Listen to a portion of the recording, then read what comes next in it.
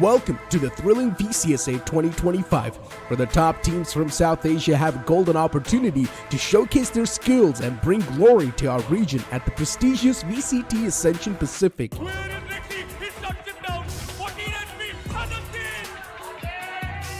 This exhilarating tournament unfolds in 6 stages. Let's dive into the heart of the action with the qualifiers. In the VCSA qualifier, teams from India, Bangladesh, Sri Lanka, Nepal, Bhutan, Afghanistan, and the Maldives will compete, with 4 premier teams directly entering the quarterfinals. Only 2 teams will earn their spot in VCSA 2025 Split 1 through a single elimination format. In Split 1, a total of 8 teams will compete. This includes 2 teams from the qualifiers, 2 directly invited teams, and 4 pre-qualified teams from VCSA Split 3 2024. They will engage in an intense round-robin competition over the course of 14 action-packed days. Only 6 teams will advance to Split 2, while the bottom 2 teams will face relegation. In promotion relegation, the 2 relegated teams will compete against 2 premier teams in a knockout round to secure their place in Split 2. Get ready for an unforgettable tournament filled with fierce competition and dazzling gameplay.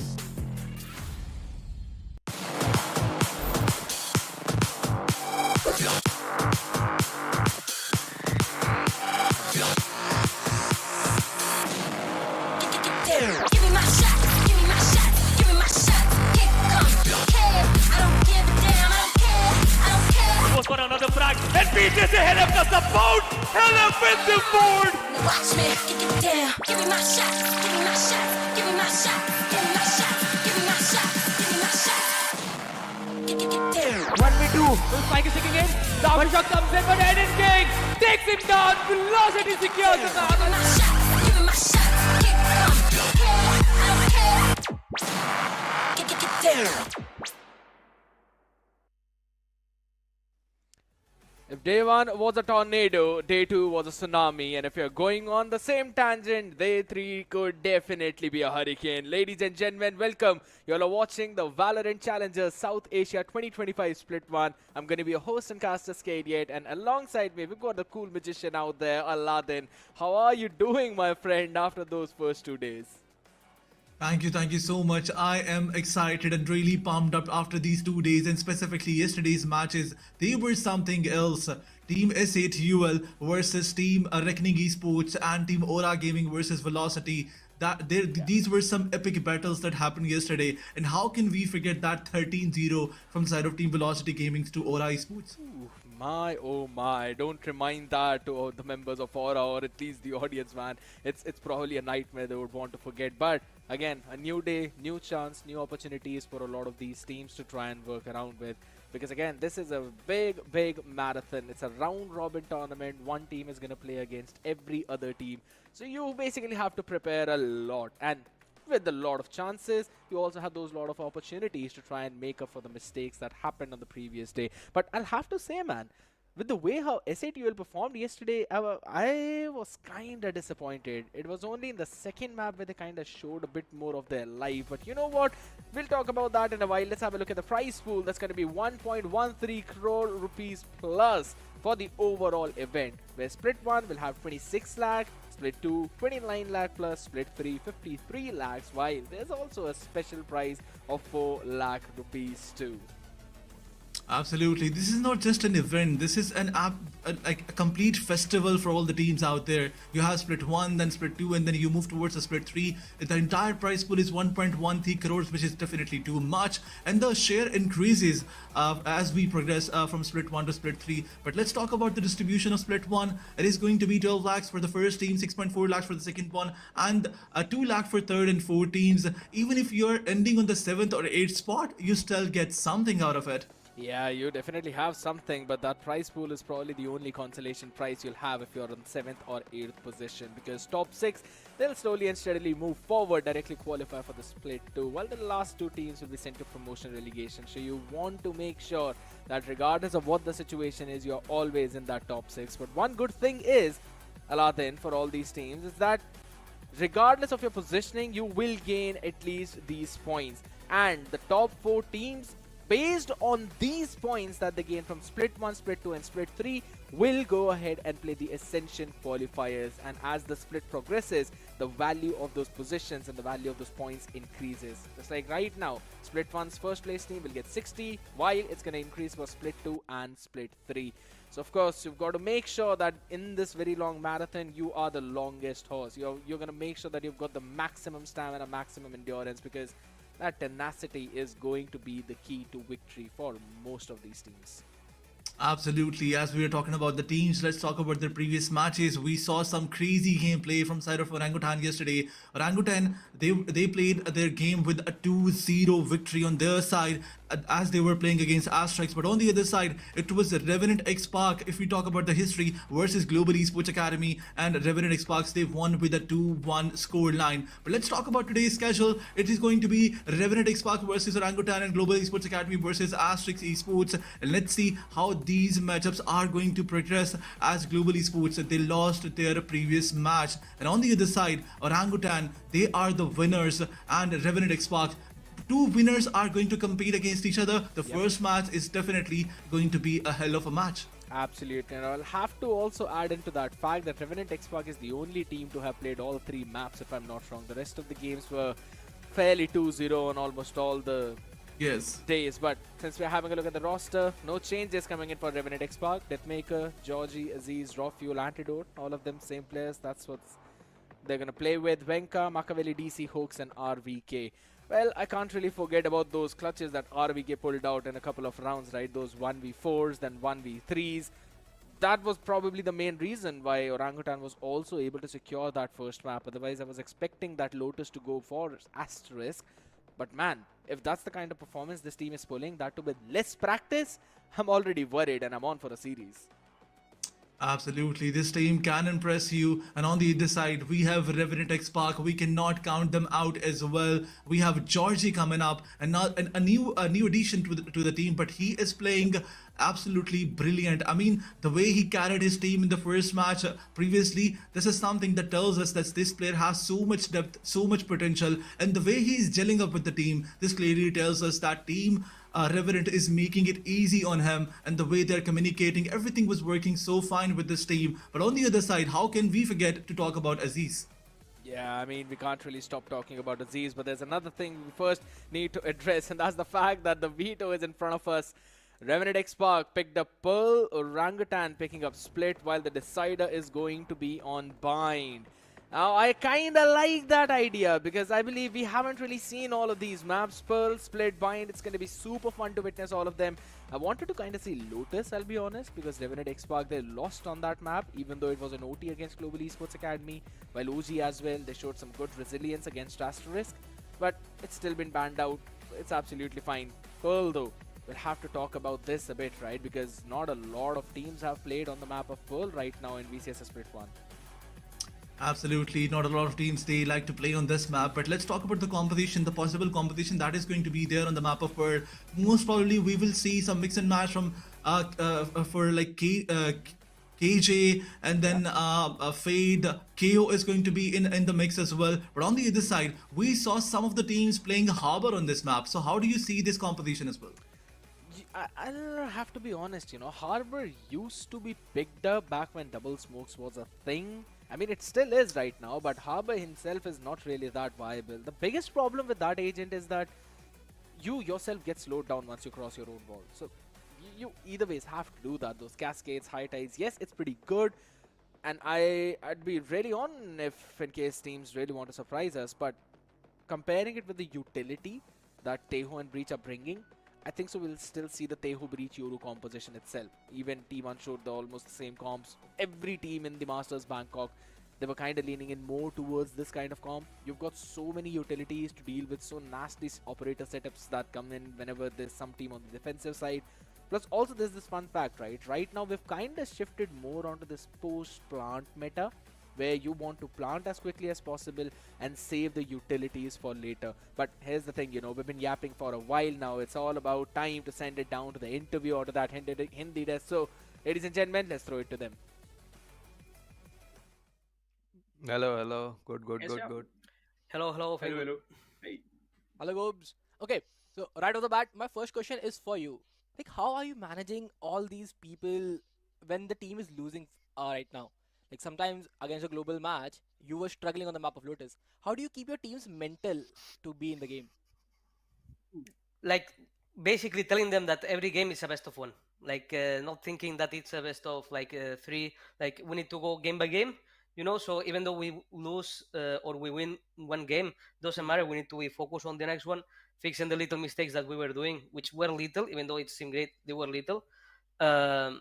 And that's it, keep it simple. I actually like the approach, by the way. So now we all know Split 1. Gobs, the question is for you, by the way. You know the Split 1 is going to be a round robin format. Which team you are actually eyeing out for which give you the toughest competition in Split 1? To be honest, I don't know, like because the games the teams have done are done in like 1 week, so you cannot Yeah. actually tell, so I'm gonna be honest, I don't know.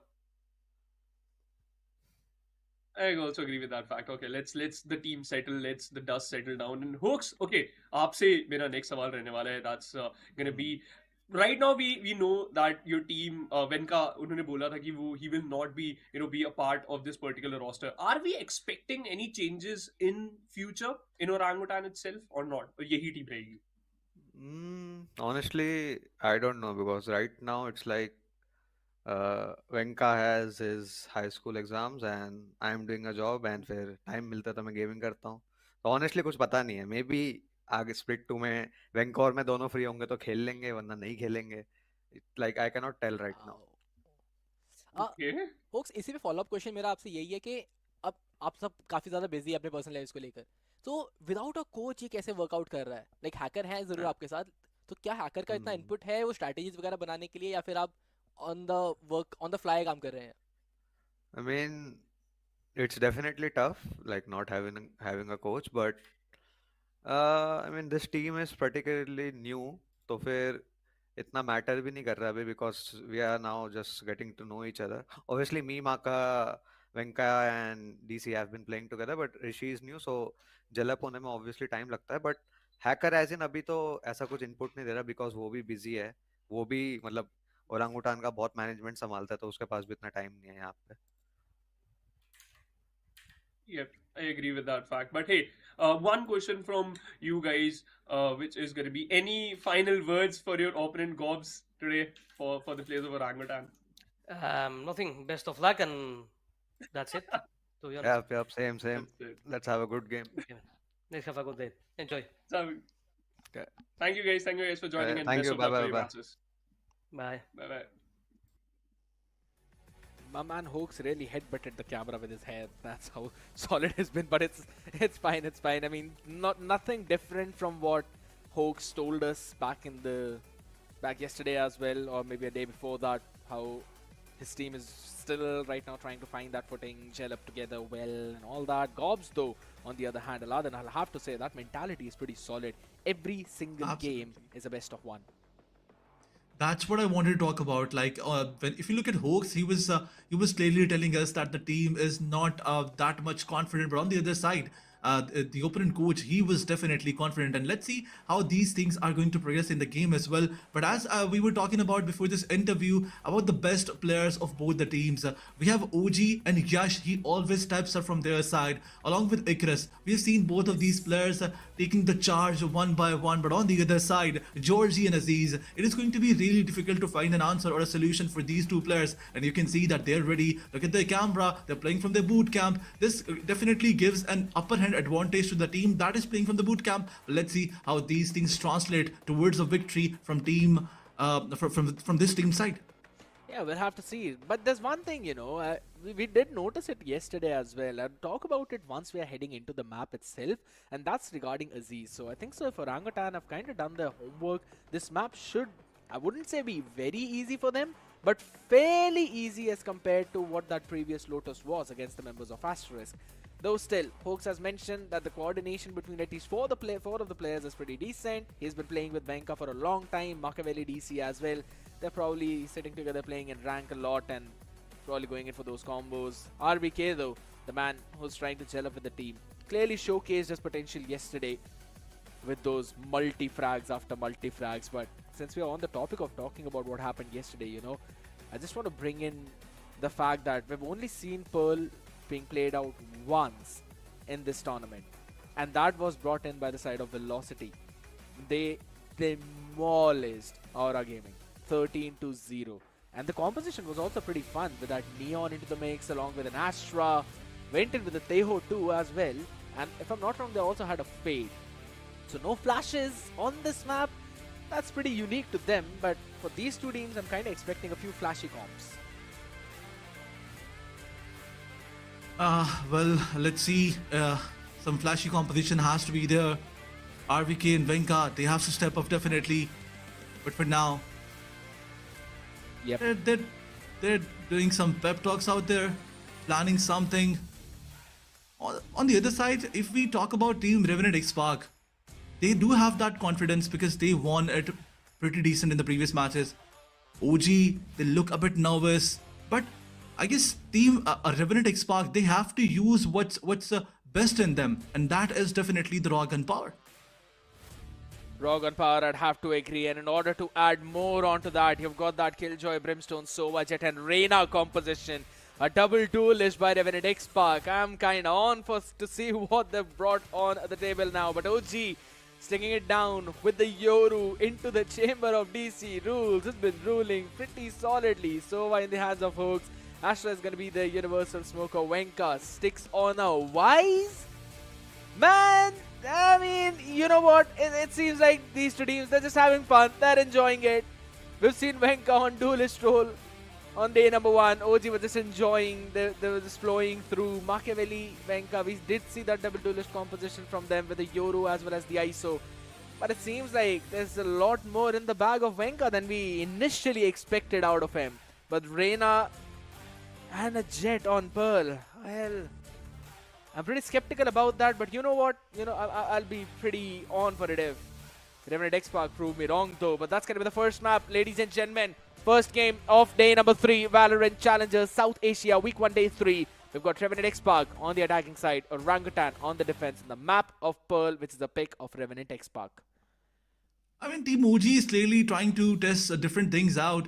Not playing on duelist from side of Venka is something different, but let's see how Machiavelli he plays this duelist. He has a lot of responsibility, and he has to show it. But for now, a bit of pressure towards the mid side. AR is going to be that place where these fights are going to place. But for now, OG DC, he finds one, falls back. This is something decent. Lovely. But he gets a lot of damage. Yeah, they both basically taken a lot of damage, as you mentioned. 10 HP on DC, 41 on Machiavelli. And Deathmaker sends DC to his maker. Now this is a big question mark in this mid. There's so many avenues you've got to be worried about now. And that's the reason Hooks is just holding down spawn. Couple of players now deciding to re-clear.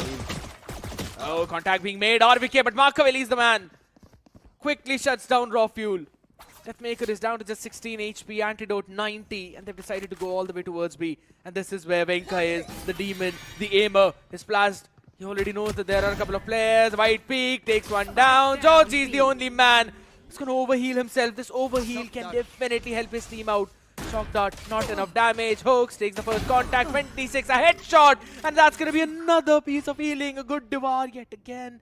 No HP on the other side. But Machiavelli on such a long, late lurk. Is the turret watching for it is the big question. Deathmaker is out here. The decoy is going to give out the information. And obviously, you know that that's the decoy. 15 HP, wall bang on one. But Georgie on this Reina gets a 4K and a pistol round for Revenant Xspark, starting with a bang. Georgie is definitely dealing the entirety of Team OG. And for now, with the 4K, he gets a run for his team. It looked very difficult after those first 2 picks, but Georgie made it look so easy. And along with Deathmaker, they made sure that the round is theirs. But on the other side, OG, they had a crispy start. Unfortunately, now after losing the pistol round, they have to sacrifice one more round. But a couple of Phantoms, in fact, 1 Phantom, 2 Bulldogs, and a Spectre. One of them is saving definitely Antidote. He wants to play anti-eco. But for now, the cluster is all towards the A side. Now RVK is the only man who has to deal with all the team. Still firing a few more shots. Fully flashed out, but Georgie still takes Machiavelli down. Plant should go down. The question is how much damage can they do? Venka standing out there in the open over the smoke. Did not help them out at all. DC, a good answer onto Georgie. That's one. Enemy remaining. Not an upgradable weaponry whatsoever. Full damage control by the rest of the team, and that's a 2-0. Just losing a Bulldog, which should be able to pick up again. Yep, Anti has picked up the Phantom too. Heavy weaponries carried forward to the next one. No problems there. Now, this is the most important round for OG. To either stop the momentum of Revenant Xspark, or it's going to turn into a humongous economical snowball. Georgie has his ultimate ready. This is something that can change the whole scenario for this team. But on the other side, they have two heavy weapons to play with. A Vandal and a Phantom, this can turn things around. But on the other side, OG, they have the better weapon advantage and they have to do it. Otherwise, these things can definitely cost them their momentum. But for now, DC is towards the mid. He's waiting slowly and steadily. On the other side, Art is going to get cluttered. 3 of the players are moving towards that. Sova, he's taking all that information and Raw Fuel definitely he always does that. But on the other side, Aziz slowly and steadily moving towards the R. DC, he finds one. Georgie, this was a mistake. Good timing. And now the player with the Vandal, he gets taken down. This is not looking good. Aziz clearing all the angles, but the plant is being denied for now.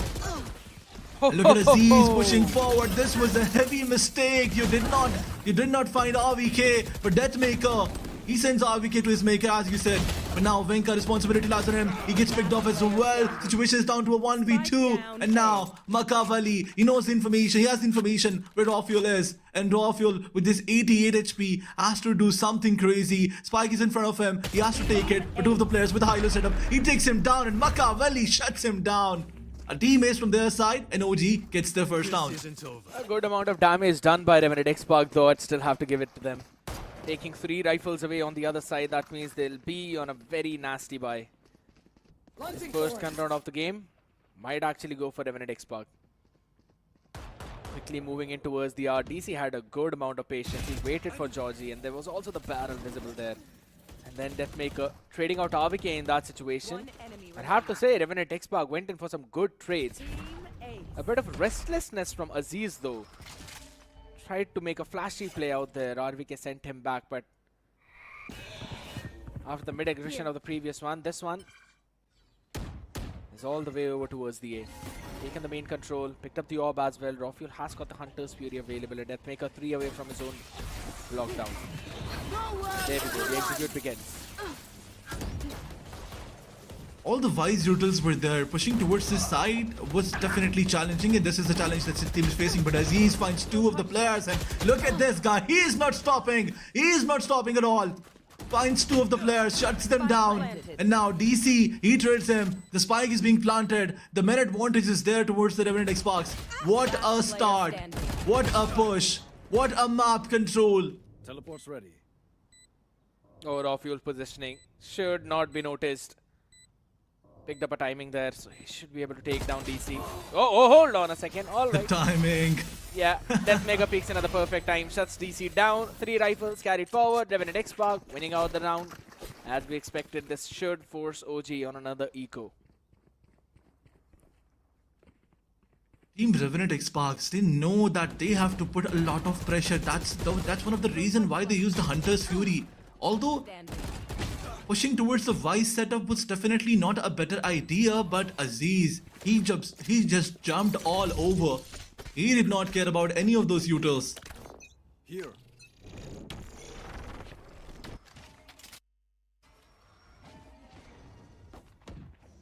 Once again, Yep, tour de force. Oh, no way he's still standing.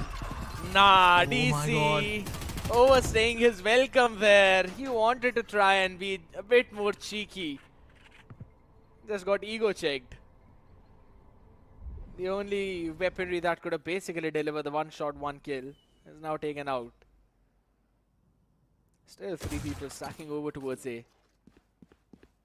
It's only Venka all the way towards the B, but we've known Revenant Esports to give out late round calls, but hold on a second. This time, it just seems to be a straight up head-on collision. Antidote picks up Makaveli's head, but RBK, alright, through the smoke, through the wall, but catches 1. Make it 2 as well. Venka answering on the perfect time, and it's all down to that maker. RBK, can you find something more? You've touched yesterday, but that maker says not today.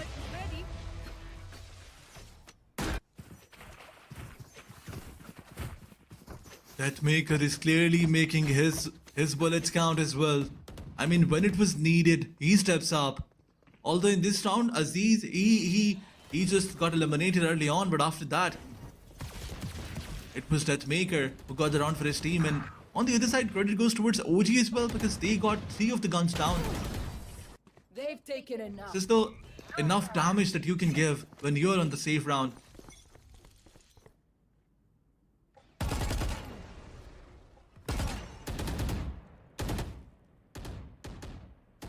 Time around, a different setup from the side of Team Revenant XSpark. Are pushing slow. They don't want to make a mistake. They know that OG has that better weaponry. In fact, not better weaponry, but they have those weapons. And once again, a chance to get the first pick. But DC misses it this time. Yep. Get out of my way! Seems like that. Hard push coming yet again. Revenant XSpark, they've realized that OG's mid-hold is weak and they're constantly trying to exploit that weakness, moving it again time after time.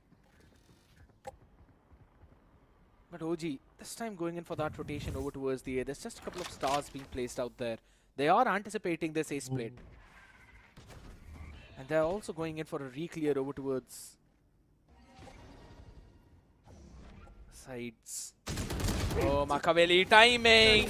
Antidote still shuts him down and they've got the advantage now. A full-fledged execute over towards the A side. They've got so much utility remaining. That's make 11 HP, but it does not matter. Hooks finally answers back as he's taken down, but he himself is only on just 7 HP. And he also has got an ultimate, but hold on, Venka answers back only for Georgie to return the fire. Gets a 3 in the round and shuts Venka down. The enemy only looks composed. What a play from this Reina. It seems like he can change his name to I Miss Her. Absolutely. OG is definitely gonna miss this one. A 4k in the first one and a 3k in the 6th round. This is something brilliant from his side. Dorsey clearly making sure that Team OG remembers his name once again. And even in the previous matches, this guy was taking the charge of Team Revenant XSpark, and once again he is doing it. A bit of change in the start now. You can see that Deathmaker is sent for the luck. But on the other side, Makaveli this time around, he wants to take control of B main. In fact, he's going towards the mid side. The hunt begins. In order to take all that information, but Raw Fuel, he has to anticipate that one of the players there. And look at Makaveli, finds one and instantly TPs. This is something good.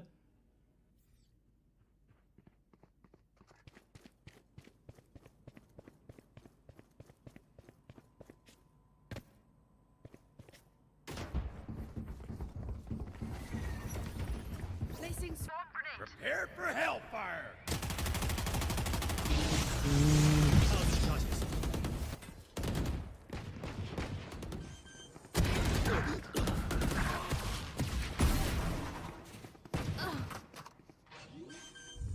Ooh! Oh my god! One enemy remaining. 30 seconds left. I have the spike. Thrifty.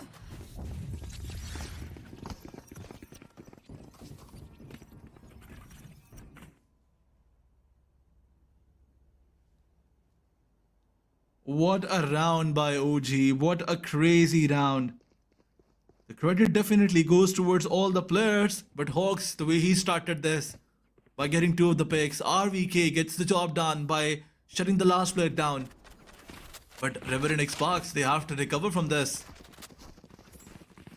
This was a humiliating loss, in fact, on Revenant XSpark. But OG, is this going to be the start of something different? They definitely have to. Maybe.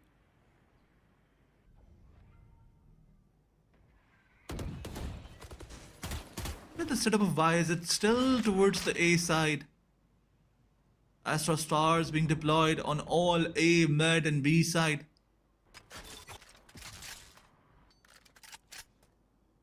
Team Revenant XSpark, they're exploring opportunities, knocking on the doors one by one.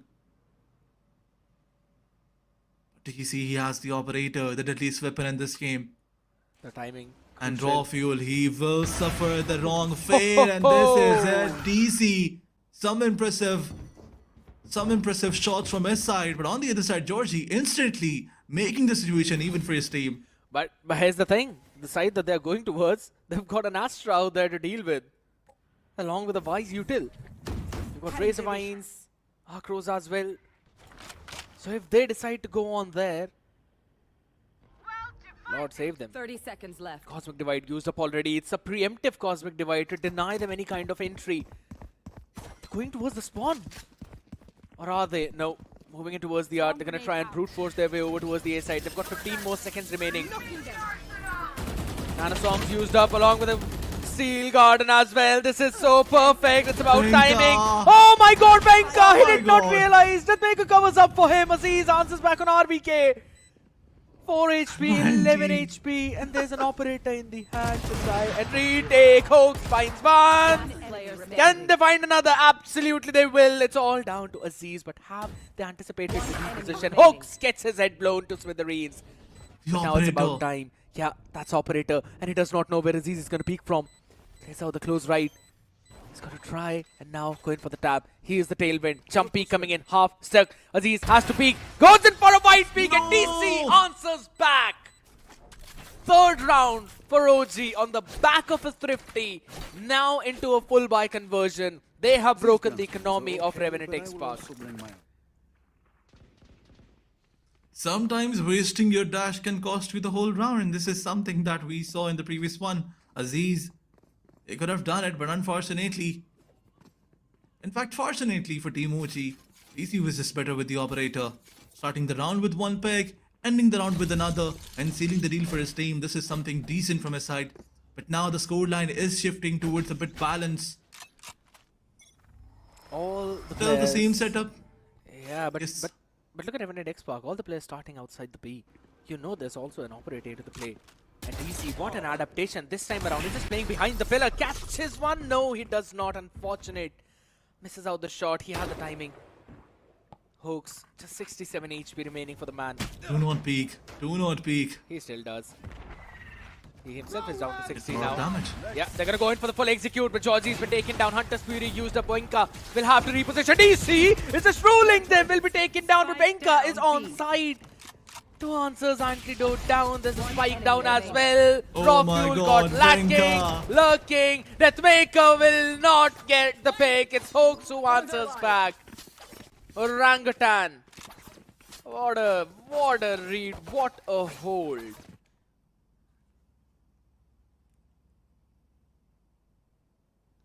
I think the major difference between the first starting few rounds and these rounds is the operator from DC side.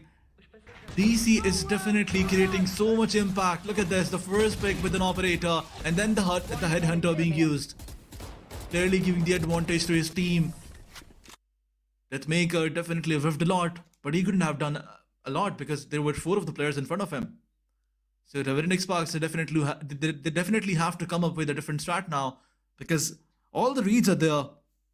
OG is planning something, and Team Revenant Esports, they have to come up with a different strat now.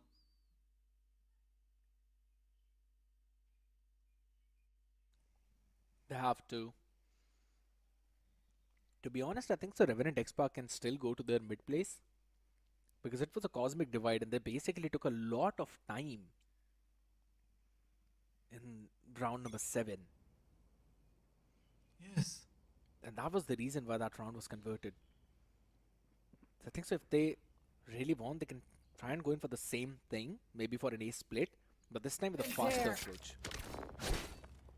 And I have to say, every single time DC is holding down the double doors angle, he is winning the fight against Georgie. If it's Markavelli, Georgie is winning the fight. I have to say, Markavelli is being outgunned right now. But still, it's back in the hands of DC. Tries to hold that angle down. You were about to send them towards mid. Thankfully, they're not there because DC is there with the operator. But never mind. Once again, knocking all the doors. You can see Deathmaker. He's taking information with his turret towards mid. Raw fuel. Using that drone. Clearing all the close angles. Making sure that nobody's hiding. DC is still towards the mid. He's not buying any of those informations being traded. The cluster is getting towards the A side slowly and steadily because the spike is there. Definitely, Revenant Esports, they want to hit the side that they were getting the rounds. They got 4 of these rounds towards A side. Now, So they definitely want to knock that opportunity once again. But Lovely. Makavali with this dimensional drift. what a beautiful timing. The pull is there as well. Shots being fired, but RBK whips all of them. Aziz picks out the peg. He's down to just 45 HP though, and they've also taken out Aziz. Makaveli. Phenomenal. Aziz moves out a bit more far forward over towards the flowers now. Vinka, can he catch one? Yes, repositions. Georgie is down. But he does not know where Aziz is. He answers back. DC was there over towards Oh the no. connector. Hooks answers back to Aziz. It's down to a 2v2. Recon broken. Got an operator. He's got to hold out that angle. Still not firing the shot. A wide peak coming in. 1-for-1 trade. And it's all the way down to DC. He sees my the ball God. back. He knew the HP. And they've got enough time to go for the defuse. And Senderi is not going to last forever. Another great round for Roji, and I'd have to give it to Hooks for winning that crucial duel in the backside against Aziz. He had to take care of that guy. Absolutely, this is something that I was about to mention. That 1v1 was very crucial. Aziz, he was once again giving all the advantages, shifting all the advantages towards his team. But Hooks shutting him down, make sure that his team wins this one. But on the other side, how can we count out DC's performance? I mean, using the headhunter, and he knew that the opponent player has very low in HP, and that wall bank, that box bank, whatever you call it, that was enough to shut him down. The score is balanced now. Both the teams are showing some good Valorant out there, and once again, setup is still the same. But Georgie, this time around, he says no more. Shuts down DC in the first few seconds. There's one factor that we were missing in the previous round, and that was the Georgie factor. Now Georgie's back online. The mid approach yet again towards Art now. RBK. There's a lot of responsibility on this man's shoulder to try and hold it down from the connector. But Revenant XSpark, it's just creating the question marks, taking the space, and then moving towards the other side. Recovering here.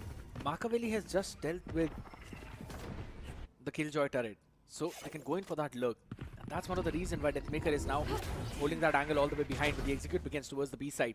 Good approach though. Aziz, he should not be expected up here. Wait a second, Venka. He knows his jet very well. Will take that duel, will win it out as well. Joji pushes it down and Hooks is ready in the halls. Make it two, maybe. Peak comes in from Anti, but it does not matter. Hooks is just too quick on that reposition. A 3v1 Deathmaker on a Sheriff. Seems like a little bit too much. Triple stack in front of him and Hooks gets a 3k. Orangutan. They were down 5-1, but they're now up 6-5. There's one thing that I need to highlight, the way Makaveli and Venka rotated towards the mid door. This was something brilliant because Venka got 2 of the frags out there. I mean, when team Revenant Esports, they were pushing towards the mid door, from the mid doors, towards the B side. That's when they could backstab. That's another highlighted moment of the match. Although we saw 3k, but Venka, definitely, he deserves the appreciation too. That wraparound was absolutely brilliant. But once again, the cluster is going to be towards the B side. DC, he has the ultimate. And a body shot, a leg shot, I guess. Yep. Leg shot delivered on the other side. Hawks with the hunter. Fury finds Georgie, shuts him down. Aziz with the 23 HP only. Recalling my bot. Another round, and team Revenant Esports, they have a lot of pressure on them. OG, they are just getting that upper hand advantage every other time. The thing about Revenant XSpark is that they're not going for splits. OG, they Placing basically swarm read it grenade. out perfectly. Bomb grenade out. Swarm used up to clear up a close utility, but again, the trademark, it's still standing. Makaveli, lovely angle. It's a one-way and worked out perfectly for him. Aziz, he was just already down to 23 HP. Shot to the body was enough. OG are bringing in the members towards the A side. They know where this hit is heading. 30 And that is seconds just because Deathmaker missed that nano swarm on the trademark.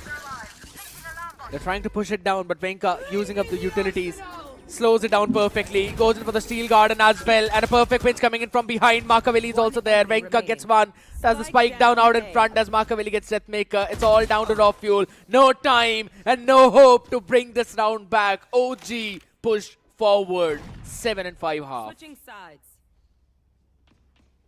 7-5, team Revenant Esports, they definitely had that weaponry disadvantage, and OG, they like it. They definitely love it when they are on the advantageous side. And once again, we were expecting a 7-5 or a 8-4 half from Team Revenant side, because the way they started, I really wanted this team to be on that side, but unfortunately for Team Revenant XSpark, and definitely fortunately for Team OG, they were just brilliant. But on the other side, there's a chance for you guys to win this giveaway. 7,000 Valorant points are being given away. The questions are in front of your screen. Scan to answer and get a chance to win those 7,000 Val points. But once again, the pistol rounds are there. Cluster towards the B side. Ox, he finds Aziz somehow through the smokes. That was the nastiest flick that I've seen till now, but Georgie answers back on the other side. Takes care of Venka. The push is going to go all the way towards B now. Rofuel goes in for that scanning. Knows that it's a fake. Surely it's, yeah, it is. No, the TP in the backside at Maker. Bad idea. Yeah, he was watching for Machiavelli. OG realized that there's a stack there. They've called it out to go towards the A side. But here's the thing. They have no clue where Georgie could be. He pushed way too far forward and he dealt with Venka. No one towards that backstab. And Georgie, he's basically pushed out Art now, so he's going to give the call to his team that they're rotating all the way here. They don't have anything to go for the stall apart from just that one nano swarm towards Art, but I like the repositioning from Georgie. Should be able to take at least one person down from here. No smokes to work with. RBK is just watching that angle. Wants to push a bit too aggressive. Georgie gets one. Backside, 1-for-1 trade. Raw fuel. Georgie answers another. And as I mentioned, his repositioning was perfect. Revenant XSpark get another round. Once again, Georgie with the 3K, making sure that his team wins this one. In pistol rounds, Georgie is something else. He is just a blood-sucking demon. And this is what he did. Out of those 14, 7 of his eliminations are actually in the pistol rounds. And both, I mean, 4 in the first one and 3 in the first one of the second half. You know, half of his eliminations are just in the pistol round, yes. And this kind of also gives out a different side of the story, or you could say the different perspective. That is, he's not been very successful with the rifles. Careful here.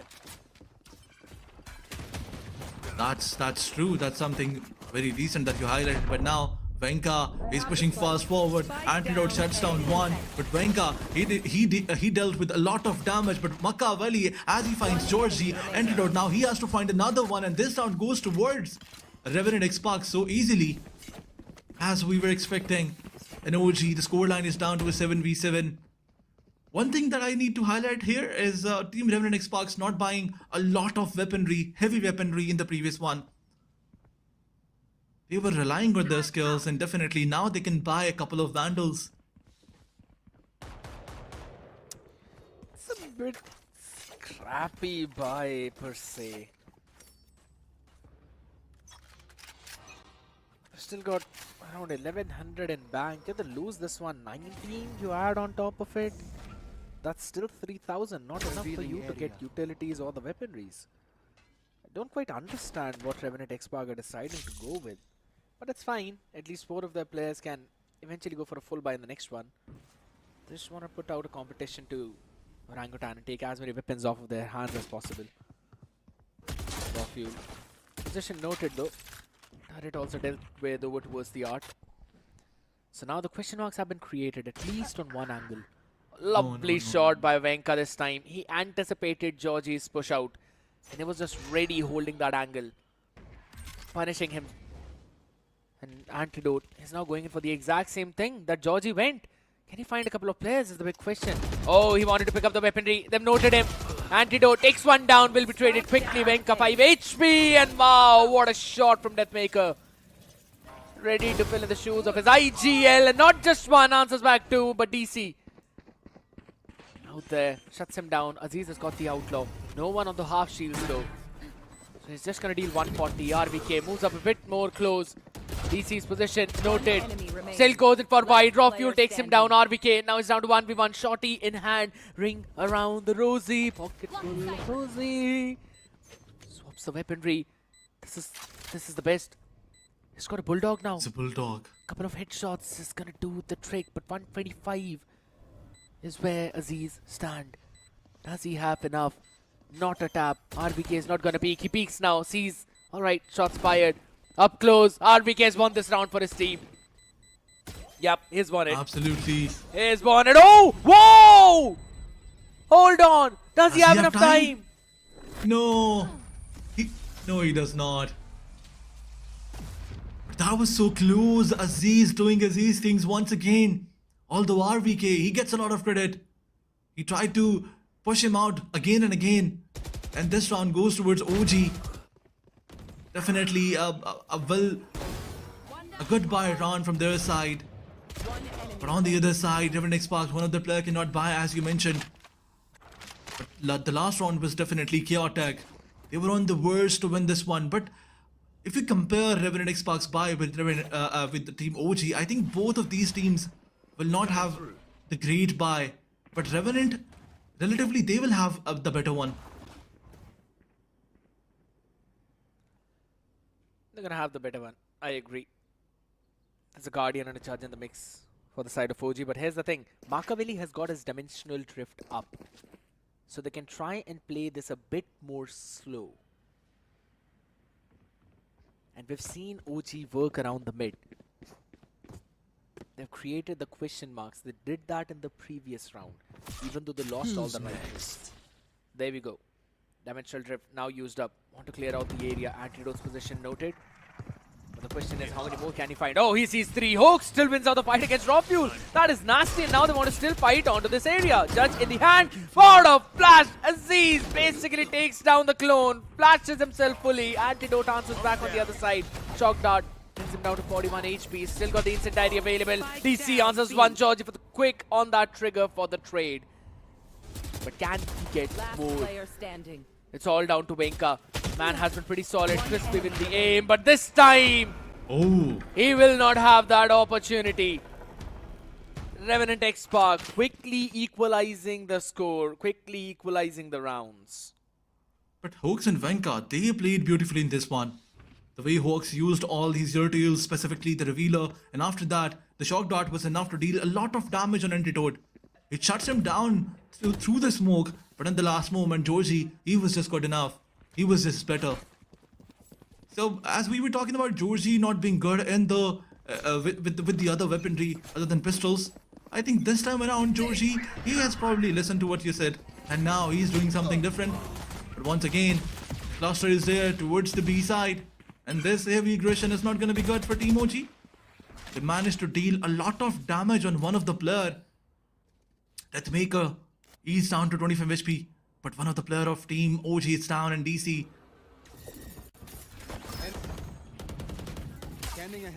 Once again, Deathmaker finds Makavali. Makavali is doing the same mistake again and again, but Venka, as he finds raw fuel, makes the situation better for his team.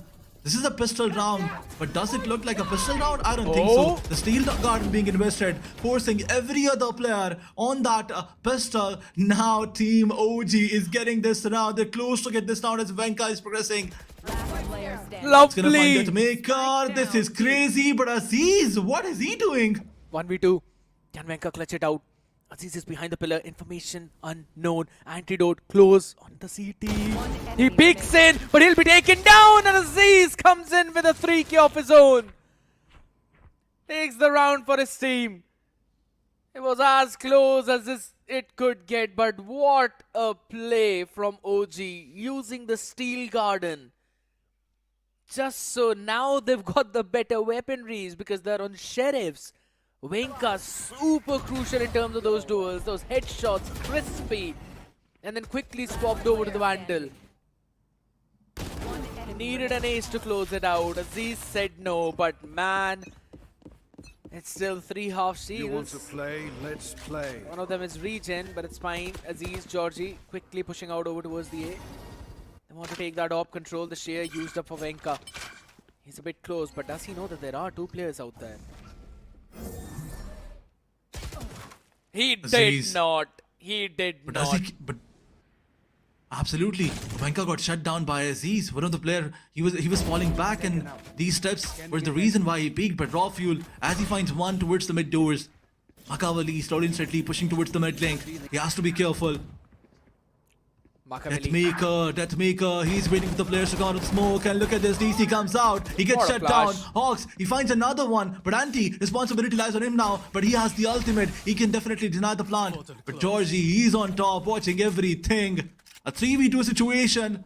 Hawks has the spike, and he's definitely gonna plant, but a fake plant on this side of Makaveli, he deals with Georgie. Nasty. at this. Machiavelli. It is Oh his my round. God. What a play coming in from this man. It's another dimensional rift being used, trying to find the position of Antidote, who's trying to isolate the fight with Hoax, and he'll be able to. He comes out of the drift Oh my and God. takes down Anti, the IGL of the other side. Machiavelli had to step up big time, and he did. And Aladdin, it all started when Raw Fuel, he picked off the clone in mid. He did not realize that Machiavelli will also be pushing down the same angle, and the attention was grabbed by the players coming in from B-long. That's what gave him the opportunity, and he found the trade timings perfectly. No one just realizing where this guy was, and lovely use of the ultimate as well to reposition. Blade Storm this time up now. Absolutely. Georgie slowly and steadily pushing towards the mid. Careful here. This could have gone wrong as well, but OG, they're falling back now. As Machiavelli is down, the player who was looking very confident after the previous round, he got shut down early on. Once again, the information being traded by the side of DC, slowly and steadily, he's moving towards the B side. I mean, it is really crucial. And on the other side, if you look at the spike, they're taking it from the spawn towards the B. 3 of the players are still towards A. Revenant Esports, are they gonna buy it? They do have the advantage, but DC, look at this guy. He finds one, but Aziz, he shuts him down as soon as he can. He's still got the knives up though, so that's a big problem. But Venka's look, this could be crucial. Raw Fuel, he's out there though, but the wall is probably gonna block him. Planted. Look at Venka. Yeah, he anticipates that. Oh my God. Lovely shots, and with the Blade Storm, Aziz shuts all of them down. Another 3K.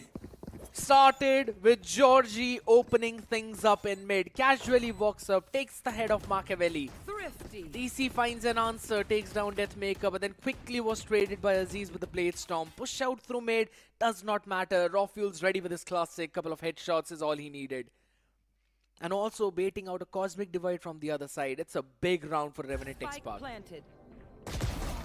One enemy remaining. Winning a thrifty round in the situation where the score is 9-9. I mean, the Revenant Esports, definitely this can be the point where they are going to turn things around. OG is forced to save this one, and definitely they don't have the loadout, they don't have the buy, they don't have the creds enough. And now once again, taking the charge towards A main. 3 of the players are pushing forward. 2 of them in fact.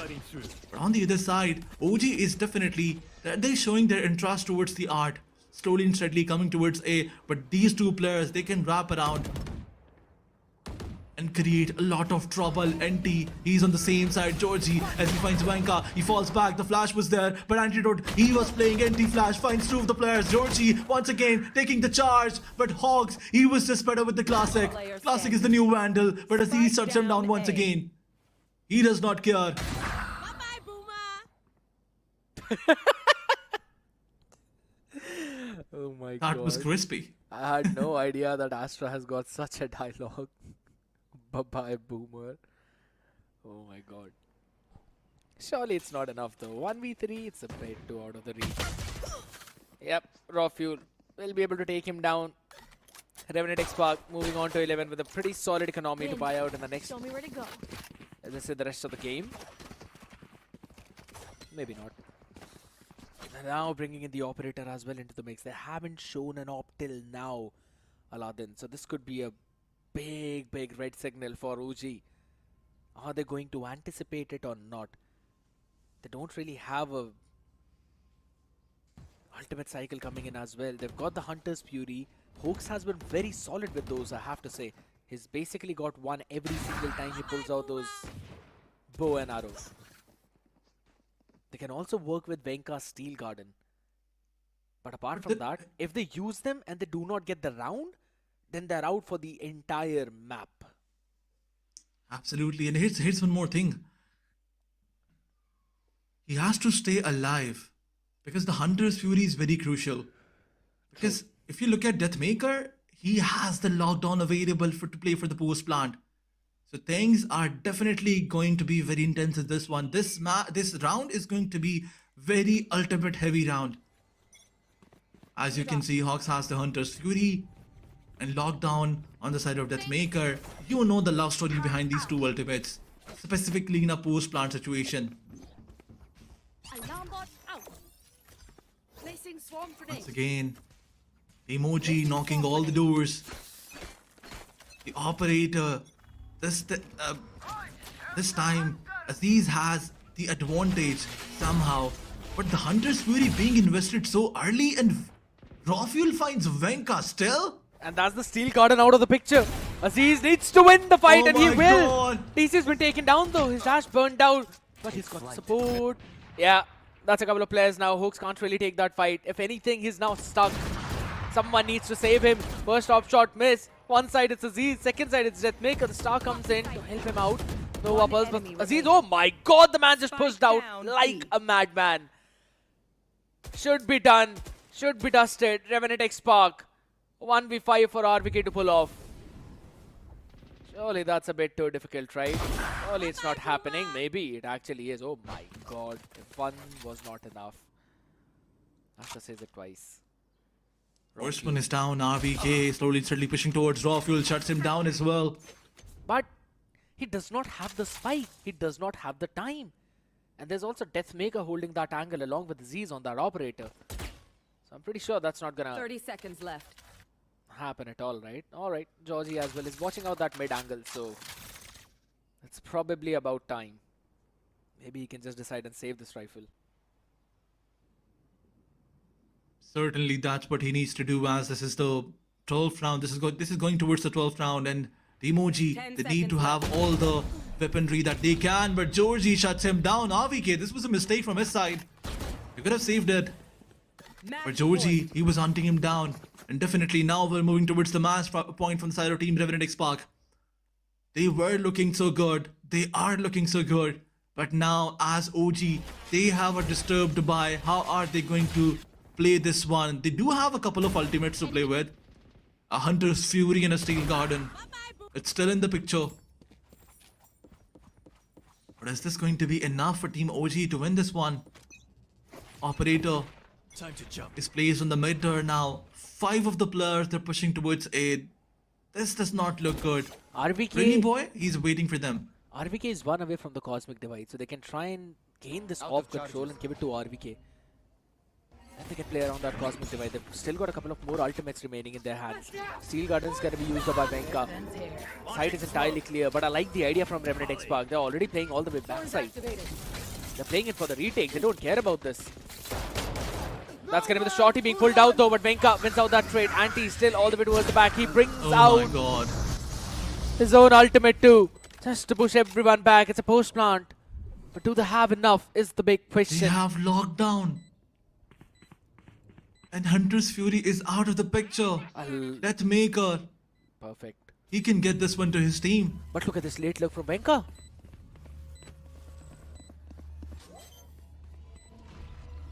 Venka can find a perfect timing. The Astra pull was there. They're playing for the post plant. Venka, does he check the left? No, he does not. Rafuel wins that trade. Hooks was there to answer. But can he do more is the question. You still got DC. Lovely. It's a half defuse. But it does not matter. As Revenant XSpark, with around 2.5 seconds to spare, will close out the round along with the map. 13-9. 13-9, a crazy score line from the side of Team Revenant XSpark. There was a time when the score line was so balanced. The first half was definitely in the advantage of Team OG, but Revenant XSpark making sure that their flag rises above Team OG. And the credit definitely goes towards all the players. How can we forget those 3Ks and 4Ks by Georgie and Aziz? Specifically in the mid game, Aziz was so deadly. This is the sole reason why this team wins. In every other round, the Aziz factor, in every other game, the Aziz factor is there, and that's when they get the apparent advantage. You know what? I can't even deny with that. Antidote gives out the calls. Yes, it's pretty nice. There are a few calls in his book where he decides, all right, we're gonna do this round, then we're gonna go for that, then we're gonna change it all the way to the third thing. Like for one round, he goes in directly towards the A main. For the next one, he decides to work towards art. For the next one, he works towards the art and then pulls his team all the way to the B link and then moves towards for B execute. So I like how he plays in with the ideas, but all of that works because Aziz in the entry finds at least one. If he's having a pretty nice round, he gets in 2, 3, maybe turns around, goes in for the fourth one, and that is the big factor that was missing from the side of OG. They did not really have anyone who can jump in an open site like that.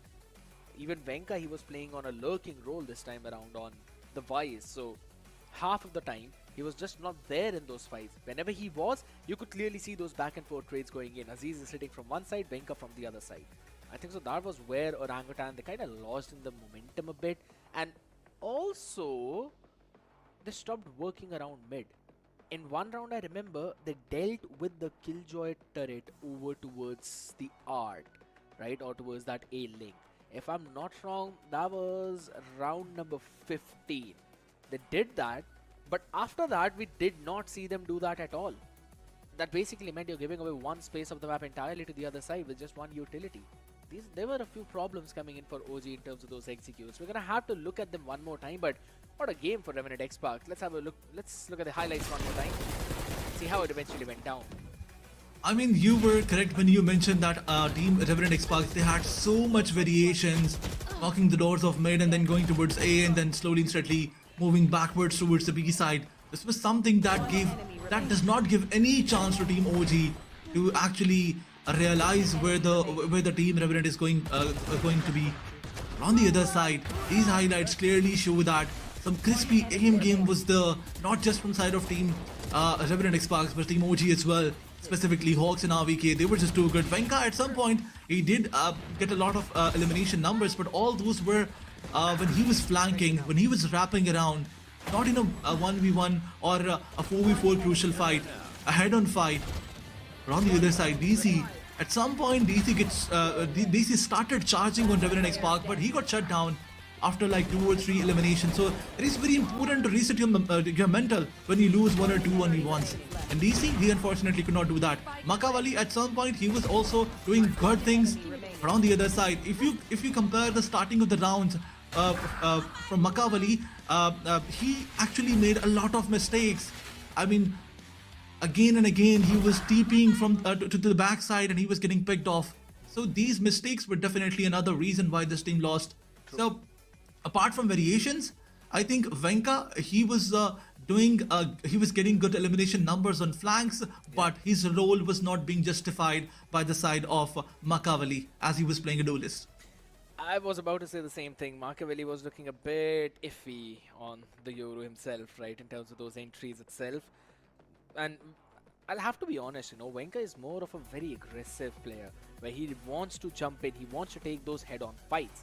But it just seemed that on the role that he was playing right now, it's more of a lurking role, more of a role where you have to find those timings around the map. He was trying to do that, but was not anticipating the duels when they're coming. That's one of the big reasons why they were struggling a lot. And even in these first kill departments, we can see 13 going for Revenant XSpark, only 9 for OG.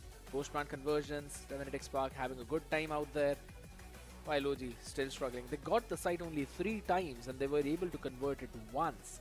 And mind it, the half ended at a 7-5 favor of OG.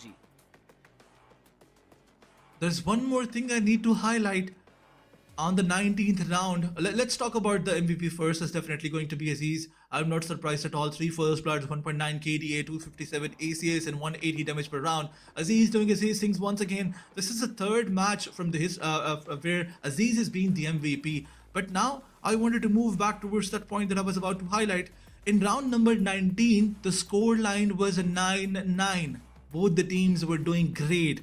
But this is that round where things turned completely. Because at that point, Team OG, they had the full buy.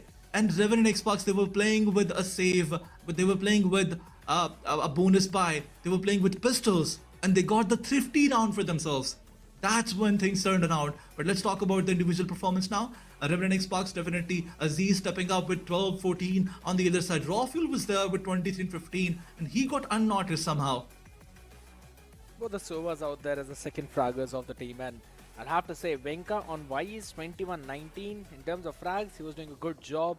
It's just the fact that he was on a roll which really forces him to play a bit more slow. That's what probably kept him confined in that area. I'll have to say Makaveli, he needed to step up. He needed to move up there in terms of the ladder of those skills. He was not able to do that at all. Even on the defense, you've got DC as well, right? He was finding some good success early on, but then as soon as the side swapped, he went on the attack side. It seemed like DC just vanished.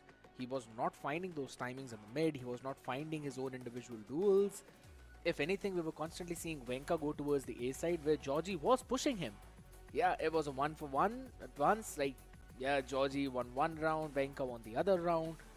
But my still question stays the same as to where is the adaptation when you know that there's one person pushing from the other side. Why are you not investing maybe 2 or 3 members to wait for him pick him off? Because that is exactly what Revenant XSpark did. They waited for Venka to be there, they spotted him, sent in 2 people. In one round it was Aziz as well as Georgie. In another round it was Georgie pushing while there was a Hunter's Fury by Rawfuel from the backside catching Venka. That's the adaptation we all like to see, and Revenant XSpark was doing a phenomenal job. I mean, they took a lot of risk. They tried to do a lot of different things and it worked out for them beautifully. My point is still the same, that one thrifty round was enough to shut down the confidence of Team OG, and after that they could not get it back. They could not get the momentum back. I mean, 9-9 is the score line. You're losing a thrifty round and after that you are unable to capitalize. This is something unbelievable. But let's move forward. We have a lot of things to talk about. Absolutely. Starts of Aziz out there, KDA 1.3 in game 2 2.5, game 3 1.9. This man has been constant top performer. And look at the amount of first bloods, Aladdin. 7-7-3, constantly having the ACFs of over 250. You can basically talk whatever you want, but Aziz, he is constantly performing. Absolutely, 17 first blood in 3 games.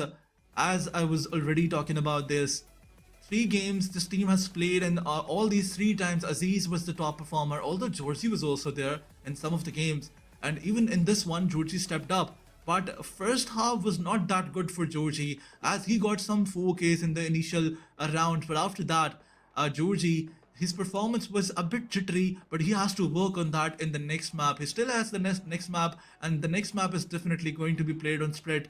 And I guess this is going to be the first split of this whole VCS. Yes, it is going to be. And good that you pointed that out as well. Because Pearl was a map pick of Revenant XSpark. Split is of OG. With the way how they played on Pearl, I think that on Split they're going to be a bit more comfortable. Venka is going to hop back onto that role of Raze. We might possibly see a Teho Breach combo if they really want to pull that off. Machiavelli might also stick onto Yuru for another pseudo-initiated duelist role because we don't really see a lot of sentinels on that map. But since we're on topic of talking about Venka, let's have a look at his own stats as well, right? We just saw Aziz, so it's only fair to see his own stats. Oh my god, if you thought Aziz's stats were good, look at this guy. 265 ACS is the bare minimum and a headshot percentage of 55.3. Are you kidding me? That too being on 1.4 KDA, 265 ACS, that too being the top fragger of his team.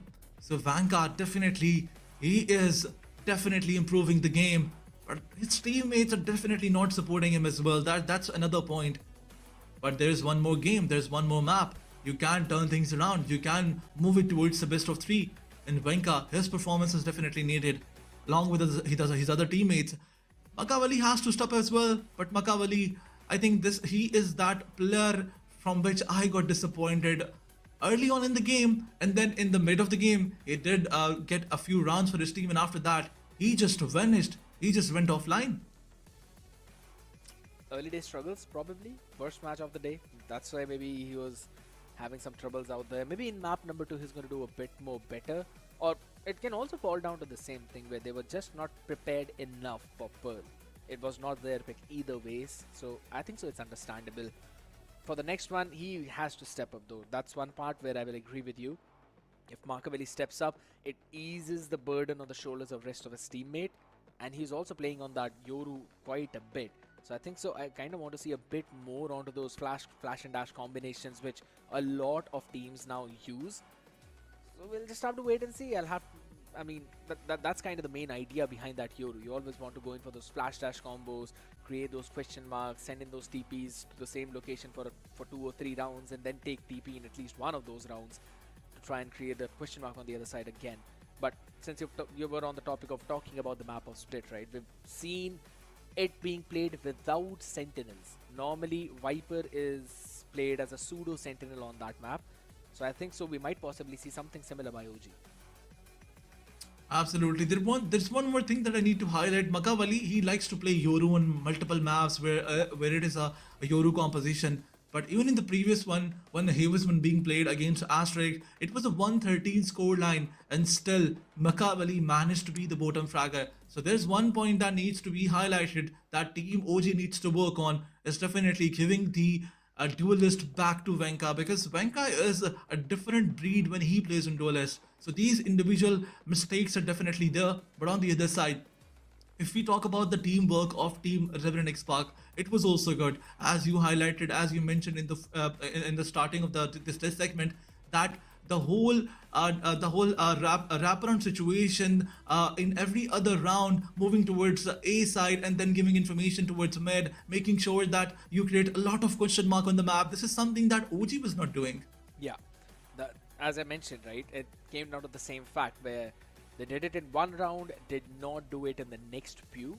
That clearly meant that they were lacking a few more ideas as to where they need to go after that. It's absolutely fine. I will still brush this one map off as one and then it's okay, happens sometimes. There are maps where you prepare a bit more, some are where you don't really prepare a lot. Even after all that, they did a pretty solid job in terms of the defense, right? And even though we saw Venka in a pretty new role, his potential of top fragging is constantly there. He's making sure that he's on top of the charts. If there's a Z's taking 2 or 3 Ks on the other side, he's also answering back with a few of his own too. And that is when he is the one who's supposed to trade all of his teammates. He does not have that solid utility apart from just one arc rose. So I'm kind of gonna, let him off the hook for that one too. It's absolutely fine. He's doing good. I'll have to say Hawks in terms of those calls and in terms of the fragging is also really, you could say, comfortable in that same role. But I want to see some step-ups from DC.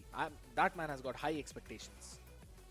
I mean, one time DC is there creating all those inputs, taking those first initial frags as well, but then he gets shut down. Once DC loses 1 or 2 1v1s, his confidence shatters, and that's something you need, because when you lose a 1v1, when you lose any situation, you have to reset your mental.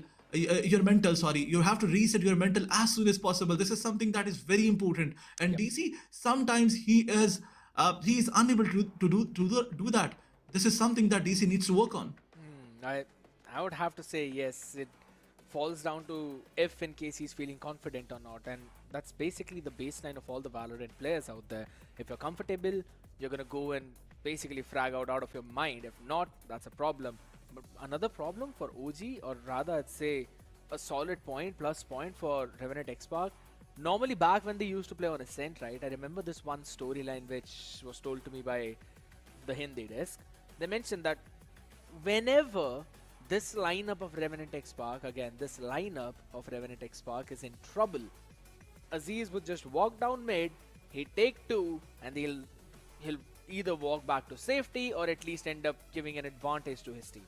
So it was always Aziz as the spearhead of the team, and he kept on performing. That exact same thing this time was shown not just by Aziz but also Georgie. So it's again the same saying that always goes, right? When you've got 2 brothers who are both absolutely beasts. That's Georgie and Aziz right now. What Aziz used to do on the map of Ascent or on any other map, Georgie is doing on this one. Constantly pushing out, constantly getting those individual wins, frags as well.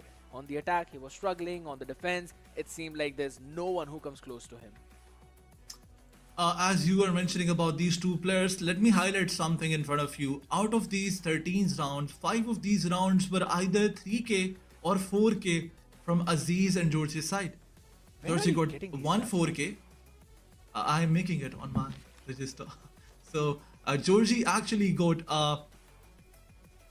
2 3Ks, 1 4K, and on the other side, Aziz, he got 2 3Ks. So out of these 13 rounds, 5 of these rounds were actually either a 3K or a 4K. So just look at this, how impactful this is. How impactful this is from their side. I mean, they're getting 5 of their rounds to their team, and the whole other players, they have to work with them in the other rounds. So this is something great from their side. You know what? You are more nerdy than one of my friend who's sitting in the production who creates all these graphics for the players. But it's fine. It's fine. It's all cool. You know, everyone have got their own hobbies. I'm just pulling your leg, Aladdin, out there. But that's actually a very nice point that you mentioned, because whenever we talk about a team constantly getting those successes, that it mostly is with the entire team's effort. But for the side of Revenant Esports, there's a couple of players who do the heavy lifting, but at the same time, it's the setup that is provided to them by everyone behind them. That's the most important part, right?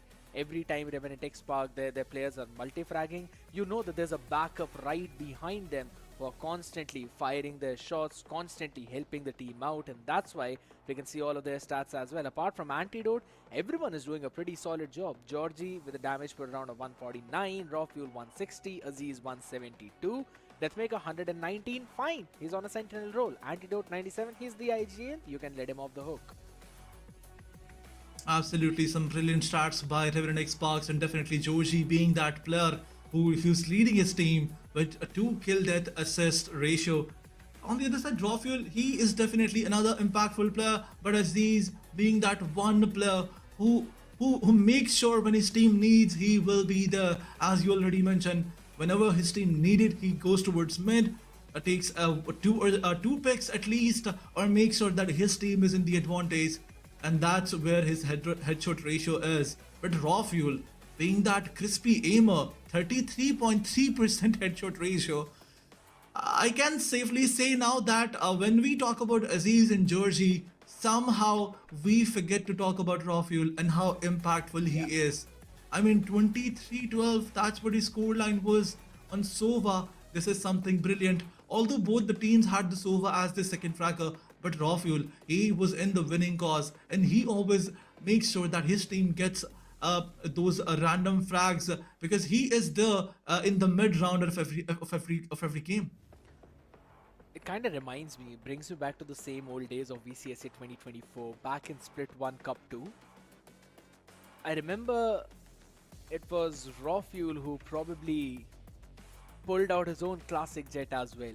It's 3 players in this lineup who can play onto that duelist role, who've got that snappy aim, crispy aim at that. And Raw Fuel is also one of those people. It's Aziz, Raw Fuel. We've seen Georgie as well play a pretty solid duelist sometimes. So I have to say that it's a cracked lineup. It's a very cracked lineup. And also at the same time, we've got 15 first kills from Raw Fuel as well. That shows how solid he is in terms of providing that second entry to the team, or also finding those opportunities. But since we're on topic of finding opportunities, ladies and gentlemen, right now, Aladdin has found an opportunity to slip out of this desk while Shadow has decided to join in. So, welcome Shadow, how are you doing? Thank you so much, Kat. I'm doing really great, and since Revenant Esports, they already got a victory on their own map pick. And I heard that you were also having this discussion that the next map split is going to be the pick of an Orangutan. So the chances of OG doing fairly better on the map of split are very high. Pretty high, I'd have to say, but it's also about the confidence. Orangutan, even though they lost the previous one, they were still able to secure 9 rounds for them, and I think so that was pretty solid. But since we're on that topic already, looking at the composition, an Astra into a Viper, a double controller comp with a double duelist into the mix, Machiavelli on the Yoru, Wenka on the Raze. I did mention about this possibility to Aladdin as well. Hooks is going to play his classic fade while Revenant XSpark, they're going to stick to a pretty unique one. It's a Sky into a Teho. Yeah, you were asking for a Teho, and here it is, a Sky also there. And I also believe that Sky is a very viable pick on the map of Split because of the Trailblazer. You get a lot of information. The flashes are also there, combined with Omen's paranoia and Teho's ability. I think this double initiator comp of our RNTX is definitely going to bring some advantage to them. So let's see which team is going to come on the top of the map of Split, which is going to the pick of Orangutan. The first pistol is always important, and if I remember correctly, in the previous one on the map of Pearl, the first pistol went to the players of Revenant XSpark. In fact, both pistol. Yeah. For now, they're 2 out of 2 in those pistol rounds, and that kind of shows how easy it becomes to play in the next of the few rounds. Because if you look at the total round difference, 13 to 9, that's 4 rounds. You can get those 4 rounds by winning on the pistol as well as the round after that.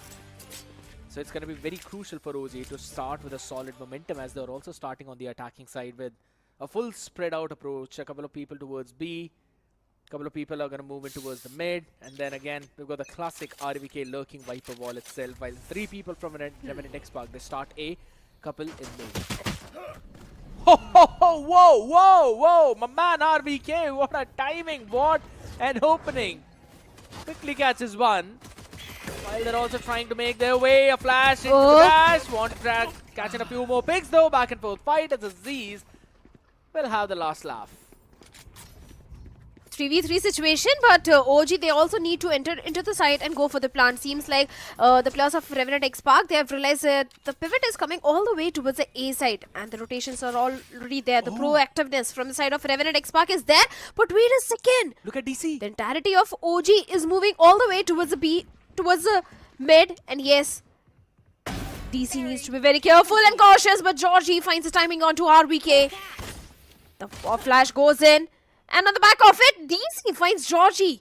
The trade is there. 2v2 situation. But look at the HP of Antidote and Aziz. The situation is entirely in the favor of Orangutan. It's Aziz as well as Antidote. Alright, they should know it now. One Nade goes out. And Antidote finds a crispy headshot. Will be answered back by DC, who's got no clue where Aziz is. DC with a 3k coming in. Turns around 118 and OG getting the first pistol round converted. DC, what a this guy shot by literally DC stepped up. rules. 3 finishes in the very He was first pistol struggling in round. the previous one on that chamber, Taiko but round for the seems like players he's of fired Orangutan, up and on a all save round for the cylinders players this of time. Revenant XSpark. A good round conversion, especially DC and RVK. The way RVK did break the defense in the mid. Map of Split, we all know that how important, how crucial it is to have that mid control, which was with the players of Orangutan the entire time. Seems like they've been doing a pretty solid job on that, but again, I'll have to say that, you know, DC rules finding that timing, moving all the way towards the heaven, that was very crucial, because they're not just playing with one lurk possibility, they're playing with 2. With a Viper as well as with an Astra. Toxins going up. One is only what RVK gets. Drop down a Guardian out there though, but all thanks to him, his entire team has now got an empty B side. It's an upgradable weaponry, so that could definitely help out Revenant XSpark, maybe catching a few more picks. But it all is about timing. There's a judge in the hands of Venka. He's all the way towards the spawn, but there's no one coming from spawn. So, haha, surprise.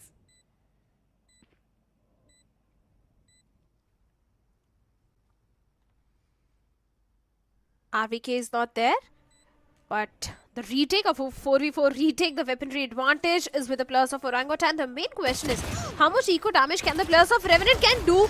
DC swings out, trying to dish out some damage, but that paranoia, perfect paranoia, and Antidote on the back of it shuts down DC.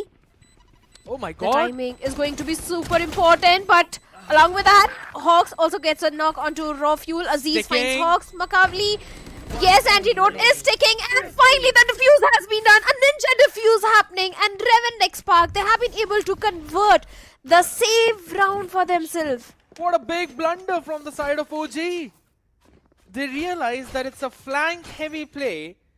They gave up the entire site. Now why would you want to do that? They moved all the way towards the spawn. Pushed their own cells into a choke point. That's a big blunder, man. And Venka thought maybe they bought enough time, but they eventually did not. On the back of it, they've got this one round. Machiavelli also will be falling down by Aziz. He's got the outlaw in the hand, no one to trade him off. Venka pushes up in front a bit though, but now you've got to make that cross from the main. Drone going out. Satchel out. Yeah, the drone sees two. Satchel play, going up top, up close. Antidote there to run away. There's going to be another Satchel. He moves in with a judge, but the trade is good. Last player standing. Hooks will answer back, but is only good for one as the next shot directly lands on his skull. Toxin screen down. Now RVK's position is also noted. A 1v3 for RVK?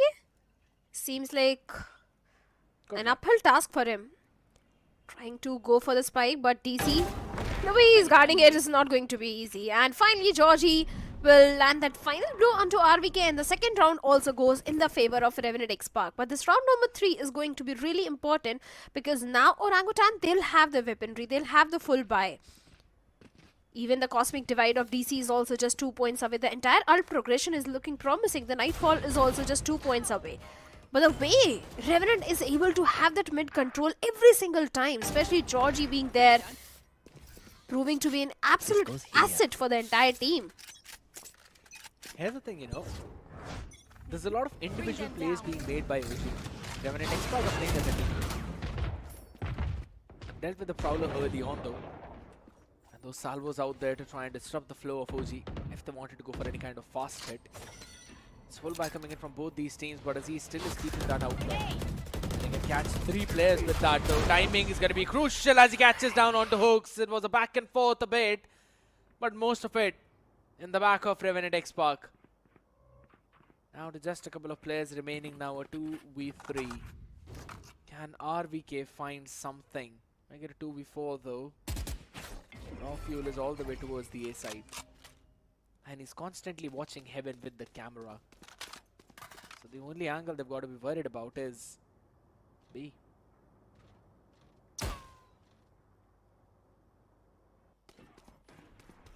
Question mark created, but a couple of players are moving in from Sivers. Shadow, I think so they should be able to catch in this rotating DC rules. Yeah, he's in the Astra form, giving them enough time to try and move forward. 30 seconds left. One enemy remaining. Well, of course, Aziz and Raw Fuel will easily deal with DC and RVK. The third round also goes in the favor of the players of Revenant XSpark. Now scared, here is the thing. OG, now they are losing their buy rounds. And this is not a great news because once again they have been pushed back to the save round.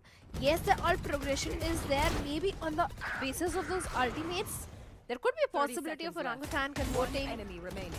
a thrifty round, but the chances are really slim because like you said, like you mentioned, that OG, they are going for those individual plays, whereas Revenant XSpark, they are playing as a team. Once again, a save round for the players of OG. Solves pistol across the board. Let's see if Aziz with his outlaw, can he find something? Because for now, the entire focus of the players of Orangutan is towards the mid and B side, but Aziz lands that perfect blow onto RVK, shuts him down. No more Viper Ball, the horn doesn't give him much information. Georgie with a 3K in the mid and finally trying with a shorty, but Venka shuts him down. A wrong timing for the reload, but Georgie did his part.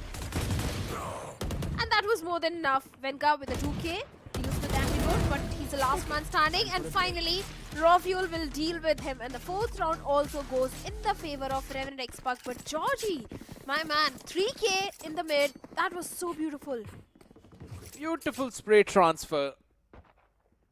He just saw what was happening out there, and again, Machiavelli peeking it before the Seas could strike, moving forward. That eventually gave him an opportunity to try and take down the rest of them. Spike down mid. Venka, the only man who found success in that too, because Georgie eventually ran out of bullets. Antidote got a bit too presumptuous of himself out. But alright, what happened there will stay there. Eventual drift being used out to figure out the position of the players, though. Both of them have given the entire space. They're going to play in for a full retake. Enka quickly scaling up on that space. One away from his own showstopper. He should be able to get the plant. Now, the answer to the play of Revenant Esports is for you to push out in the spawn, and that's exactly what Venka is doing. That's a big amount of ultimates being used from both the sides, though Machiavelli is the first one to find the opener. There we go. Aziz now wants to re-clear all of that space. Goes in for another satchel play. Clears out the site, maybe, but Machiavelli with the shot. Lands it on his skull. Raw fuel out in the heaven, though, uses the cage. Salvos being used up. Both the players lined up for Venka to shut them down as Hoax will put the final bullet in the body of Raw fuel. What a round by Orangutan. We need more such rounds from their side. Venka's showstopper did provide the value, but a very ult-heavy round for the players of Orangutan as well. But finally, they have been able to break that momentum of Revenant XSpark, which was much needed because Revenant XSpark had back-to-back 3 rounds in their favor. And OG really needed to break that momentum, especially Venka, the way he dealt with Deathmaker and after that getting one more kill. It was really required. Now DC has got the Cosmic Divide. But let's see what sort of play OG is going to make in this one. Once again, going for that garage control and B control. But we have got Raw Fuel and his entire setup towards the B side, the solo anchor. But Kaki is trying to do something. The smokes are already there. A one-way cyber cage. And on the back of it, a lot of util and a paranoia. And Venka deals with the solo anchor. But Aziz also gets a trade onto Venka. The trade game is there. But still a 3v4 situation. RVK should go and easily plant the spike. The retake looks a little problematic, but Deathmaker and Antidote, they've got the entire util. Even Georgie's extra flash is also there. Fight by DC is important against Georgie. If he wins this one, the round stays for OG. If he loses this one, the round goes away. The timing crucial. Oh my god, DC, White Peak, Georgie still wins the fight out now.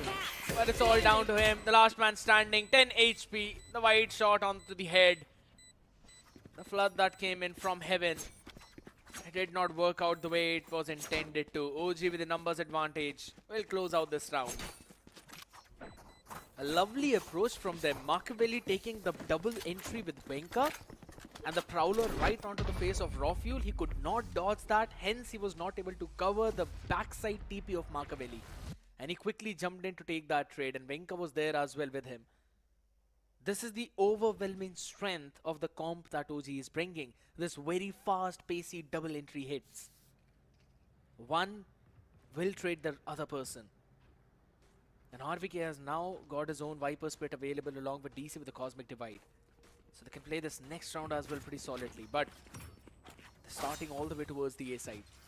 Now in the previous round, Revenant XSpark cleared out this entire A area with the Trailblazer early on by Georgie. This time around, they're playing all the way far back. Leveling up in mid though because of the 2 Astra stars out there. Trailblazer, Elpin, seems like a fast A hit. What a beautiful reveal by the Haunt. Catches down Raw Fuel. No more Cypher trips now in the working. And a very early pit as well, directly onto the side. Antidote was able to TP all the way towards Spike planted. the back screens. He has no idea where Deathmaker was, and Deathmaker was basically caught lacking. Now they've got noticed the position of Antidote. Player standing. With Antidote, he has been dealt by Venka. A 3K for Venka and Georgie the last man standing. But DC will shut him down, and one more round, an equalizer for the players of Orangutan. A good synergy, a good gameplay finally coming in from the side of OG. Like you said, the Haunt was really necessary. 2 side anchors all the way towards the A side, and after that the Viper Spit also did help the players of OG.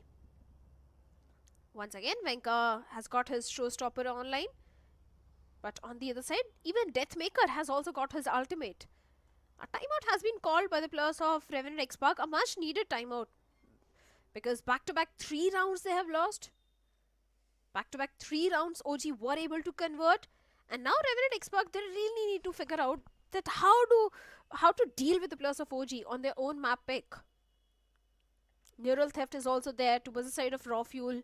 But every single time, if you notice in the last 3 rounds, scared, the first person, the first player who gets taken down from the side of Revenant XSpark is Raw Fuel. Yeah, because both of these hits have, unfortunately for him, been very fast, pacey hits. He's not have had time to dodge any of the utility that was thrown onto his face. So it's just unfortunate that Raw Fuel is basically getting caught in those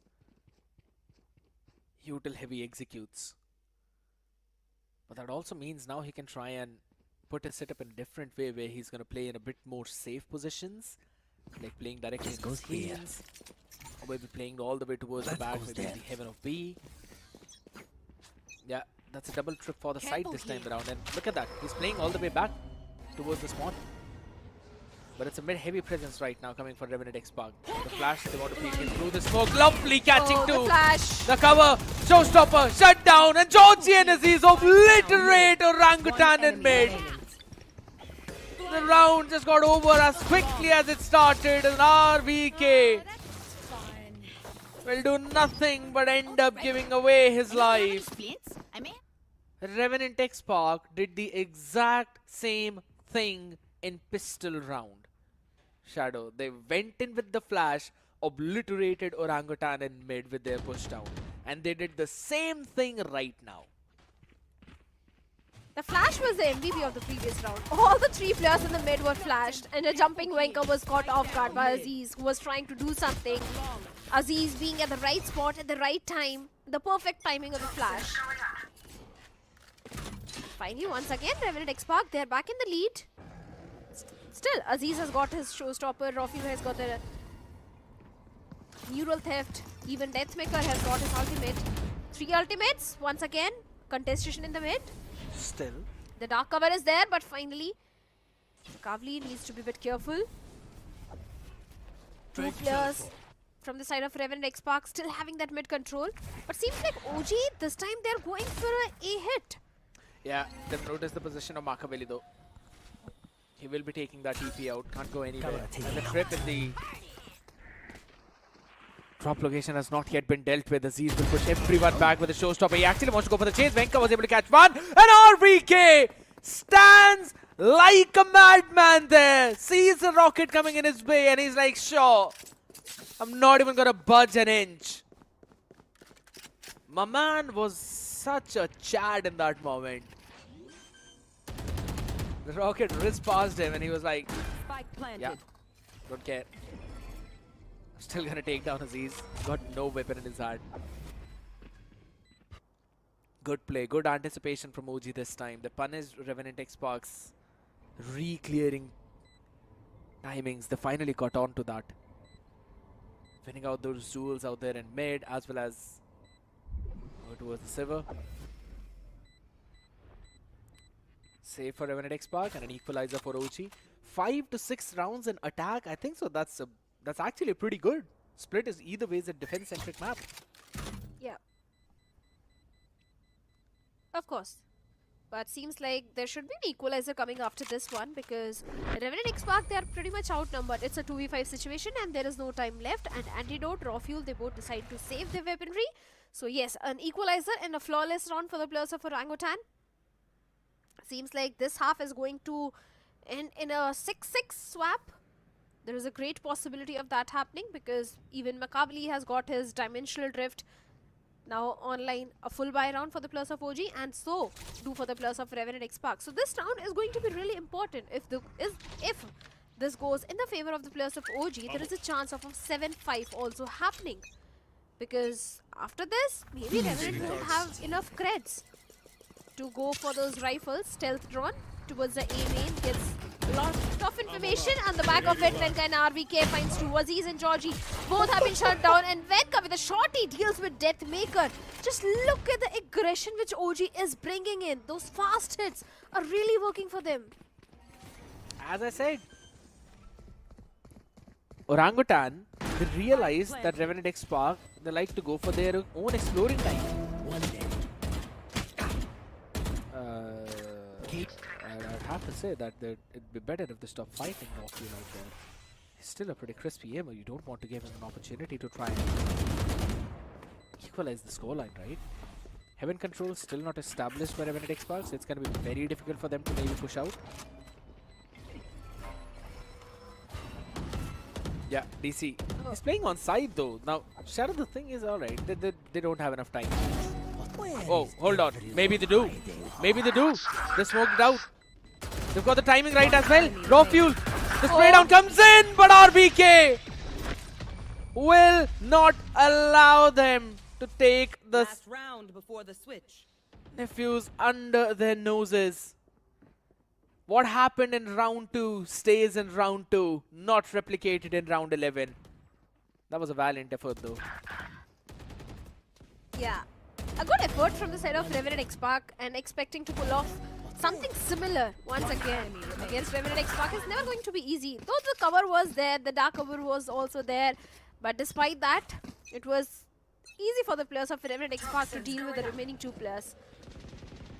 Once again, OG, the Prowler getting the information towards the A main. Where else Makavli is trying to have that garage control towards the B. I love how OG this time they are taking things a bit slow. And once again going for that mid control. Hawks with the Prowler still trying to clear some space, still trying to get that mid control, but Makavli deals with antidote. One of the anchor of B side has already been dealt with.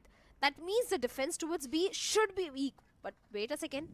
3 players. Mind you, scared. Not just 1, but 3 players are still there. Makaveli will get another freebie. Yeah. Aziz traded him though. But does he anticipate Hook standing there? Alright, he now sees him. There are so many people. And with all that information, the lurk in mid is activated now. The timing on Venka. Perfect. Georgia taken down. The crab peak comes into play. And with all that question marks created, now they're moving towards the A side. Thinking that all that commotion might have basically got the attention of raw fuel towards there. That side as well. He's still standing all the way behind. Does he no one anticipates him though. Sees, go out. It's gonna be brought down because of the DK, and DC will win out that duel. 1v3 though. It's still doable since it's Aziz, but he's got a paint chills to work with a double satchel. DC has got the cosmic divide available. How long is he gonna keep that up for? That's the question. That cosmic divide has been there since quite a few rounds. Yep. I don't think so. I don't think so. He's used the cosmic divide in this half at all.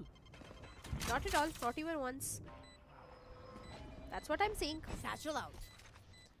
Poison orb emitting.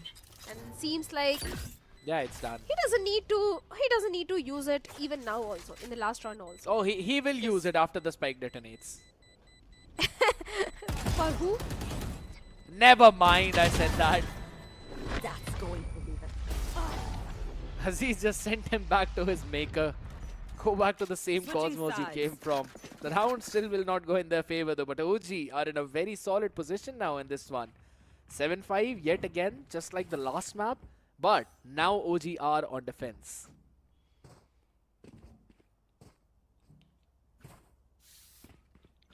Yes. Now OG, they are on the defense. And you have already pointed this out that this is a defense-centric map. So the chances of OG winning this one are pretty high. And if the next pistol also goes in their favor, it's pretty much done and dusted. But for the audience also, we have got something. You have got a quiz on your screen. All you have to do is just scan to answer the question. Whoever gets the correct answer can get a chance to win those VP points, which V-casters can't do. But for now, one thing we can do is watch Venka try and obliterate raw fuel out there as he tries to jump forward. The flash comes in from Georgie. The paranoia not good enough. He himself was splashed out entirely, but Georgie still is good for trade. The second flash, no one anticipated that. Surely, OG did not. It's down to a 4v3. Deathmaker timing. Could not catch an onto that shot though, but Hooks is still on site. Smoke to work with. He landed the headshot. Look at the HPs of all those players. Only Deathmaker with 98 and he catches the last two. Revenant XSpark. The pistol conversion by this team is just obnoxiously good. 4 on 4, 2 maps, and all they the lost 4 one. pistol rounds. They lost one. Lost this time. one? Yeah, the first Oh one. yes, the first one, yes. But still, 3 on 4. 3 out of A 4. decent score. Yeah, 3 out of 4. More than 90%. Or more than what I got in school. Wow. 3 I out was of about 4. to say more than what you got in school, but Three- then I was like, okay, I should not roast you enough. 3 out of 7 is still 3 out of 4. It's still 75%. My maths is weak. It's fine. Happens. It's just like the pistol round of OG.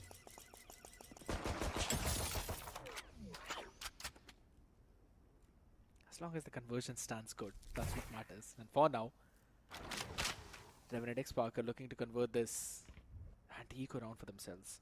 Be a trap player out there with the Trailblazer used out. Snakebite comes into play as he's just quickly pushing out of his own. Snakebite gets not 1, not 2, but rather 3. Wanted to make 4th happen as well, but Antidote, he just came in out of syllabus.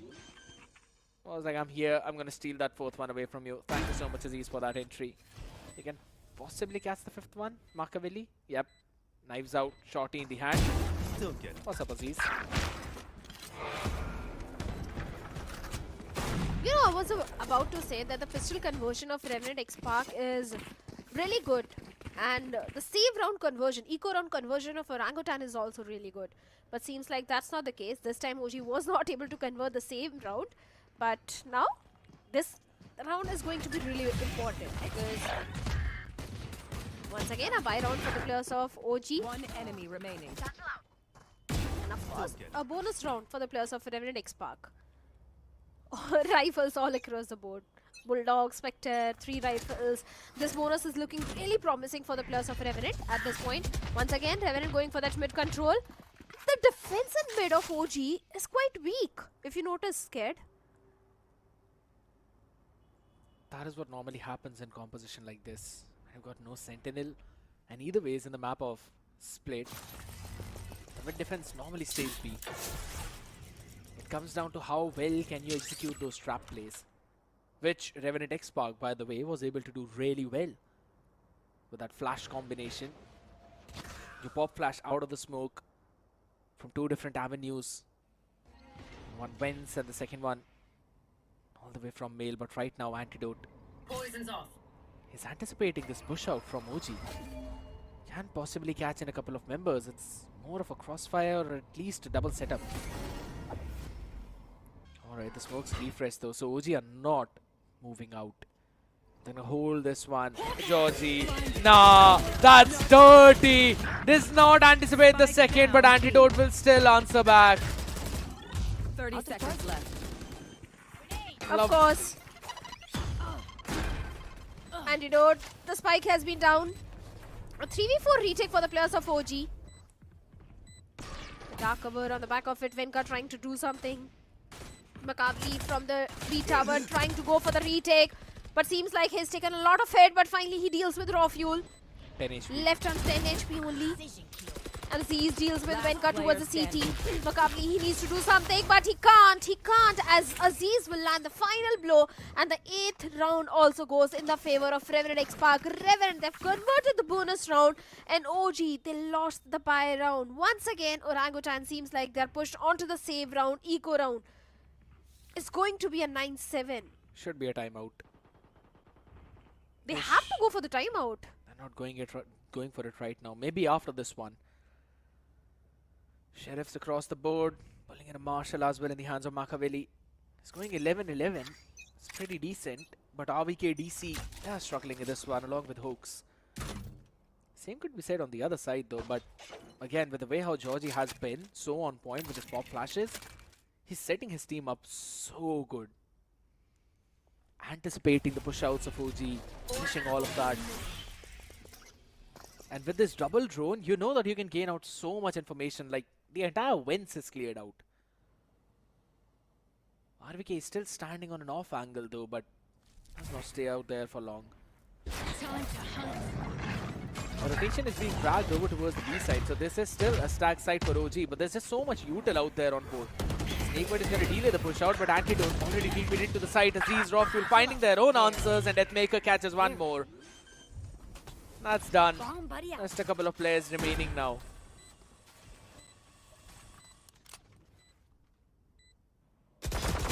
player standing. a 2v4 and make it 0v4. Both the players have been dealt by the players of Revenant Esports. A 9-7 is what we have now. And Scared, I have to ask you, what are your prediction for this map? Do you think there is a chance of OG winning this one?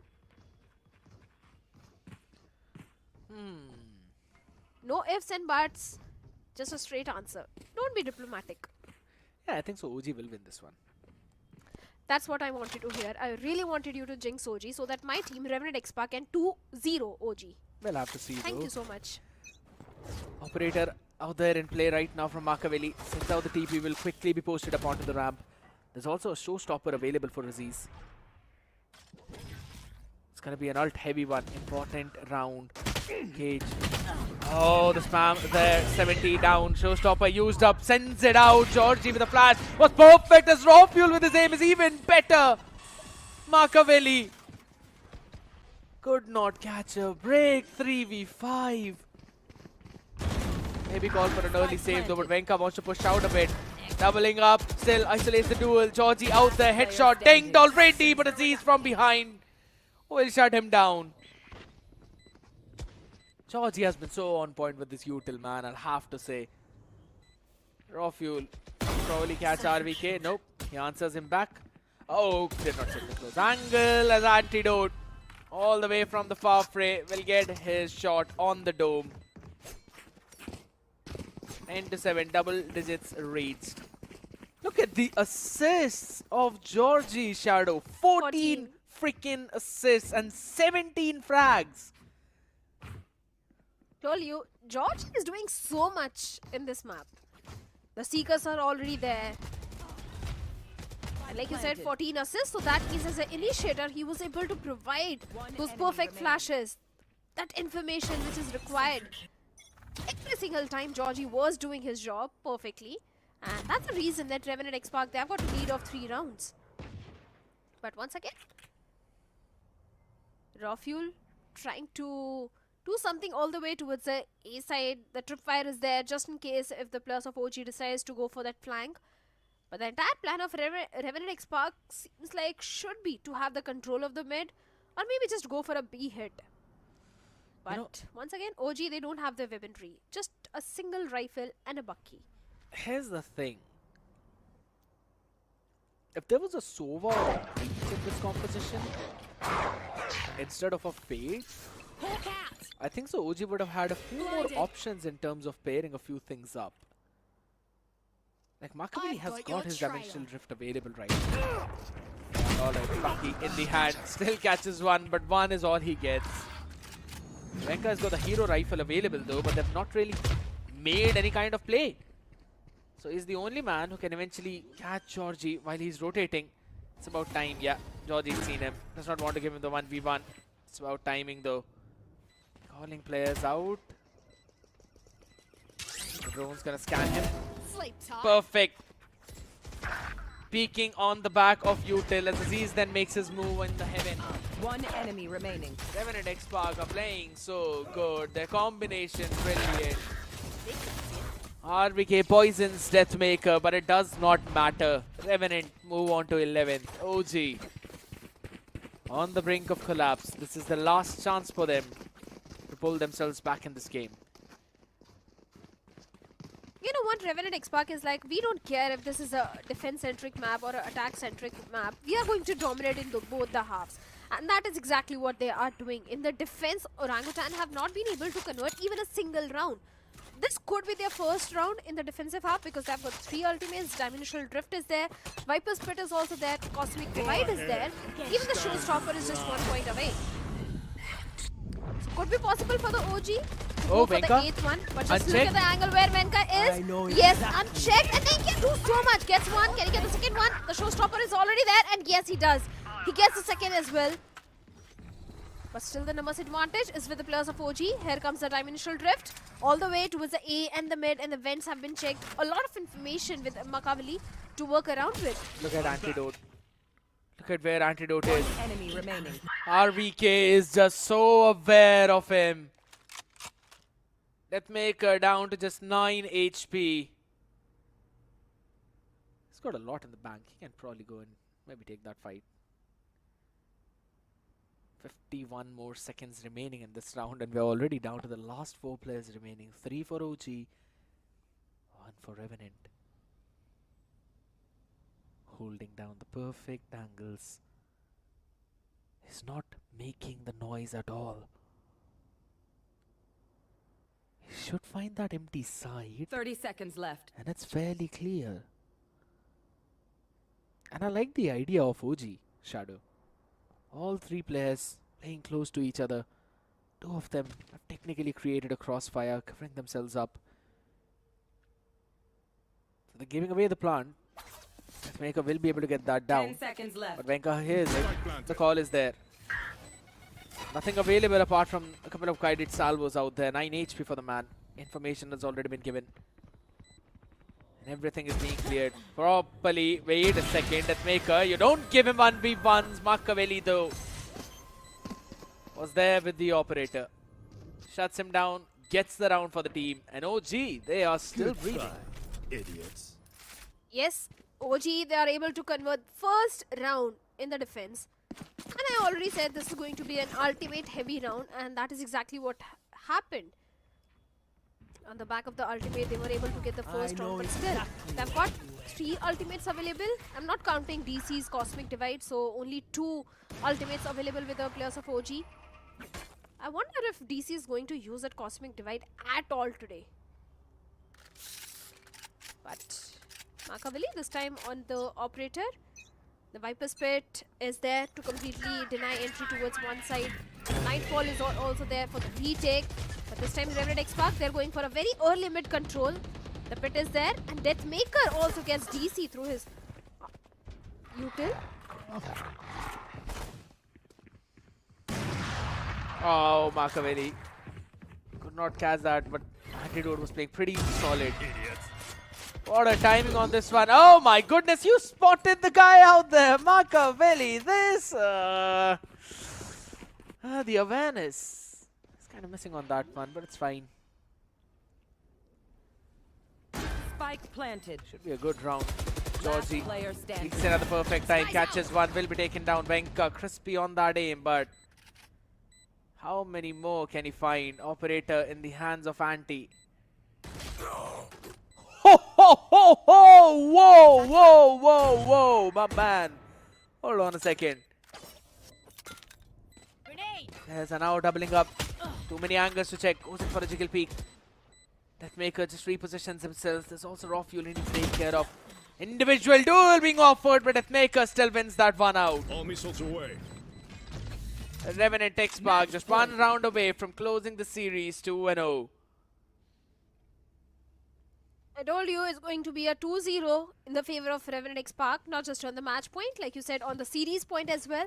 There are 2 ultimates available with the players of Orangutan, but I'm not sure if they are going to help them a lot, because the weaponry is not there.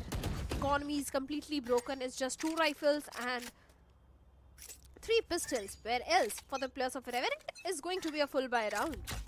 And if I'm not wrong, it's going to be a very fast hit also towards B.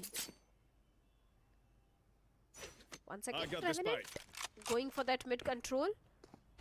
The crossfire setup from the side of OG is there, but the trailblazer of Georgie is going to provide a lot of information. Venka has been pushed back to the vents. But just look at the proactiveness of Revenant. After using the trailblazer, they're going for the garage control and a direct side hit. But what an adaptation from OG. DC catches not 1 but 2, and it's all down to Aziz, 38 HP. Raw fuel is nowhere close. Now making his way as Hoax with the upgraded weaponry. Able to catch one, and now is noted the position of raw fuel as well. Just don't give him 1v1, that's all you need. Machiavelli is doing exactly that, but he's backstabbing, so it's fine. Venka pushing out his own smoke. Now there's an opportunity. Raw fuel. The reload button. Machiavelli hears that. It's about timing. Picks another perfect one. A couple of fifth shot, but it's fine. He gets the head. I'm glad he did not go in for a full-fledged spray down. Good control on those nerves. 9-12. OG is still breathing. Venka found the first opener in mid. He shut down Georgie, realizing that he's constantly taking that mid control. And then DC with a beautiful repositioning behind the tower gets 2. Those were the crucial ones. Even though Aziz finally got 1 pick onto the rafters, but he himself was brought down to just 38. And this man is out fragging everyone though. 28 finishes already in this one. Aziz has got the showstopper as well, Shadow. That's the thing. That if OG, they want to get the 10th round, they need to dodge the showstopper. And also, Deathmaker's ultimate, which is just 1 point away. If OG somehow manages to give no value to those 2 ultimates, there is a chance of OG getting the 10th one on board. The stealth run all the way towards the mid. Finally, the information is there, the vents are clear, and the entire mid control this time is with the players of Revenant XSpark, because the entirety of OG is playing towards the side. 3 players towards B side, 2 players all the way towards A side. The Prowler will get the information that aim-in is pretty much clear, so it's going to be a B hit finally. The back side hit is there, the showstopper is also there, the trade is also there, DC getting 2 of his own, RVK getting 1, RVK with the second one, leaving Georgie all by himself. Every single time. Georgie though this time takes 1 down. Hoax. He's giving some fake footsteps out there, but now he's going to be running all the way towards the A side. He knows where the rest 2 players are. They can't really give him the individual 1v1. Alright, the plan's going to go down. Information given. RBK Machiavelli. Flash all the way on the side. Georgie will be able to reposition himself. He's going towards the heaven. This is such a smart play from this guy. He can have a timing onto them. Still 1 flash available for Machiavelli. Georgie, nothing out there to help him out. Alright, sees no one's sticking. Tries to find the individual duel, but Machiavelli is good for that headshot. Will get the defuse. OG hitting the double digits. Not enough to break the buy till now, though. Revenant XSpark should have enough to buy in the full next one. The loss bonus is there. But I have to say, Shadow DC rules stepping up in the previous 2 rounds is the reason why they're still breathing. Yeah. First getting a 2k with the pistol. Now in this round, he was the one who shut down the push from B main. Therefore, the pinch could not come on right time. And that's why OG's side players survived.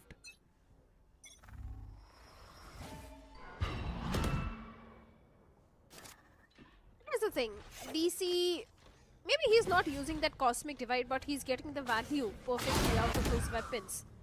And that is exactly what is required from his side. The Prowler has been dodged. The flash goes in. On the back of it, Aziz deals with Vakabli.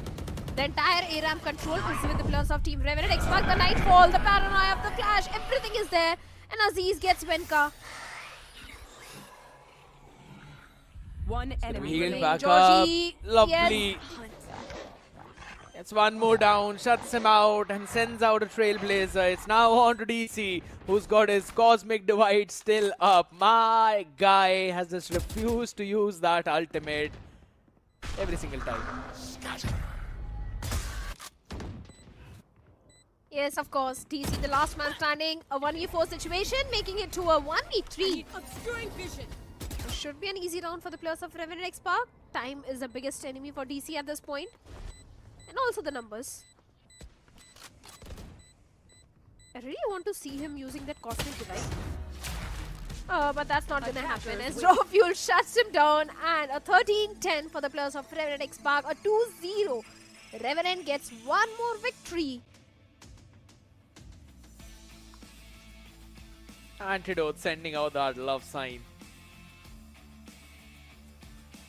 Great approach from Revenant XSpark. Good adaptations coming in from their side. And I'll have to say, Georgie has been phenomenal. Yes, Aziz been having that cracked aim days. Raw Fuel is doing a pretty good job. But with the way how Georgie has been giving those setups, with the way how he is constantly providing those flashes to the team. He sets Aziz up not just for one, but at more than one, maybe two, maybe three. If not, he prevents anyone from OG to go in for any kind of trade onto Aziz. That's such a great play from this guy. Of course, Aziz and Georgie, this entire duo was doing wonderful. He was getting those opening frags. Georgie was providing all the necessary information, and the flashes were also on point. And not just the flashes, I think he was also getting those finishes also. The kills were also there towards the side of Georgie. Even Deathmaker was also doing wonderful. But on the side of Orangutan, I think it was mainly Venka who was doing the majority of the heavy lifting. Those flashes were not there because of the composition which they had. That didn't allow so much for the players of Orangutan, especially those lurk players, because Cypher was not there. No tripwires, nothing to go for those lurk players. So there are few mistakes from the side of Orangutan, but I'm sure next time whenever we are going to see OG, they'll be much stronger. Highly possible.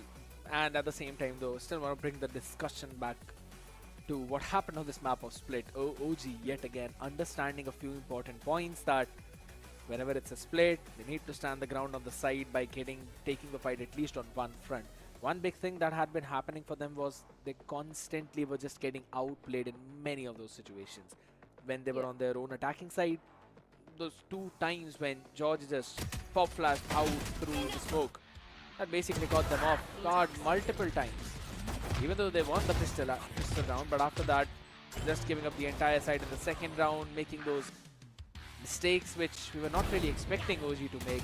I think so what folks said, that the team is lacking the coordination as a unit. That definitely showed up in this one. Because you mentioned that as well, Shadow. Flashes on time just to set Venka up for those picks. Sometimes those things are not there, and it clearly showcases that you have not yet practiced fully with your main composition. Could be possible. But OG getting a defeat on their own map pick was something which no one saw coming, especially the way the entire first half panned out. It was the second half, the defense, which was problematic for the players of OG, because let's be honest, the first half was a 7-5 swap. They lost the pistol, but still things were looking okay for them. They lost the buy round, still okay, but after that, they were losing every single buy round. This didn't look like the same OG which was playing in the attacking half in the first half. So yes, OG on the map of Split, they really need to work on their defense. 30 seconds left. Eventually, they've got enough time to try and work around with it a little bit later on as well. But throughout all of those highlights, we just saw both these teams giving out their best, doing whatever they can. I'll have to say Venka was performing out of his mind as well from OG. DC Rule stepped up for a couple of rounds too. Machiavelli, he had his own moments as well, but consistency is where he's kind of lacking. That's the only difference between him and Venka for now. Venka, he was consistent throughout the map. Machiavelli, sometimes yes, sometimes no. Back when he had the operator in the hand as well. Overstaying his welcome, I believe it was round number 18th maybe, when he was having that operator. He tried to take that shot, could not get the head of Antidote. If anything, Antidote was the one who traded him off before he could use that TP, before he could gate crash away. Now these are the kind of mistakes that were being made not just in one map, but rather in both of those maps.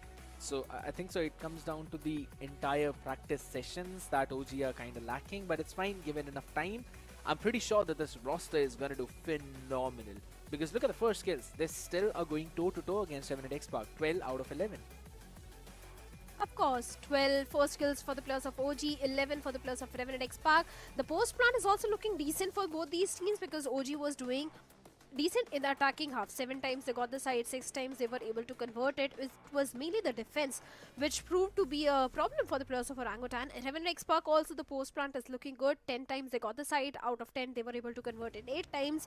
Post plant win rate is also 0.86 and 0.8 for Revenant XSpark. And MVP obviously has to be Aziz with 2.5 KDA, 356 ACS, 217 damage per round and 36.1 headshot percentage. But 7 first kills scared, that's way too much. He's constantly been hitting those 7 marks, man. Thala for a reason. This is probably the 3rd time when this man has hit 7 first kills. So he's just doing a phenomenal job. 356 out there. On the other side though, Venka, he tried to match him, but we can clearly see, I mean, it's way too different. 31 of 13 with 2 assists as well. And it's all thanks to Georgie. Look at the amount of assists this guy has. 21, 14 and 18 assists. 276 ACS. Now Machiavelli is nowhere close. He's just got 1 assist. RVK 8, yes, but he's on a Viper. Now in these situations, you would have kind of expected Hoax as well to maybe rack in a few more assists up. But it was just not the case. Things were not happening with the way how OG wanted it to happen. And some of it also goes into the composition that they brought. Deathmaker with zone util as well was super solid in terms of clearing out the angles with the guided salvo, beat with the drone as well. And in terms of the drone itself, you know, I mentioned it all the way during the game itself that having a drone and the Trailblazer gives you so much area that you can cover out just with these 2 utilities, and then you've got a lot of it remaining to go for the execute. I think so. Since OG were not challenging those fronts, that was also one of the reasons why Revenant XSpark had so much for the post plant, or if anything, to push the members of OG all the way back to maybe the spawn and then force them to take site once again or go for a full-fledged retake. But there were so many fronts where Revenant XSpark, they were just a bit better. They were better, and Revenant is more of a strategic team. Orangutan, on the other side, if you notice, every single time they were going for the fastest in the attacking half, things were going in their favor. But when you are in the defense, you can't go for those fast retakes, and they seem to be an absolute problem for the players of Orangutan. Defense was something where they need to work on, but on the other side, Revenant XSpark, yes, the composition was giving them the extra information, the double initiator composition. You have the extra information, you have extra flashes to work around with. These things were quite lacking towards the side of Orangutan, and yes, a Cypher, a Tripwire, the lurk plays, nothing was there, because every single time in the attacking half Revenant XSpark, what they did was they used to place a Tripwire towards the A main. So Orangutan, they couldn't go for those lurk plays, those flank angles also, which was quite missing in their gameplay. It's really good that you brought this point up, because I wanted to talk about the fact that even if there is a tripwire, you should eventually break it. At least create the question mark in the minds of opponent that there might be someone coming in from their 6. But as you mentioned, it was not happening. Struggles all around. It came down to how well you prepare the map itself and how much you practice. As we've been constantly saying that, even Hoax himself has been mentioning the same thing in the interviews, that the reason why this team is still performing pretty decent is because of how individually brilliant they are, and how 4 of them, they've, yes, played together, but RBK yet again on the other side, he's not been playing so much with the team. So it kinda is understandable where even though this team is putting up some decent numbers, but is just not able to close out those rounds. Yeah, they were not able to close those rounds, and like you said, they could have gone and try to deal with the tripwire, break the tripwire, but Rafael was already constantly present there outside A main. So even if they could have tried to create any sort of fake, Rafael was physically present there to give the information to his teammates that this is just a fake, nothing is really happening, though no flank angle is coming in. But yes, better composition could be there, or better gameplay could have been there from the side of Orangutan, but it's a 2-0. And speaking about the next matchup, I really want to know your prediction for the next matchup, Scared. Why do you want to put me under the bus, man? That's something I never really ask you to do, but it's absolutely fine. You know what? You've already asked me for this one. For this one, I predicted OG. For next one, who do you want me to predict? I want your prediction. Ask me. There's Global Esports Academy, there's Asterisk out there. Who do you want to see win? See, Aladdin has already given his prediction that he wants Global Esports Academy to win this one. I gave my prediction yesterday, so I want your prediction now. Whom are you jinxing? Good Valorant. Scared is being the diplomatic one. He's not giving any Good sort of Valorant. prediction. But yesterday he did mention that he wants Asterisk. No, he did say he wants Global Esports Academy to win. I said I want Asterisk to win. It's on stream, you can go and check. But yes, talking about the next matchup also, if you remember the past performance of Global Esports Academy and Asterisk, what are you expecting? Yes, a good Valorant, but what are you expecting? What sort of map picks are you expecting in the upcoming matchup? I mean, let's be honest, we've seen a lot of Lotus now. I don't want to see Lotus. For the past 2 days, every single team was picking up the Lotus in the first map. So I kind of want something different, maybe some off maps. But at the end of the day, I just want to enjoy the games out there. And ladies and gentlemen, I know you guys want that too, but we're going to be heading on to a very short break. On the other side of the break, Global Esports Academy against Asterisk.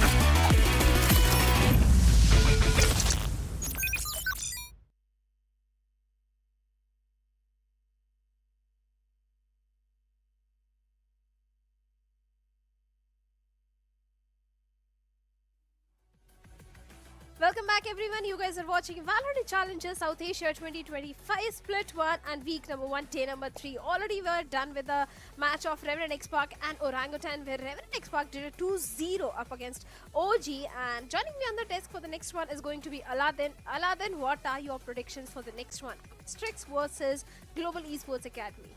Thank you so much for having me once again.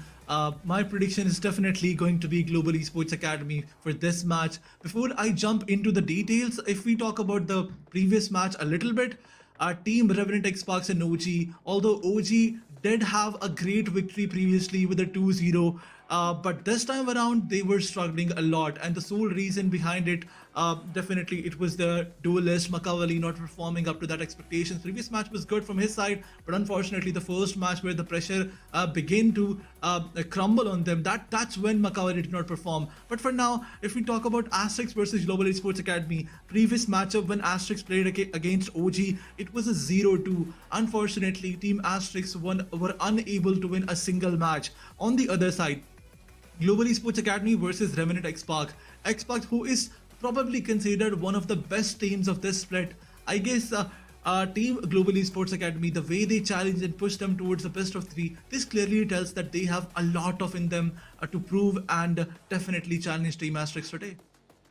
Yeah, definitely. I do agree with that. The matchup against Global Esports Academy and Revenant XSpark was quite interesting, where on the map of Lotus, Global Esports Academy did manage to get a victory, and it was a double OT if I'm not wrong. So yes, it wasn't easy 15-13, for yes. Global 15-13, and it was not easy for the players of Global Esports Academy at all, but despite that they were able to get at least one map victory. So the chances of Global Esports Academy winning up against the players of Asterisk are pretty high, because Asterisk, let's be honest, they lost against OG and it was a 0-2. But looking at the roster in Global Esports Academy, we have got Envy, Risen, Kibogen, Smoke, Lil Boy. Kibogen and Lil Boy, these two guys have been performing really good from the very start of the tournament. Absolutely, but in the previous game, Lil Boy was struggling a bit along with NV2K, who had a kill death ratio of 0.6. I mean, this guy needs to step up real time. And on the other side, we had Icarus and Yash specifically. These two players were dominating from their side. Simple, Nair and Wave, they also played well, but Wave, he needs to step up as well, because this player was also struggling with a KD of 0.7. So these are some stats that I made. But on the other side, there's one thing that I need to highlight. Although Global Esports Academy, they pushed the team towards the best of 3. The scoreline deducted from 15-13 to 9-13 and then 7-13. Slowly and steadily, they took a lot of pressure. But comparatively, their opponent team is Asterisk, who played a 11-13 match, and after that it was a 0-13. This is something that is not acceptable, and considering that OG was in front of them, this clearly tells that the pressure on Asterisk is going to be really high, and Global Esports Academy, they have a chance to dominate out there. But still, it all depends on what the game plan is now, what have they planned for this match, because sometimes this is something that I always say, it's not about who is better, it's about who plays better on that specific day. And since you are talking about that 13-1 scoreline, it was the map of Haven. I'm sure OG Asterisk today, they are going to insta-ban the map of Haven. They don't want to play Haven at all, for sure. But Lotus is one of those maps where Asterisk did give a fight against the players of Orangutan. So maybe we can see Lotus being picked in the map pool. But also, talking about the lineup of Global Esports Academy, if you remember, Risen, he was the guy who did a 1v4. That's what I wanted to mention. Revenant XSpark. It was round number 10. Aziz, Raw Fuel, Deathmaker, Antidote. Doing a 1v4 up against such experienced players is not an easy job. So I do agree with you about your prediction that Global Esports Academy do stand a chance to do a 2-0 up against Asterisk. Let me tell you one more thing. Global Esports Academy Risen was a player of a team Asterisk, so there are going to be a lot of insights that he knows about his team. So this is going to be another factor for Team Global Esports Academy to dominate out there. But as we talk about the map, Veto, Lotus, as we were expecting, is going to be the first match. It was predicted, it was picked by Global Esports Academy. If you remember in the previous match, Asterisk, they did pick the Lotus map when it was their first pick. And again, the Global Esports Academy, they also like to play on Lotus. So let's see how these teams are going to play, how these teams are going to perform on this match, as both of these teams, they love to play on this map. Again, team Global Esports Academy. They wanted to push on the map of Haven. They wanted team Asterisk to play on that map as well. But let's talk about their composition for this match. Team Global Esports Academy. What do you think are they going to be playing with? On the map of Lotus, the chances are that there is a possibility of them. But I'll tell you, let's head over to an interview. We'll continue this discussion after the interview. Both of you in the first game, but it's fine. But Arubis, I have a question for you. I mean, we did speak earlier. We did see how confident you were with your team, and they still were able to get one map for themselves. What went wrong in the other two maps? I think we just kind of lost steam, especially during the third map. So we're still kind of getting used to playing these long matches, kind of keeping focus, keeping that momentum going as best as we can. And I think we just ran out of steam is the main issue there. But map two, I mean, map two also you were looking it good, was but like suddenly dropped out. Yeah. It was like small mistakes individually, right? Or like together, we were kind of worrying too much about what they were doing and not really playing our game as much as we should have been. So we're still working on addressing that, and hopefully it's fixed by then, the end of this week. All right, well, any questions? सबसे पहले आना start with see is that a green screen पीछे? No, it's not a green screen. Buddy. You still know अभी भी you have that एक हमेशा से you loved cooking. तो आज भी कुछ बना रहा था क्या टीम के लिए? Yep. Hopefully it'll work out. It's just the implementation of it that matters, So I'll start hopefully my get to show you question on the because server. your journey अभी till date, you started as caster हमारी तरह, उसके बाद you coached बहुत सारी से पहले भी बड़ी team, and you went international. क्या हुआ कि फिर से स्वदेश वापस आए आप? Honestly, just the project. The management and the owner side really resonate with how I want to work with things in a Valorant project in any organization, And the players are really talented. We couldn't show it in our last match, like we lost out a bit on the composure, but we're working on it, and hopefully you get to see the talent that I've seen already from the players in the server in matches really soon. What was the discussion after 13-11 to 13-1? Tab, what kind of conversation happened in between the team? That's a question for stream, so I'm gonna dodge that and say I'll answer it the next time. Yeah. Sure. All right, guys. Well, that was it from our side. Best of luck for the games, and we hope that this time it's a close encounter. Especially close encounter. Huh? We really want the Asterisk boys to shine. All right, thanks for having us, guys. See you. Yeah, good luck. Well, that was CA, and always excited, always his passion for cooking. But what's cooking inside the team, that is something only he knows. But we all are expecting a strong competition from the side of Asterisk, because a 13-1 scoreline is something that is going to break your morale, break your confidence. But the team needs to figure out what really happened wrong, and this time they have to come back stronger and have to answer back all the people who questioned them. Absolutely, but as we were talking about the competition before this interview, a Global Esports Academy, they would love to play with Vice, Viper, Fade, Omen and Raze. This is their standard competition that they like to play on Lotus. On the other side, there will be a mix of Teho from side of Team Asterisk, but previously when they picked Teho, it did not go well for them. It was a 13-0, 13-1, and this is something that they need to be really careful about. So, Wise, Omen, Breach, Teho and Raze, this was their composition. Do you think that there is going to be any change from their side?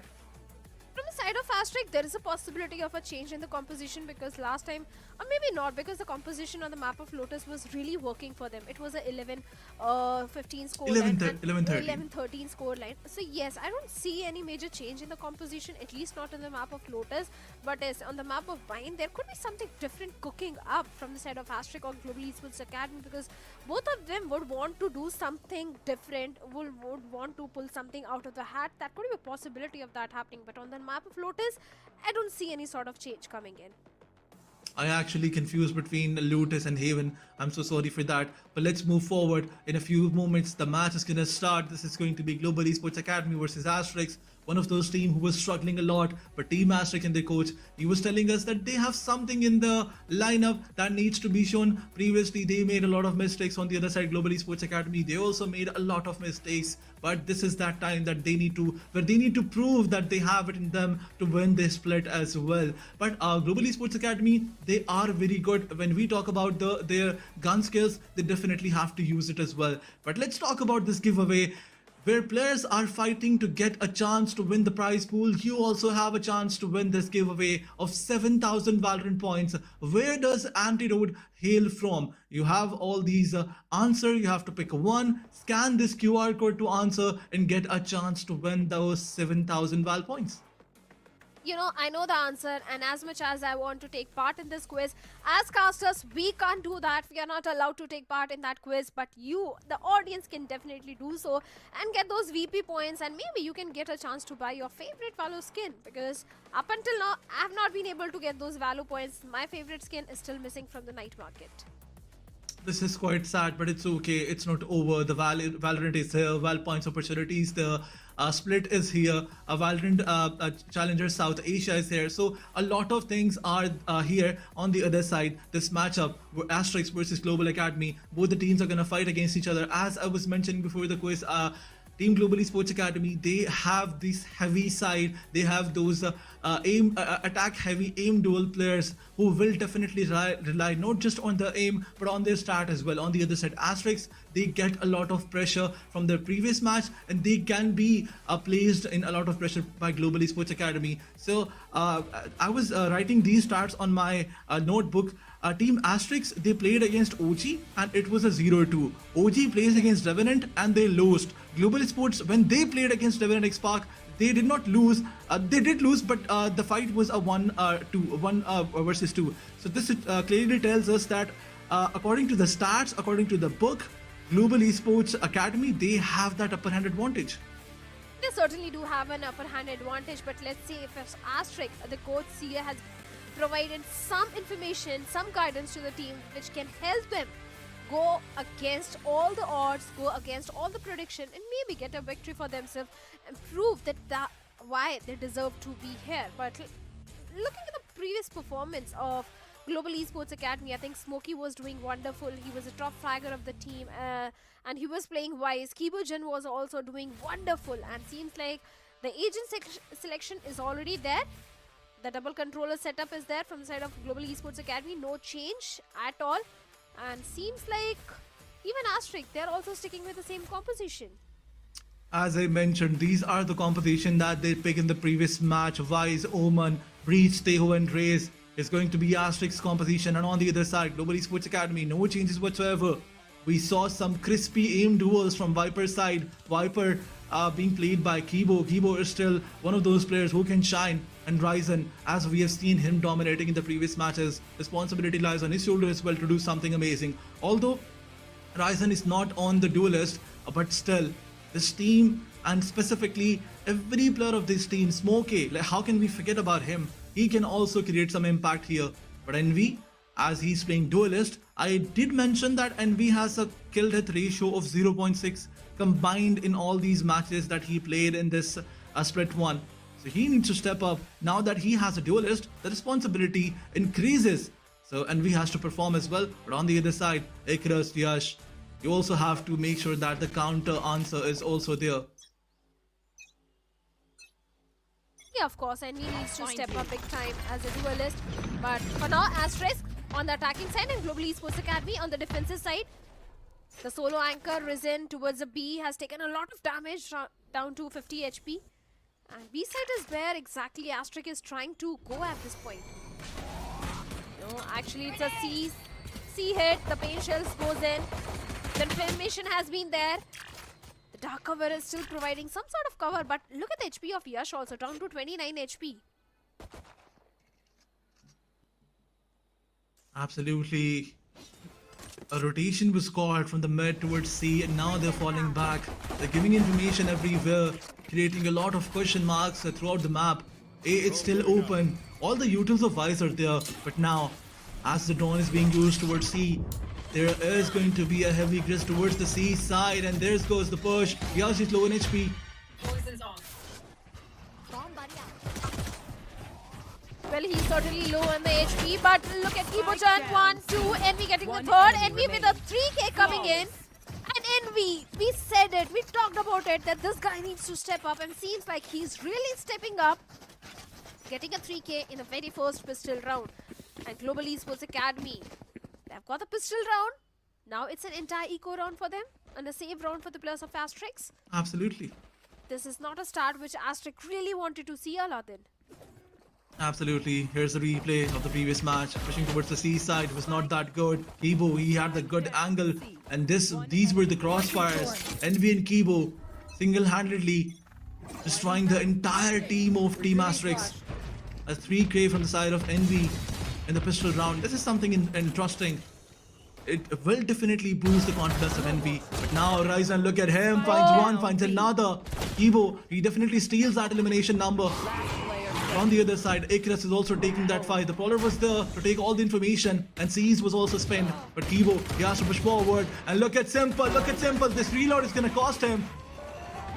Fortunately, Kibo survived, and definitely it did cost Simple, and Simple got eliminated. Another round goes easily towards Global Esports Academy, and this is what we were expecting. Yeah, that was bound to happen. The main question was how much eco damage can the players of Asterisk do? And seems like not much eco damage has been done at all. Now the bonus round for the players of Global Esports Academy, and a full buy round for the players of Asterisk. And indeed an important round, because if they lose this one, it's going to be a 0-4 for Asterisk. Only rubber control, paranoia, the flash, sees everything utilized, but Yash getting 3 of his own. A great start, a great opening for the players of Asterisk, Aladdin. Absolutely, this is something that we were not expecting at all. But a great push from Asterisk. And Team Global Esports Academy, no answer whatsoever. They made a mistake. All those util dump was there, and they definitely got caught in them. The haunt was not destroyed on time, and that gave a lot of information. Team Asterisk utilizing all those information, got almost on the verge of get this round. But Smokey, hey, responsibility lies on you, but what can you do? You have a stinger only. Another round is gonna go, in fact this round is gonna go towards Asterisk. Finally, when they had the better weapon advantage, they are gonna get this round. No eco disturbance whatsoever. Not even a single player got hit or eliminated. Asterisk winning this round so easily, but they have to be careful because Smokey, he wants to take some exit frags. Well, he certainly wants to. But, oh no. Smokey, the last man. I don't think he can do much. All he can do is just try to deny that flawless to the players of Asterisk. And is it going to be a knife? No, he's going to just save that stinger and maybe go down by the spike. And yes, he's decided to go down by the spike. And the first round goes in the favor of the players of Team Asterisk. And Yash did step up big time, Aladdin, in this one. Because if you remember, last time also when Asterisk was playing up against the players of OG, Yash was the top fragger of the team. I mean, look at this. Right time, right use of utility. The flashpoint was there. No answer whatsoever. 2 of the players were flash and Yash sweeped them so beautifully. And as you were mentioning, he definitely deserves a lot of appreciation. This mistake was not expected from Global Esports Academy side. They got caught in all those utils. Once again, Yash pushing towards the side, rushing towards that. Missiles being used to clear all the cheeky angles. Smokey, he's inside the side and he's waiting for all the players. Rotation is being called. And look at all the players of Team Global Esports Academy. Smokey has to survive. He has to stay alive. But on the other side, there can be a rotation called. Or maybe they're going to cut all the noise so the players go back and then they hit the A side. Look at Icarus. Slowly and steadily moving towards the C side.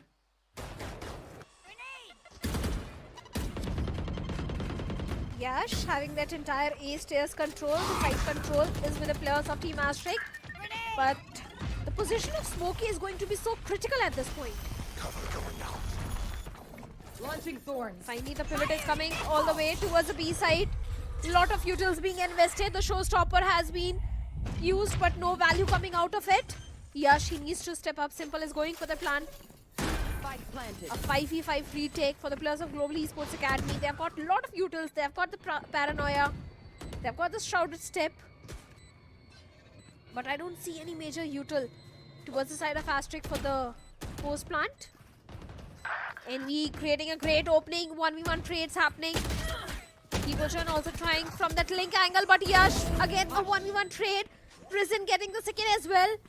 A 3v2 situation. Little boy is sticking for the defuse. A ninja defuse is about to happen as Risen gets Icarus and Risen gets near as well. You have got to be kidding me. A fantastic retake from the side of Global Esports Academy. 3-1 for Global Esports Academy. Planting on a 5v5 situation without having any upper hand advantage is a bad idea, specifically on the B side. The post plant situation was not that good. If only they had the C link control, things would have been really different for Team Asterisk. But they made a mistake at Global Esports Academy. They capitalized it. They just waited, found the best openings, and that's how they did it. Made it look so easy. And that aim, a duel between two players towards the B link side, that was something interesting. That's when Global Esports Academy won this round. Let's move forward towards the next one. Guided salvo being used to clear all the angles. No players pushing towards A main. Smokey, still the solo player, trying to hold A entirely. The whole control is being given to him. But Risen slowly and steadily closing in. Wave has to be careful. If he casually walk out, he can get picked off. But on the other side, Icarus, trying to create some tension towards the B side, takes one down and falls back instantly. Little boy is down in Global Esports Academy. They are on that disadvantage now. The min advantage is there towards Asterisk, but they have to convert it now. They certainly have to. Nightfall, Showstopper, 2 ultimates towards the side of Global Esports Academy, like you mentioned. But for now, all they have is just the rubble control, nothing else. The entire map control is with the players of Team Global Esports Academy, but look at A site. Right there. The wraparound. Open. The wraparound was there. 3 of the players are coming from flank. This is something that they won't expect. Global Esports Academy, they're gonna surprise Team Asterisk. Asterisk won't expect that 3 of the players will do this. But look at this. Ashir is here. It will definitely give the information about 1 player, but not 2. Certainly not 3. And look at this. The haunt is being deployed. Information was there. Takes 1 down. Ryzen takes another one. Kibo and Ryzen trying to take all the players down. But look at this. NV2K investing the showstopper. Finds one and finds another with his Phantom. This is looking good. NV2K making his weaponry and his ultimate count. How this round shifted from Asterisk to Global Esports Academy, this is something that I still cannot process. Lil Boy was down. A 4v5 situation. The side control was there. And yet again, Global Esports Academy, they won this round. This is a map pick of Global Esports Academy. So obviously we expected them to perform really good, but a timeout should be coming in from the side of Asterisk because the scoreline difference is really increasing. And now Asterisk, they need to talk with the coach and figure out what's really happening wrong, how they can break the momentum. And has been doing wonderful a lot. Then from the very first pistol round where he got a 3k and after that 2ks are also coming every single time, and NV is able to create that opening, get that first blood. So yes, he is doing wonderful, but Asterisk, they need to figure out what's really happening wrong in this timeout. Absolutely, you're correct when you mentioned NV2K getting those 3Ks, and even now in this round, it was a 3K from his side. So he is definitely creating that input that we were talking about. He is clearly stepping up. Previously, as I mentioned, his kill death was 0.6, and now his KD ratio is definitely improving. But for now, Global Esports Academy, they have forced Team Asterisk to take a timeout and rethink, re-strategize. What's going wrong? What are their mistakes? What is Global Esports doing better than them? To be very honest, a previous round, it was Asterisk's round because they had everything in their favor. The map control was there, but unfortunately, NV2K, he was definitely better than everybody else at that time. And now, Team Global Esports Academy, they have forced Asterisk to save, and now Team Asterisk, they're pushing towards B. This is a bad idea. Let's see if it goes in their favor or not. Risen is still holding on to that angle towards the B side. The entirety of Asterisk has rotated away to the C side. It's not going to be easy to go for a C hit because the entire setup of Smoke is also towards C. The paint shells to clear out some space just in case if there is any sort of setup, which was there. The poison cloud is there to delay the things, but finally the hit is coming. Careful here. But look at the players. They are stuck towards C mount. Thorns activated. Absolutely, NVK still making sure that his phantom speaks. Another player is down. He is not stopping at all. Once again, 4 of the players are moving towards B. Risen is there. Yash takes him down. But Envy, he gets stopped by Yash. He is just a beast. Another player down by Yash. A little boy gets a lot of damage. Gets a little bit of damage with these paint shells. But is there any information that Asterisk has? The paranoia being deployed. Little boy finds a near. But Ikras, this guy is not stopping at all. Asterisk, situation is down to a 3v2. And now on a 2v2 as Smoke finds Yash. Hunter's Fury being, Rolling Thunder being committed, but Asterisk still, this round is far from over for them. And Smokey, as he gets taken down by Simple, look at little boy, he's committing, he has no idea where Simple is, now he spots him, but Simple, this guy is just better. With the Sheriff, he clutches it all. Asterisk, they won a round that they were not supposed to. And Global Esports Academy, they cannot recover from this. 2-4. Global Esports Academy is still in the lead, but they don't have economy. The entire economy has been broken. Yes, they have got the Viper Spit to work around with, but it's just only Stingers and Sheriffs and Classics. Nothing else. Where else, for the players of Asterisk, is going to be a full buy round. They've got the Steel Garden. Even Teho's ultimate is also there. Initial first wave of Util towards the A rubble. And seems like Global Esports Academy, they are playing A side on the retake. A completely empty site.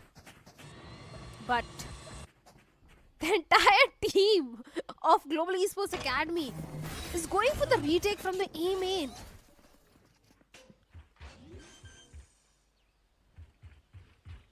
Absolutely. The spike has been planted, Aladdin. Yes. Who has to be careful because there is a player so close to him. Near.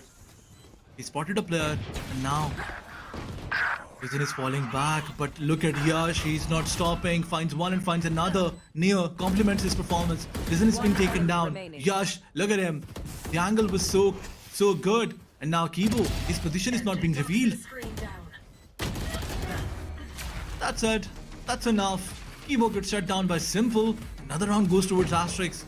We were not expecting this, but that thrifty round, this can turn things around because the Global Esports Academy, if enough pressure is being put on them, they will struggle. And Asterisk, they're definitely a lot confident after that round. One enemy remaining. Well, they certainly are. They certainly are looking more confident. But Kibo with the Stinger was able to get one, but nothing more than that. Right then. Finally, Global Esports Academy, they have the weaponry now. Envy's Showstopper is also just 1 point away. Even the ult progression of Asterisk is also looking quite decent. They've got 3 ultimates online. Once again, going for that C-mount control. The paint shell, the dark cover towards the waterfall, and CT is there. Showstopper comes in. They have the entire site control. But look at Yash. He's pushing back towards the CT. And seems like Global Esports Academy was anticipating some sort of play like that. That's the reason they went all the way back to spawn, giving up that CT control. But finally, Nier is going for the plant. The paint shells are there. The utilities are there. Oh my the god. The flash on the back of it. Simple getting 2. But Global Esports Academy also gets 2 of their own. A 3v3 situation now. Absolutely, but Armageddon Nier almost wasted his ultimate. He could have used for a better. He could have used it in a better situation, but now Nier is stuck. This is where the Armageddon was needed. But he still had guided Silvo. Used it for now. But it's a 1v2 situation where he finds one. Smokey has to be careful. What are you doing, my man? He was sticking. He was sticking. And this was a mistake. Nier completely annihilated the team of Global Esports Academy after making one mistake. He made sure that there is no room for another mistake whatsoever. Asterisk, they're just clutching all those rounds. What is Global Esports Academy doing?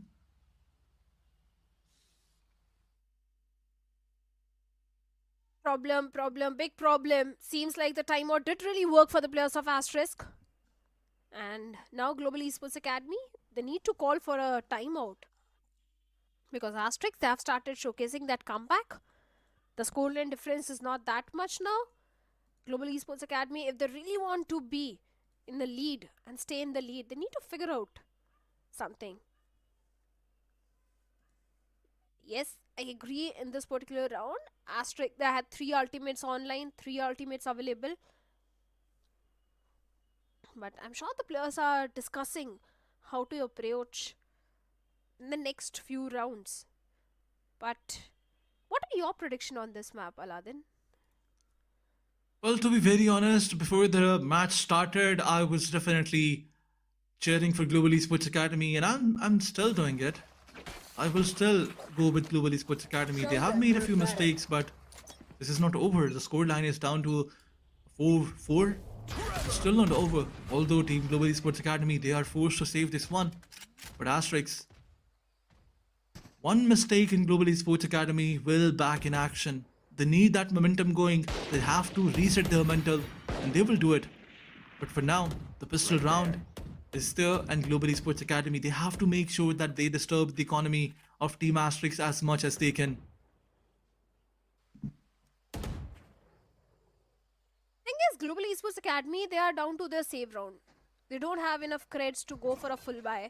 It's just a Marshall and a Stinger and 3 pistols. Although they have got the Viper's Pit. But nothing more than that. And look at that, Icarus and Nier completely destroying Kibojan and Envy. Both of them were completely got off guard. And Nier going all the way towards the B side.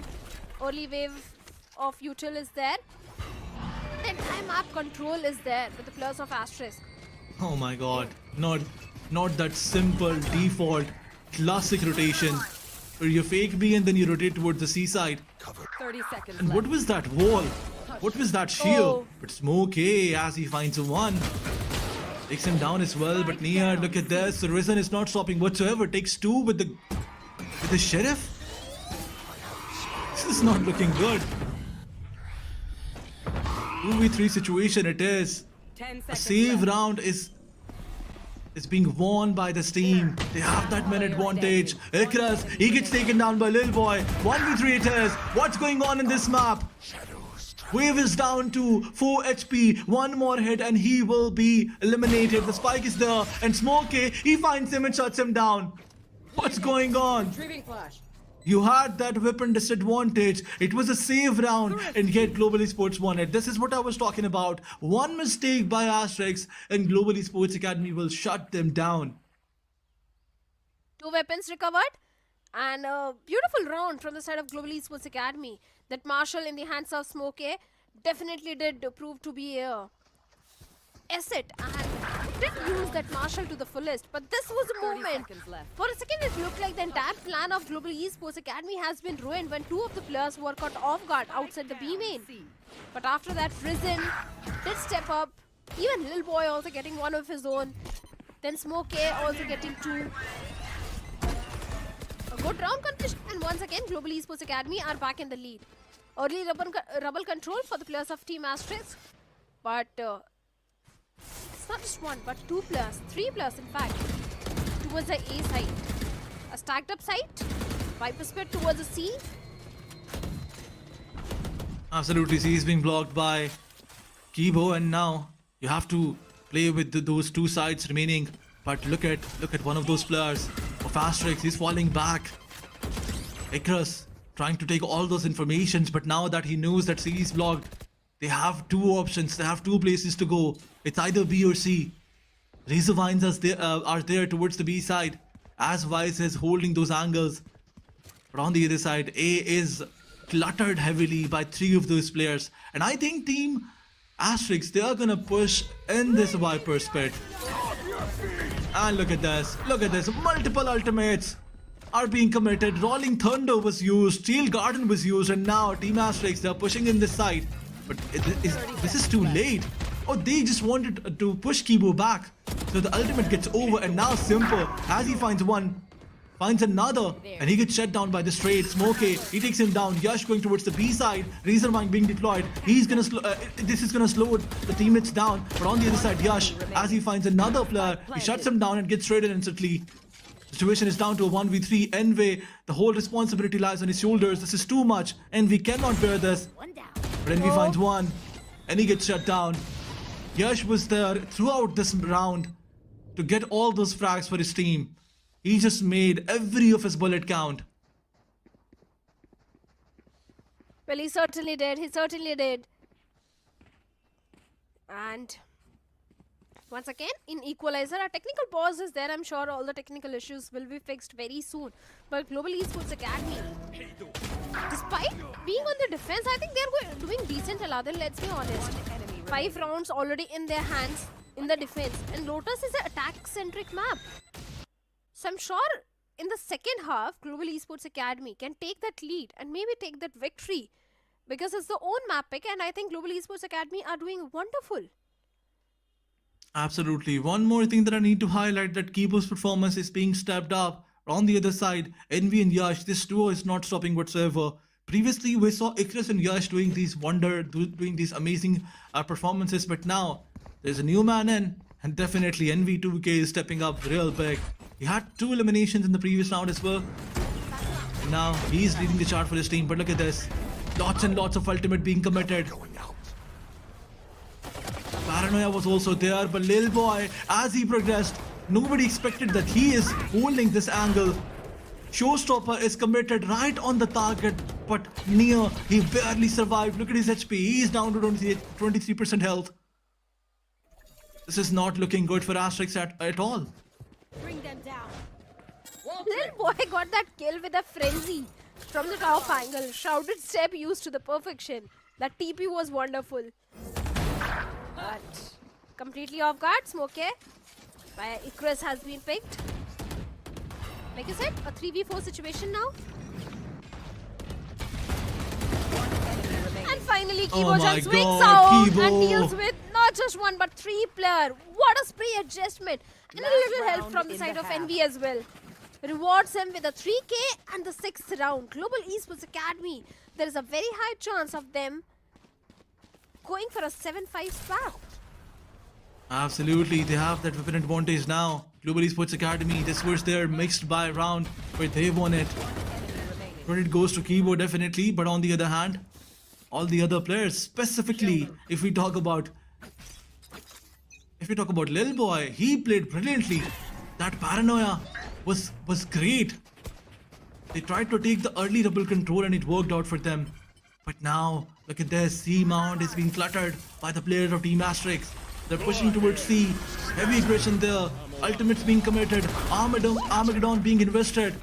Yash, he found Smokey as Smokey had no time to fall back. And look at Wave, he is so deep into the spawn. As a nightfall committed, Yash is also using his ultimate showstopper, but he gets shut down by Lil Boy. What's going on? All these things are going back and forth. Of course, back and forth rounds. Seems like a 6-1 for the players of Team Asterisk. A 2v4 for Global Esports. 1 enemy remaining. Prison has got a horn, but no use because Simple shuts him down. Humbles him down. Little boy in a 1v4 situation. On cooldown. Is going to be a 6-6 swap. And finally, position also compromised. And Near will land the last blow to Little Boy. And with that, a 6-6 swap for the players of Asterisk and Global Esports Academy. But the problem is, in the second half, Asterisk are on the defensive side and Global Esports Academy are on the attacking side. And we know that Global Esports Academy, they are so good on the attacking side. Look at this. The way they use the forward line and then the ultimate on this one player, solo player who was in the side. It was nearly impossible for him to fall back. In fact, it was impossible for him to fall back. And that's where Team Asterisk hit it. They had the 6th round on the board. They have the 6th round on the board. But on the other side, where these teams have a chance to win the prize pool from the split of 1, you guys also have a chance to win the giveaway of 7,000 Val points. All you have to do is scan to give the answer and get a chance to win that giveaway of 7,000 VAL points. Once again, early double control is there.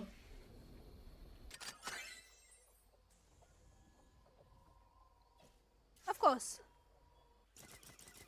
Global Esports Academy, they wanted to have that early rubble control. But the Dark Cover did stop them in their tracks. They have got the aim in control.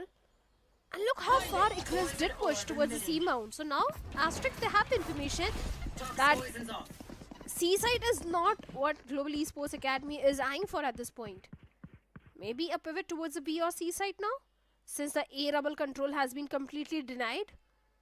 And the entirety of Global Esports is moving towards C site. Icarus, you need to be careful, my man.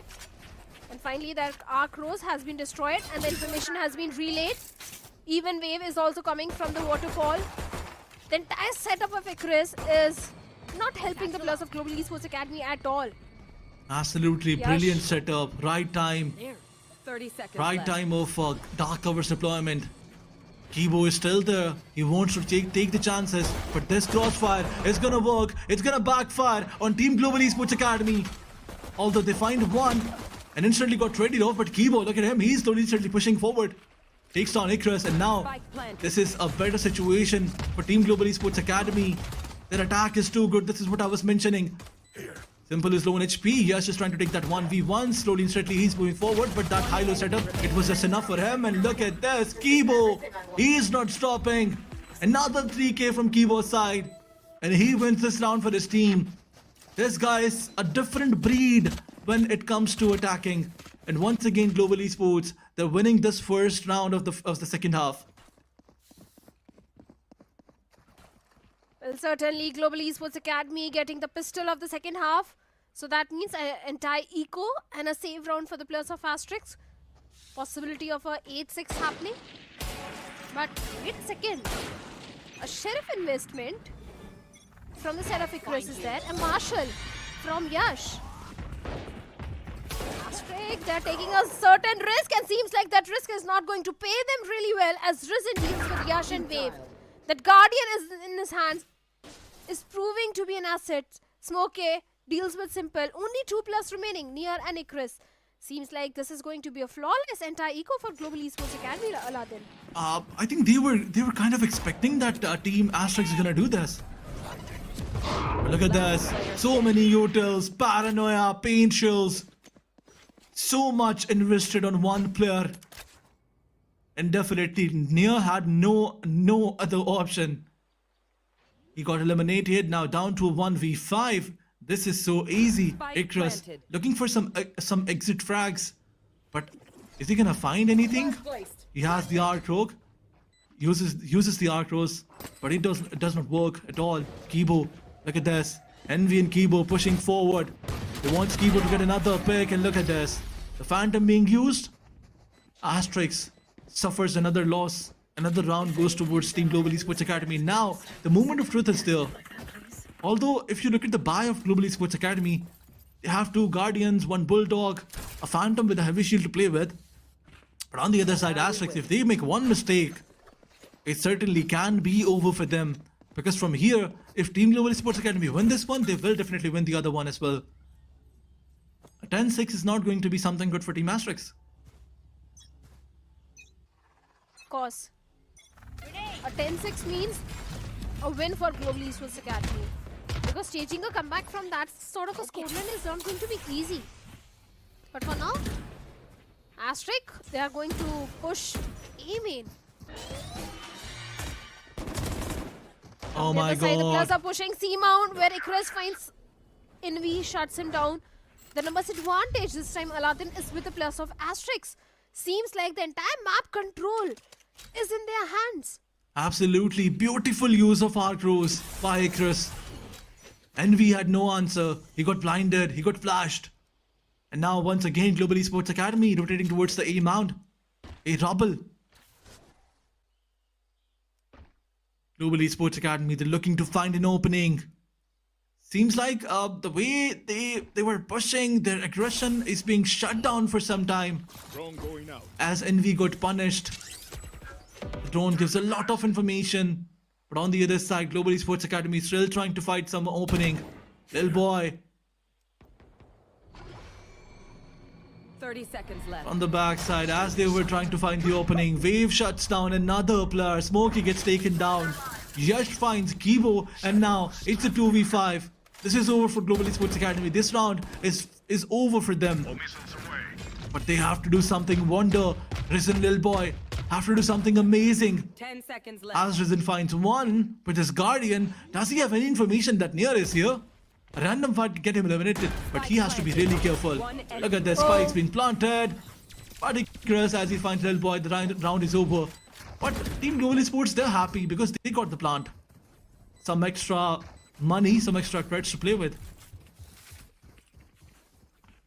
Well, of course, they have got the extra credits. They have got the round. Just only one single round deficit now, Asterisk. And Yash is definitely leading the chart with 14 and 12. The entire plan of Asterisk this time was really wonderful. Few players, they pushed A main. Few players pushed C mount, where they got the first frag. And after that, the entire map control, Icarus setup, the way this guy is using his utility to the perfection, it's really working for the team. Global Esports Academy, this is a full buy round for them also. Out of charges. They've got a Viper Spit. Even Nightfall is just one single point away. This time the Rebel control once again being denied. And the entirety of Global Esports Academy is focusing towards the C mount. But in all of this, if you notice, B side is left completely open. And Global Esports Academy, they're not even trying for the B site at this point. But Asterisk, they are also not aware about the plan of Global Esports Academy. Because look at them. Two of the players already towards the B site. The Viper's wall is there on the back of it. Global Esports Academy is trying to get their trouble control. There. Absolutely, you mentioned a great point. That B is left open. Only Yash was there. And now he has been dealt with. But look at this, a rotation is gonna come. They are rotating out towards the C side once again. The Razor Wine is not there at all. Nothing is there, no util whatsoever. Wave stole instantly going towards the C side. As he have the information that Global Esports Academy is pushing here, he has to stay alive. If he gets caught in any of those utils, it's going to be difficult for this team. But look at this, Viper Spit is being committed. Global Esports Academy, they want to confirm this round for them. But NV2K finds one with the paint shells. Nightfall is being committed as well. So many ultimates being used. But Asterisk, this is going to be difficult for them. Slowly and steady pushing forward, but Ryzen finds Icarus. Ryzen, he finds another one. What's going on? He was reloading and simple. He clearly whiffed. But Near, as he's coming from the flank, does he have any option? He's the last one standing. A 1v4 in front of him. He finds one, but gets traded off. And round goes towards Global Esports Academy, as we were predicting. Well, of course, 9th round for Global Esports Academy. But the ultimate progression of Asterisk is looking wonderful. Showstopper is also just few points away. On the basis of the ultimates, maybe Asterisk can try and come to an equalizer. That could be a possibility. But for that, Yash needs to go for those orb points. Even Nia's ultimator is also just one single point away. The fault line on the back of it, early rebel control to the plus of Asterisk. And the entirety of Global Esports Academy, they are cooking something. They are in A main. The crossfire setup is there. Pain shell goes in.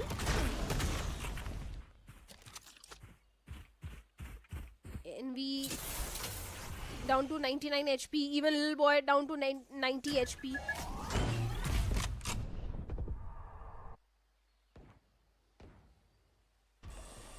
Some heavy utils going on. Util dump going on.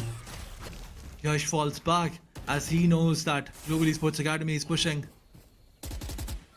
Asterisk not giving any opening to their opponents. This is what Global Esports is looking for.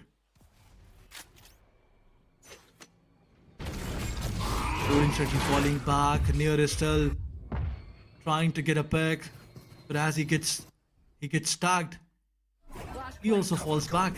And now the rotation is being called towards the B side. Global Esports Academy, they're definitely gonna try and take those picks before they plant. And as NV finds one, the plant is there. But look at Lil Boy. Lil Boy is gonna surprise, but he gets surprised instantly. Simple finds 1, 2, and 3. Goodbye. One enemy. What's remaining. going on? Global Esports Academy. Pressure was there, but they still managed to take it off. And now, as the Risen finds Yash, another round goes towards them. But what just happened? Simple made it look so easy. He found 3 of those players and he hit Global Esports Academy. Somehow won the round.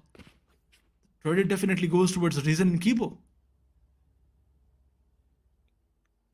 Of course, even the Nightfall of Risen is also just 1 point away. Simple has got his own Rolling Thunder. A timeout should be there from the side of Asterisk. Yes, Simple did play it to the perfection in the previous one, getting those 3Ks. But even Risen had his own 3K where he dealt with the last player Yash and got that 10th round on board. Nightfall, Showstopper, just 1 point away from the players of Global Esports Academy. Last time when Asterisk went for the timeout, they did showcase a good comeback. Few rounds did come in their favor. So maybe after this timeout once again, Asterisk can try getting that thrifty round. They've got 2 ultimates also. Showstopper is also just 1 point away. So maybe 3 ultimates to help them. But the main problem is the weaponry. That is not there. It's only Sheriff.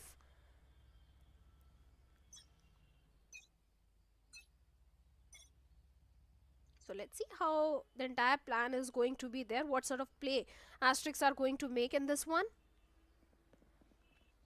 What do you think, Aladdin? Can Asterisk showcase a comeback? I mean, if we look at the eco rounds where Asterisk was saving, they did win a thrifty in the previous half. So anything can happen. Global Esports Academy, they cannot make this mistake. They cannot afford to make this mistake. It's a 10-7. The 10-7 score line where they need to win just one more round. After this one, definitely. But now the weapon advantage is there. But look at the ultimate of Team Asterisk. If they somehow find 1 or 2 guns, 1 or 2 players, the ultimates will be enough to get them the round. But Envy, as he finds a wave, the confidence is there. They're gonna push all in. But look at Nia. He shuts down Envy. He instantly gets traded off, but the situation is down to a 3v4. Still 2 ultimates to play with. Yash with that showstopper. Smokey slowly and steadily trying to go towards B.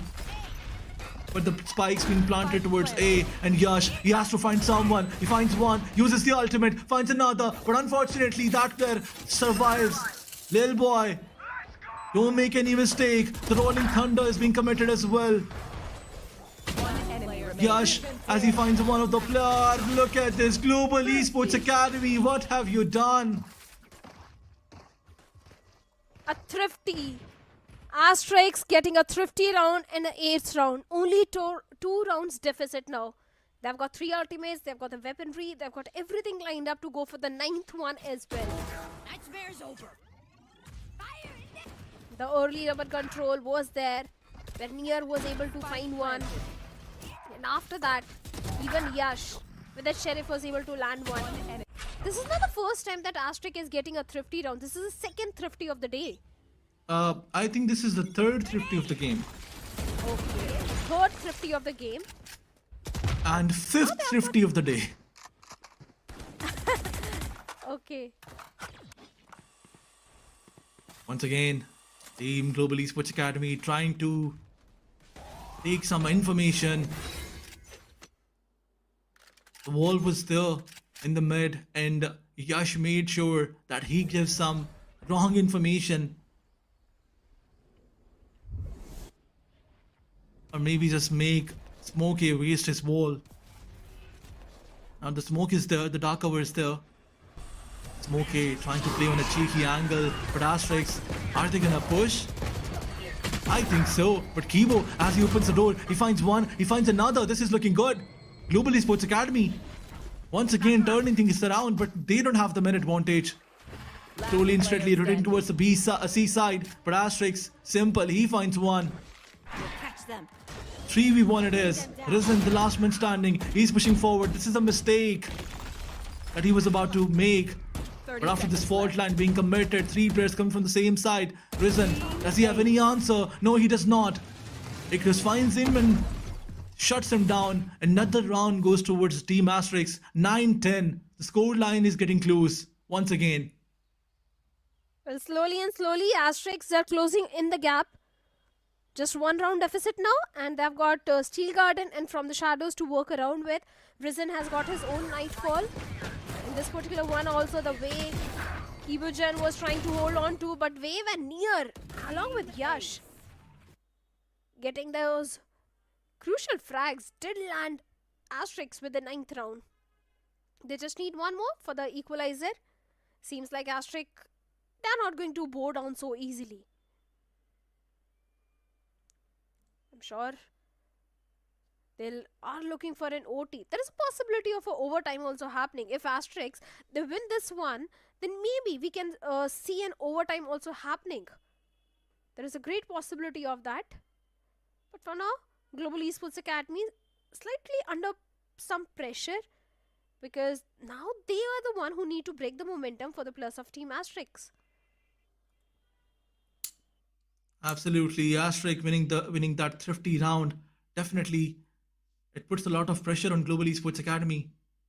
But once again, as the scoreline is being balanced, Global Esports Academy, they have to come out from this pressure. We have seen Asterisk doing some crazy games, winning some crazy rounds.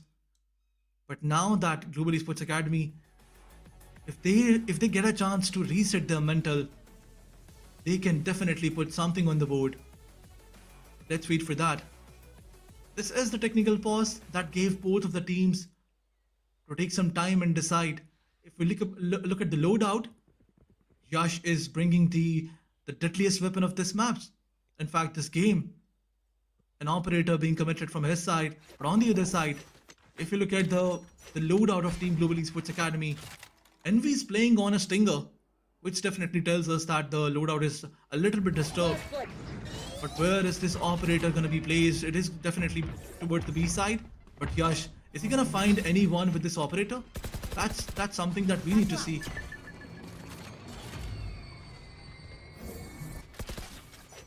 Let's see. For now, the C control has been completely denied to the players of Global Esports Academy. 2 players towards the B side, 2 players towards the C side. The entire A side control is with Icarus, who has got his own setup, and a steel garden as well.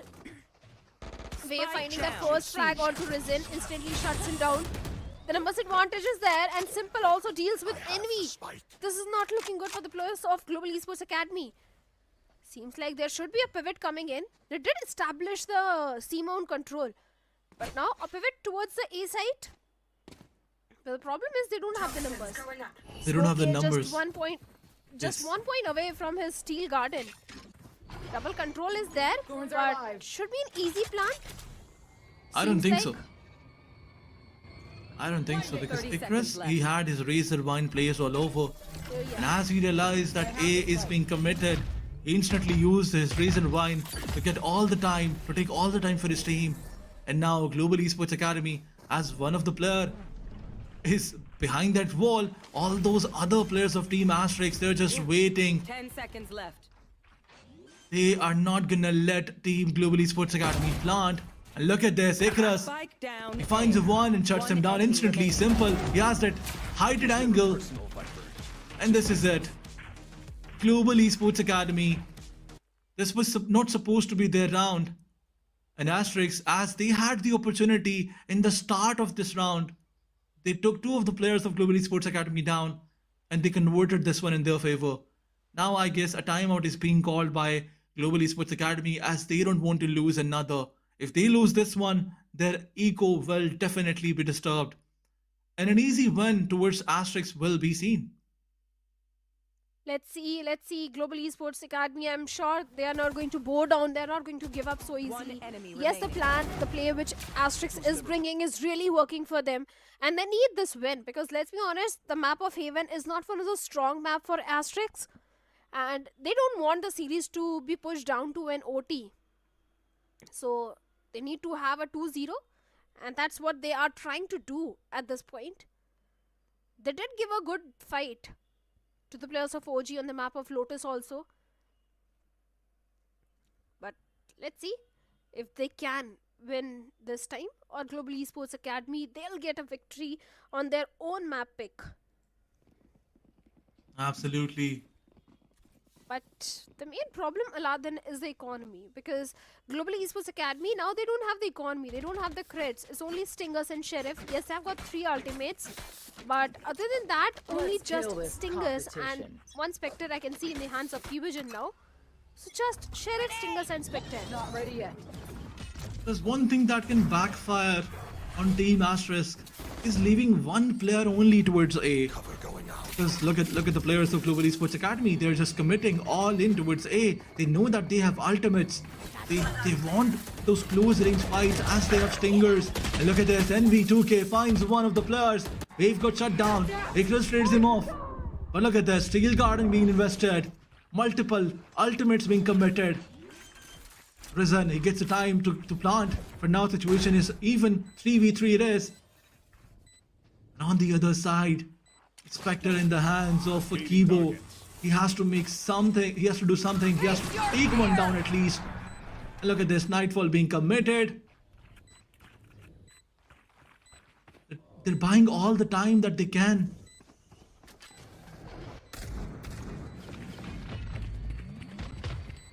Of course they are. A retake, a 3v3. Time is the biggest enemy for the players of Asterisk at this point. The fault line goes in, and the back of it, Smokey finds Last one. player Simple gets the standing. trade onto Kibogen. Risen towards the tree. Needs to win this well, but goes for the reload, and finally a classic What? in his hands and gets not Simple. just one but 2. Yash and Simple both. And Risen saves the day, saves the round for the players of Global Esports Academy.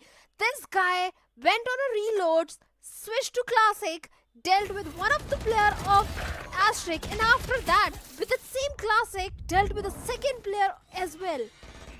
I mean, Kudos to Simple. Risen. Yes, absolutely.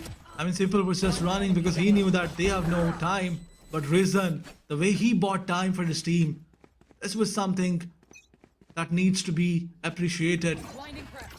Not ready Global yet. Esports Academy, they've won a round that they were not supposed to, that they had very disturbed by. But Asterisk, they're not stopping. They're just pushing all in. A paranoia being deployed towards the C side, and a close and early on aggression. Attacker spawn. Global Esports Academy, 2 of their players are shut down. And on the other side, Yash and Wave are also being taken down.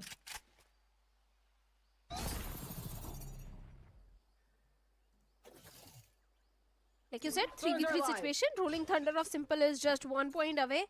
But I'm sure the last round is still haunting Simple because of what really happened. But moving on. Like I said, Rolling Thunder is just only 1 point away, and suddenly the pace has changed. Global Esports Academy, they lost on to 2 of the players. So now going for a very slow approach because they don't want to take any sort of risk. But the way they are coming out of B main, here plays perfectly, but Kibojan did anticipate that, deals with one, the fault line on the back of it, the second also comes in. Simple does find one, but it's a 1v2 situation. 30 Rolling seconds Thunder left. being invested, Aftershock is also there, but no value. And Simple Oh my god. gets one, but gets traded off, and Global Esports Academy on the match point now. Match point. Asterisk doing Asterisk things, taking all the pressure when it was not needed. Absolutely, it's never needed to take all the pressure. Team Asterisk, they played so brilliantly. They won some thrifty rounds, and even after that,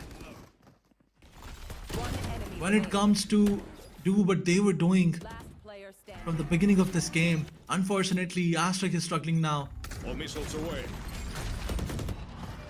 Losing thrifty rounds is something that we were not expecting from Team Asterisk, but now moving towards the 23rd round.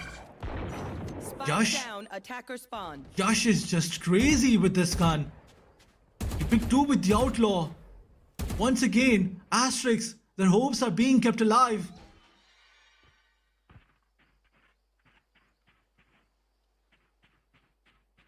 Three v 5 situation where Global Esports Academy, they are gonna face a lot of difficulties. Asterisk, they cannot make a mistake. But look at this. Look at this. A Viper Spit being committed, and Envy, as he pushes forward and picks one, situation is close to even now. This gives an advantage. And Envy has an ultimate as well. The showstopper being committed. Envy finds another. This guy is not stopping whatsoever. Well, certainly he's not. A 2v3 situation now. Global Esports Academy, they still do stand a chance. All they need to do is just buy some time. The Viper Spit is already there. This should be the last round. Wave gets one, but Kibo gets a trade onto Ikris. Near the last man. 1v1. 1v2 in fact, sorry. Kibo-chan deals with one, brings it down to a 1v1 situation. Yes, they don't have time for the defuse, and Kibo is still buying more time and finally swings out and deals with the last player. A 3k for Kibo and a win for the players of Global Esports Academy on their own map pick. Absolutely. Brilliant gameplay by Global Esports Academy. They did struggle, they did make some mistakes, but after all, they had the time to reset their mental and re-strategize, and that's when they bounced back. There was a time when it was looking like Asterisk is gonna take the better of team Global Esports Academy, but after that timeout, Global Esports Academy, they did not make any mistake, and that thrifty round specifically, that was something that turned the table, that shifted the win condition towards their side. Well, absolutely, the thrifty round were there, but I think more thrifty round were there from the side of Asterisk. They were getting so many thrifty rounds, so you counted it. There were at least three of those. Yes, 3 thrifty rounds which Asterisk were able to convert. I do agree, Asterisk did put up a good fight against the players of Global Esports Academy, but in the end it was Global Esports Academy who came on the top, especially the way they had a proper plan. It's one of the strong map. Lotus is a strong map for the players of Global Esports Academy, but now Aladdin, the pressure is on the players of Team Asterisk because Haven is the decider map, and we saw what happened on the map of Haven, especially against the players of OG. A 13-1, still a nightmare for the players of Asterisk. Unless and until they have got something prepared for Haven and they can get a victory on Bind and Haven, I don't see Asterisk winning the series at any cost. Well, you did mention something about Heaven previously, but in order to push forward towards the third map, they have to win the second one. Yeah. Asterisk, they suffered a loss from Global Esports Academy when it was predicted or it was expected that they were going to win, as it was so close. And we have seen Asterisk taking all that pressure. If they lose one map, they feel like it's over for them, and they play like, I don't know what, like we have the stats there, we have the numbers there. Previously, when they lost one match, the next one was a 13-1. This is something that can create a lot of pressure on them. But on the other side, Global Esports Academy, after this win, they will look a bit more aggressive, a bit more confident on the next map. Well, I hope so, because yes, they were getting Asterisks, they were getting those eco rounds, but even the full buy rounds, out of 12, they only converted 5 full buy rounds, which is not looking good, which is not a good start at all. But looking at the stats of both the teams, 12 first kills for the players of Global Esports Academy and 11 for Asterisks.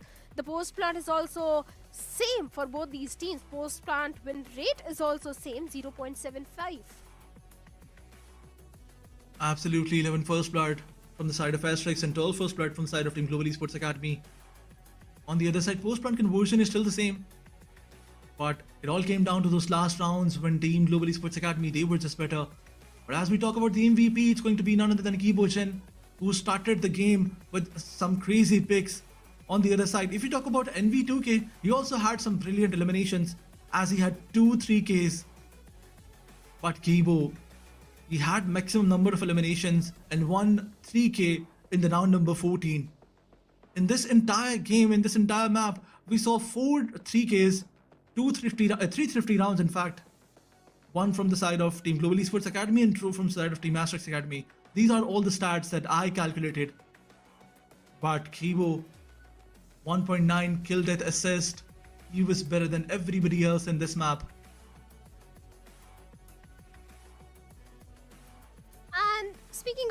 stats. We have the player stats as well, where the MVP is going to be Yash from the side of Asterisk. 20 in 17, 258 ACS, 4 first kills. He was definitely getting those first kills. But from the side of Global Esports Academy, it was Kivujan with 24 in 15, 260 ACS and 1 first kill. I think Wave was not able to come much online. 8 and 18 ACS is not looking that good. But Simple did really well, except for that one particular round. 21 in 15, 249 ACS. So yes, good stats coming from both the teams, but seems like Lotus was entirely for the players of Global Esports Academy. But now the pressure is on the shoulders of the players of Team Asterisk. They have to get a victory on the map of Bind, otherwise one more 2-0 we are going to witness. Absolutely. You're totally correct that the pressure is there towards them. Global Esports Academy, we've seen them after winning one match, they can look very deadly. Because previously when they were playing against Revenant XSpark, they still managed to get some good numbers on board. But our team on the other side, Asterisk, they were a bit tensed, a bit pressured. The pressure was there on them in the first half as well, but as the match progressed previously, they did showed some good Valorant. Asterisk has to do the same thing that they were doing in the previous one, but they have to capitalize all those small mistakes that they made. They have to work on that. Well, they certainly have to, but even our audience has to do something, and that is to answer this quiz, to take part in this. All you have to do is just scan the QR code to answer. And the question is, where does Antidote hail from? Bangalore, Kolkata, Mumbai or Ranchi? I know the answer, but I can't take part in that. And even Aladdin can't, but you, the audience, can definitely take part in the quiz and maybe get some chance to win those VV points.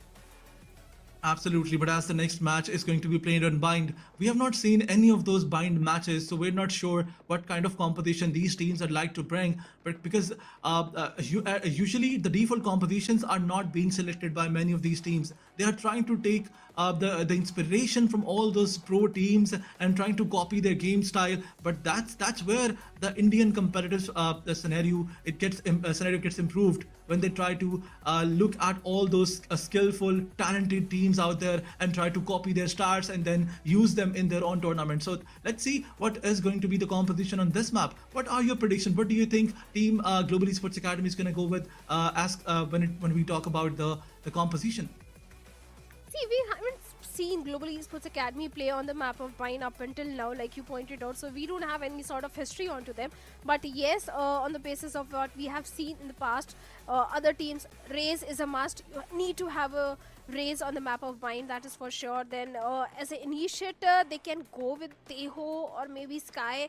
That could be a possibility. So some possibilities are definitely going to be there. Maybe a Cypher or Killjoy. Cypher could be there because the tripwires do come handy. But so many possibilities are there. We are going to discuss all these possibilities. But for now, we are going for a short little break. On the other side of the break, we have the map of Bind.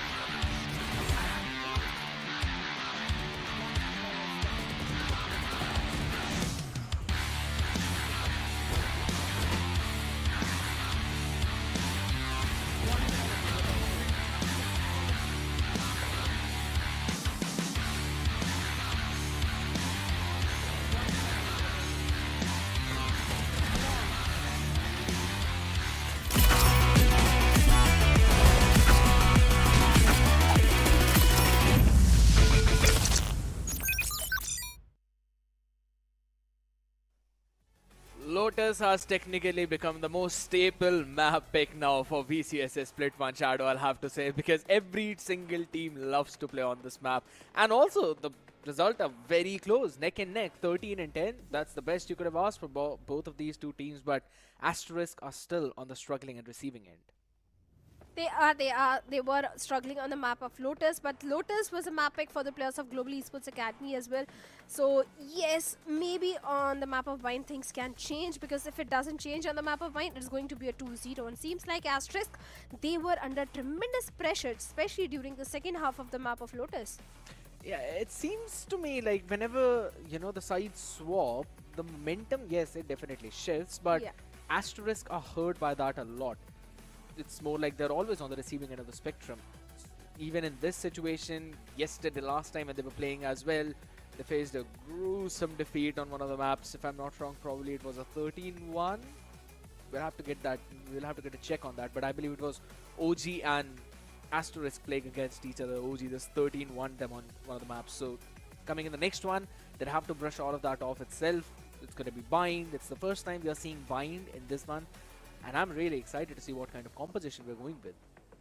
And even Aladdin was also having a same conversation with me, that what sort of composition can these teams bring on the map of Vine, because we haven't seen them play on Vine, especially Global Esports Academy also. Will they bring Teho, will they bring Vice into the picture, or will they stick with the same old composition where we used to see Sky Flashes, a Cypher and a Raze in the bigs?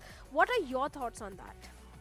It's a very nice question, because even on the international stage, we have seen Appreciating both the your types own of question, so humble. I mean, that's your question, to be honest. But all right, with the way how you threw back at me.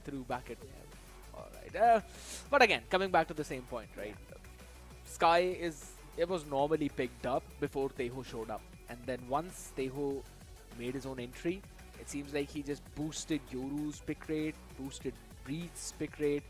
So I think so we can possibly see the Teho Breach combination. Asterisk have been going for that for the past two series. We have seen them trying to go for that entire experimentation phase, right? But here's the main thing.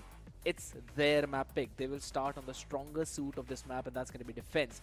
So you reckon that they should start with at least 8 rounds in their own bag. And if that is to happen, your teammates need to be confident on the picks that you're going to probably bring on the table. So I think so, yeah, maybe sticking to the basics is going to be the name of the game. Let's see if they are going to have that Teho Breach composition or what's going to happen, because I still love few agents on this map, but I love, if you remember a few years back when Harbor was brought in and Paper X was the first one to try Harbor on the map of Vine. Oh my god, I still remember that game. But looking at Global Esports Academy and Asterisk now, they have Teho, they have got Vice. Breach is not there. Okay, interesting composition. Yeah, I like this double entry with the Yoru as well as Raze. Yeah. Wise, as you mentioned, Icarus will be the one who's got his hands on it. They're gonna go with the single smokes of Astra, so not a lot in terms of those lurking plays. Wise will be the solo lurker of this map. On the other side, Global Esports Academy, Gecko, Viper, Astra, double smoke, Smokey out. Smokey is gonna make sure that he'll be on that lurking role. Envy as well on that Raze will get probably some solid setups with the info gathering of Fade. And the setups probably of Gecko with those wingmans itself. I think so both the compositions are pretty nice, but there's a lot that you can do with Asterisk's comp as compared to Global Esports comp. It's a very util heavy based composition, but there's, again, if it's util heavy, you know the coordination needs to be perfect. If not, then the trouble will begin. Especially that Yoru in the mix is going to give so much advantage to the players of Team Asterisk. They have got the Dimensional Drift, they have got the Gate Crash. So many things can be done with this composition. The double duelist comp of Asterisk is certainly giving a edge to them, but the composition is looking good. But the main thing is you need to execute the composition. Yes. That's the main thing. And let's see how much Asterisk they have prepared this comp. But for now, on the defensive side and Global Esports Academy on the attacking side, seems like they're going for a direct A hit. Just only single one player, Smoke A, towards the A shot, and the entirety of Global Esports Academy towards the showers. They're just just hold it down for a while though, because the grab value is used up to try and stop any kind of push. The Teho drone clears out the entirety of Suns. The answer, they're gonna take the Showers control right now. Fight, breakout, Envy. First one to find the pick. Lovely Dizzy comes in. Envy with that follow-up will be able to get a 2K for himself. It's gonna be the missiles coming in. Try and stop the plant for a while. Big man will fall, but so will the ones who sent those guided salvos. Simple and near. The crosses of Ryzen. Takes both of them down, and it's down to just Icarus. Just a bit bruised, 3 players. Icarus should not get anything more than 1.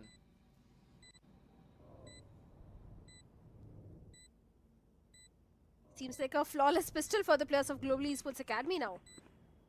They know Just his position. Yeah, they know it. And look at that. Envy with a 3K, a perfect distraction, and a perfect pistol, flawless pistol round for the players of Global Esports Academy. This is the kind of a start they wanted for themselves. But let's see what's going to happen, because the next round should technically go in the favor of Global Esports Academy now, because this is going to be an entire eco, a save round for Asterisk now. And a perfect weapon also in the hands of Envy. And even Aladdin was also having this discussion with me, Scared. I think you'll agree that last time when Global Esports Academy was playing against the players of Revenant Esports, Envy was really struggling. But seems like now he's performing up to the mark. He's just basically free-flowing a bit this time around. The previous competition was, again, Revenant Esports. We know that lineup. Super solid, super crispy. But even after that, Global Esports stole a map away from them. That clearly showcases you the potential of this team. So, of course, Henry just trying to outperform everyone else. Alright. Dark Rose used up on giving out a big information onto how many players were there. I'm pretty sure Global Esports are calling this one out. Running away all the way from there. They also heard the TP come into the play. His side is the super weak side right now. Close corner, not checked. Babe though, missed out on his shots. It's okay. Finds the opening for his team. Triple TP out. They're all gonna run into Showers. The timing gonna be in the hands of Lil Boy, but he missed out on those shots though. He just play it safe, play it back. Smokey find another one on Simple. Ball goes up. Now this is going to be important. Question marks. Oh, lovely angle from Kibo. Of course, Kibo always lands that perfect blow. Especially near and Icarus seems like a flawless entire eco also for the players of Global Esports Academy, because both the players of Asterisk are pretty much pinned down in that shower. No util, nothing, just 2 classics in their hand, and seems like they have decided to go down by the spike. And Envy with that outlaw deals with Icarus, and near. Well, the flawless has been denied, nothing more than that, and the second round also goes in the favor of Global Esports Academy. Not letting one additional AW point being taken by the other side. That's a good deny. Right there. Technically, he didn't deny it. Global Esports Academy, it was only one player who was going for that shower push. And the entire team knew that the time is up, the spike is about to detonate, so they were going for the safety. Well, Lil Boy took a little too long in order to try and backstab all those players. I think so. He would have had a good opportunity, but that's absolutely fine.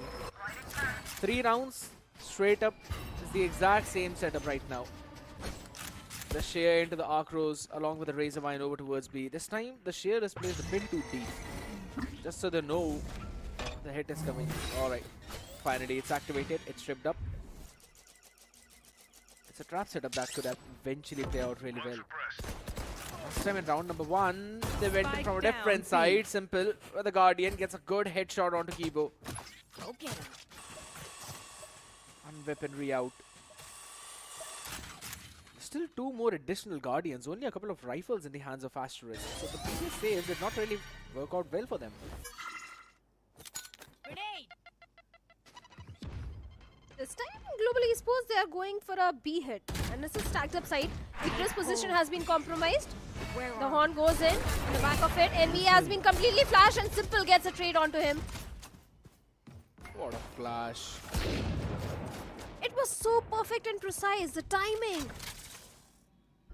Now, no paint shells, no gecko, only 3 players remaining. Seems like this round should go in the favor of Team Asterisk. What a last stand of Wave. That is just nasty. Shuts down everyone from that portion. Smokey cannot land those Guardian shots. The util dump from near with a guided salvo to support his man out. Perfect. Hesitation coming in from Global Esports Academy and Asterisk punishing it to the best. Now the reason they went for 3 Guardians in the previous round was because they were forced to take those full shields. Because in the anti-eco they did see the Outlaw on the other side. They didn't want to risk their buy round. But with the way how they were able to hold out on their angle, lovely. So it's a first gun round of the game. Simple the only man on Guardian now. Oh, what a flash TP play. It wants to set up the players who are playing in the shower. Envy still is the first man to get that pick, and Simple right now in the TP. Definitely TP out of there, so he's going to be safe. For now he's safe. But the numbers advantage is still with the players of Global Esports Academy who are decided to go all the way towards the B side. But looking at the position of Smokey, he's still somewhere towards the A shot. Making sure there is no flank coming in from the side of Asterisk. But finally, trying for that hookah control. Yash all the way towards the back of the site, having that CT control as well. But now Asterisk, they're not aware about the game plan of Global Esports Academy. They have got no read. They're just waiting for any sort of cue, any sort of information. And finally the Proud Roll gives the information and it crisps space perfectly. Shouts down. Envy, a good reveal. But despite that, Yash finds one more. Maybe third one also. Lil Boy also goes down. Player standing. 30 Simple, seconds the left. last man standing in a 1v2 situation. Global Esports Academy, suddenly the tables have turned and the situation is entirely in the favor of Global Esports Academy because Simple is down to 10 HP only. Yeah, position noted. White peak rise in. Good approach. Yes, the third round for Global Esports Academy, as you mentioned. Asterisk, after losing the first member, just played it so far back, so passive. They had no clue where the hit was going to be. Icarus found the first one while standing onto that container on the off angle, but it was only good for one. It was just util dumped after that. Yash stood his ground, found a couple, but it was not enough because he was just overwhelmed by the numbers of Global Esports Academy's player. They're going to start aggressive this time around towards Sans though. Couple of players on the other side. There's a flash play. We've seen a couple of players. Envy down to just 30 HP. Lucky to be alive out. And by just doing that, Simple quickly has taken the TP all the way towards the A side. So they're kind of selling the fake, but they're playing aggressive B. Or at least that's where the stack is. While A could be the weaker side. But Global Esports are not buying into that. They've taken those extremity controls. Yeah, Crows the flash. Yeah, it's given the information. And it's only about the information right now that they're playing with. That's the thing. It's not going to be an easy one even to execute the B side. The flash, the paint shells, the first wave of util has been exchanged. And instantly the players of Global Esports did TP to the A side. And Wave was just waiting inside the smoke with a shot in his hands. And Envy is the one to team. 30 seconds left. Oh my This god! guy is not stopping. A 3K. That's a nonsensically obnoxious play, and it's not just from one side. Smokey from the other end gets a 3K of his own. Going for the plant, buddy Chris. Try and play aggressive, gets the first one. Can he find the second is the big question. Got the Arcros ready, he goes in for the peek, and Lil Boy answers back at him. Bulldog in the hand, it worked out well for them, but it was absolutely disastrous. this round at the start looked like it's going to be for the players of Global Esports Academy. It should favor them. Then suddenly a 3k comes in from the side of Asterisk and it looked like the tables have turned. But Smokey answered back with his own 3k. In the end also, it was a 1v2 situation which was brought down to a 1v1. The Viper's Pit was brought down. Kudos to Asterisk also for turning the tables too many times. But the round goes in the favor of Global Esports Academy. Now Asterisk, they have got the Dimensional Drift and Showstopper to work around with. They've got his own Cosmic Divide. The Stealth Drone gives a lot of information of the A shot. So now Asterisk, they have a vague idea that maybe it's a B hit. Portal closed. But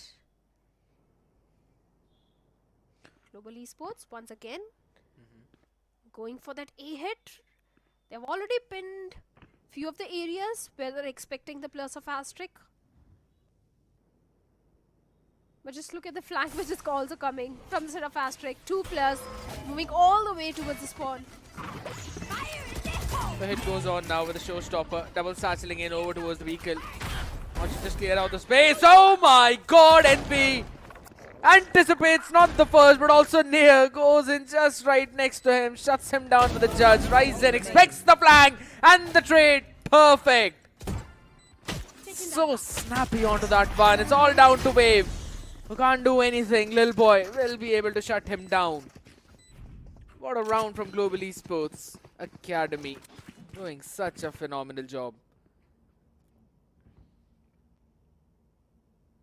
5-1. Just one single round to the players of Asterisk up until now. And once again, they have been pushed back to a save round.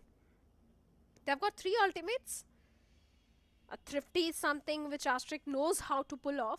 So maybe once again, they'll call a time. They can call a timeout. And yes, here is a timeout. And maybe in the timeout, coach will guide the players of Asterisk how to go for the Thrifty, which this team is known for. But on the other side, Risen has got his own Nightfall. Lil Boy's Cosmic Divide is also just 1 point away. So the ult progression is also looking quite decent for the players of Global Esports Academy.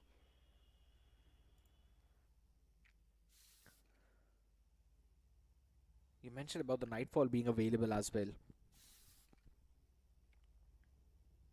They're just one off from the Cosmic Divide.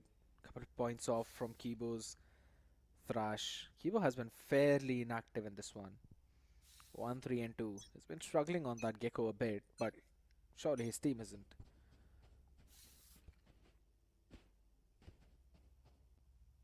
The main problem with Asterisk right now is the fact that they're not taking those extremity control. Therefore, they have no clue where hit is actually going to be. Hence, they're eventually sent back just to react. And that reactive play is not helping them out at all. They're not playing on the back of each other.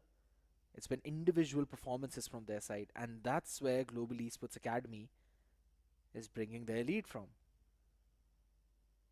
On the back of that Showstopper, every single person was there. The Haunt went in. Had quickly the Wingman going in for the plant as well. Lil Boy was ready with his own smokes too. Smokey has been playing a fantastic Valorant. Always ready with those flank angles. Always ready to trade off his teammates. And that has been missing from the side of Asterisk. Skid, I want to ask you a question. Which is your favorite agent on the map of Bind? Which agent you think is a completely broken one in this map? It's a personal bias though, Viper. Viper? I thought you'll say Yoru. Because Asterisk, they have got Yoru. And so much could be done. I can only imagine what Fritz is thinking at this point. As a Yoru main, this guy loves Yoru in the map of Bind. And seeing Asterisk struggle so much, it's not looking really great. But why is Viper your favorite one? The timings with the wall, lurks, and nats. Come on here. As a Yoru, you can TP, you can fake, you have got Dimensional Drift to get information. I think Yoru is a complete staple agent on this particular map. The first line which I said, Shadow, was it's a personal bias. That's why I went in for Viper. In terms of utility, Teho. With the Now, Armageddon, yes. in terms of utility, it's always going to be Teho. Yeah, even though a Yoru one-trick player is just going to make your head go crazy. You do not know where he's coming from. But whenever it comes down to how well you can set your team up for success, Teho can clear out so many angles. He's got the drone as well. That literally reveals the position out of someone else. And if in case you are unable to break it, you're going to get suppressed if you're in the line of sight. You can pair up the Armageddon along with the guided salvos, and that is a confirmed kill. So there's just so much that you can do with that. And here's the fun fact. Asterisk, they have got both Teho and Yoru. And still they are struggling. They have got the composition. They have got the perfect composition on paper. But seems like it's only on the paper. Not inside the server. Not able to use this composition to the fullest. Let's make some chaos. Up I go. Drone going out. We'll just have to see now. Drone is down. The drone dealt with, guided salvos sent out. But again, it's not really doing anything. It just seemed like a desperate move from Asterisk to try and maybe catch one. No one was pushing down short. And everyone on the back of just that one drone's contact have rotated over towards B. Yes, Yoru's TP is towards A, but that just still makes only 2 people. Icarus and Simple. Poison Cloud goes up along with the orb. It's gonna help the entire team to scale up over towards the side. They're gonna send Wingman down for the plant as well. They've got the showers control. They've got all the avenues. It's just up close and personal. Prowler. Information given. Lovely play with the mosh pit. A small gap though. Icarus catches one, but it does not matter. Trays on the other side are good enough. Couple of players coming in for the backstab, Shadow. Yeah, they are. But they don't have the weaponry. Global Esports Academy, they have got Thrash also on them, but I don't think they need to use it in this one because Smokey gets 2, leaving only 1, and Kibogen will deal with the last player, that is Simple. The 6th round for the players of Global Esports Academy, and seems like they already have a win condition for the next one. That is the Nightfall and the Thrash. All Asterisk, even they have got 4 ultimates. I don't know how they're going to use those ultimates. I have a feeling maybe in the attacking half, Asterisk can do slightly better with this composition. But that is if they've got enough rounds to play around with. Yeah. Now we wait how Global Esports Academy are just running away with it. Don't know. Just now setting his util up over towards the air. A nice shot by Yash. Individual brilliance coming in. But also the help. Simple has already jumped into the TP. Wave is also there in the same corner where he, in one of the previous rounds, was able to get a 2K. Alright, so that's a TP out. They also know that the operator is in play of Envy though, but he's just down to 5 HP. Even though they wanted to make an aggressive play, I don't quite know how well it's going to pan out. Re-clear into the shower with a bunch of util. There's still 3 people out there on this A side. And his drone is going to go in through the TP. Yeah, does not scan anyone, but knows that there are players around the showers. It's going to be an A split, but Asterisk are so ready to take this hit. They have got the numbers advantage. They have the site control. Global Esports Academy, they need to play their cards right because even Envy is down to 5 HP. Crash being invested. 30 seconds left. But seems like not much value has been provided. They have got the information though. On the back of it, they are trying to move inside the site. Steel Garden being invested by Chris. Shorty. Okay, Icarus finds one. Smokey with a shot, he finds second. Gets a trade onto Icarus. But still, a 4v3, a 4v2 retake. Kibogen gets 2 of his own, making it a 2v2 situation. And Smokey also gets a third one. One enemy remaining. Lovely. With the Armageddon, he's already pushed Smokey in a very awkward position. 36 HP. It's about time. Tries to reposition. Footsteps have been heard. Near is there. He should know as soon as this wall falls. The question is, how quickly can Smokey turn around? The reposition from Near is just brilliant. He's not expecting it, and that's the perfection. Near securing the round for his team. In a crucial 1v2. Isolated the first one with Kibo with the Armageddon. And then just used the poison wall of Smokey to reposition himself up. Phenomenal. 6-2. Still 4 rounds deficit. Something is better than nothing. The timing which Chris had. He was able to get one, but the shorty play which came from the side of Global Esports Academy after that. They still have got 2 ultimates. Nightfall being one of them and Cosmic Divide. But Simple's Dimensional Drift can be that win condition for the players of Team Asterisk now. Once again going for the shower control. So now Near has got the entire control. Flash goes in. Simple TP out, but Risen did expect that and deals with Simple, shuts him down. The defense towards the A side is slightly weaker now.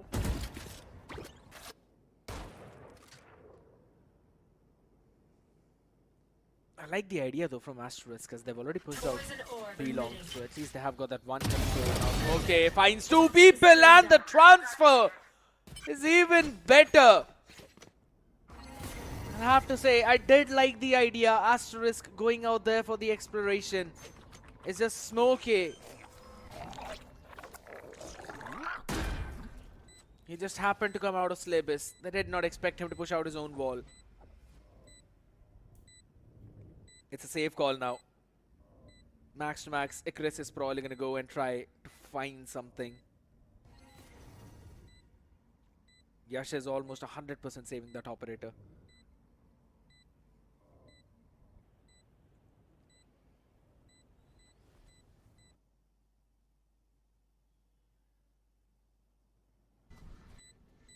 Gone here.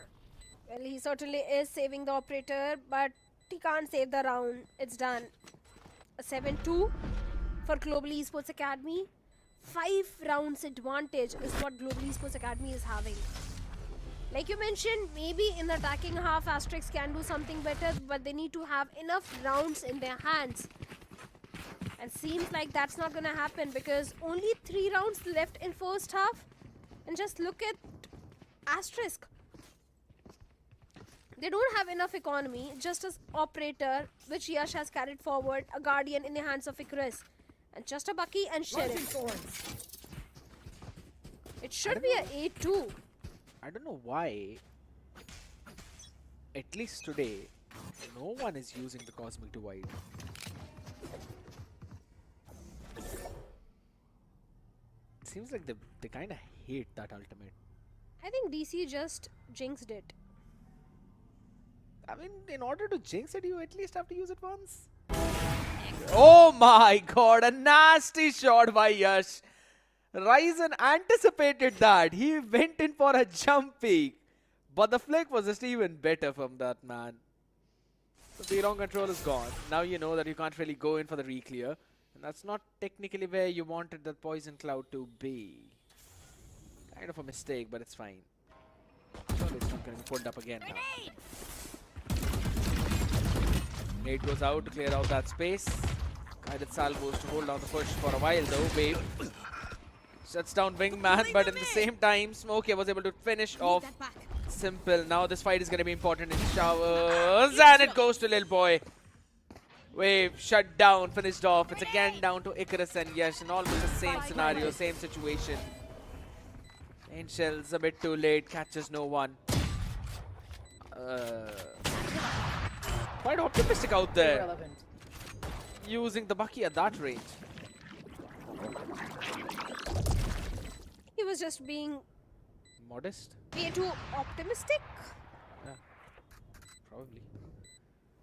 But Optimism doesn't always help you. Yash is going Oh for my the God. defuse, taking for the The defuse. star is wrong. Wait a second. This is not looking good. What? What? The gravel! The star was not placed correctly. It was not enough to pull that player out. That is such a big blunder.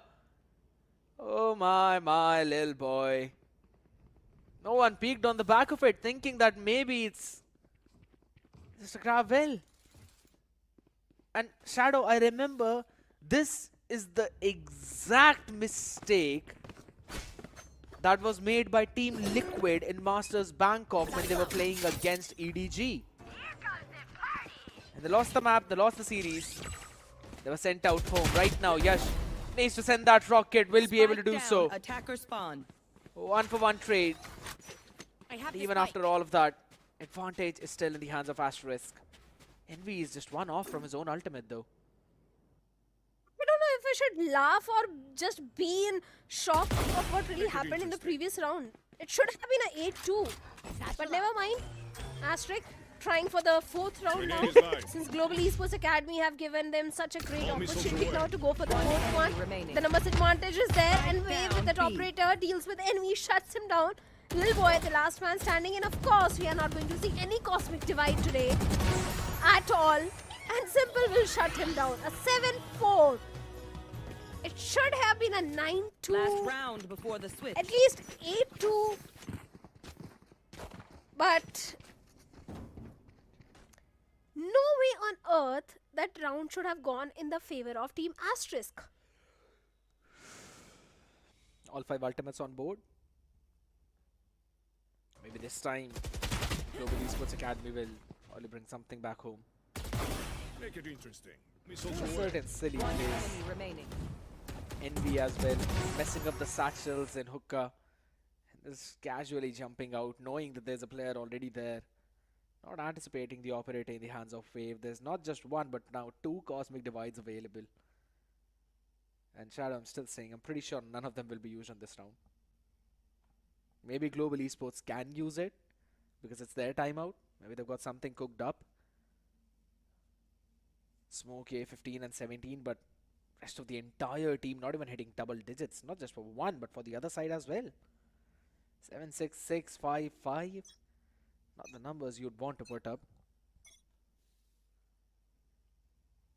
Simple has got the Dimensional Drift available. Maybe he can pull something off. Nair as well, 2 off from his own Armageddon.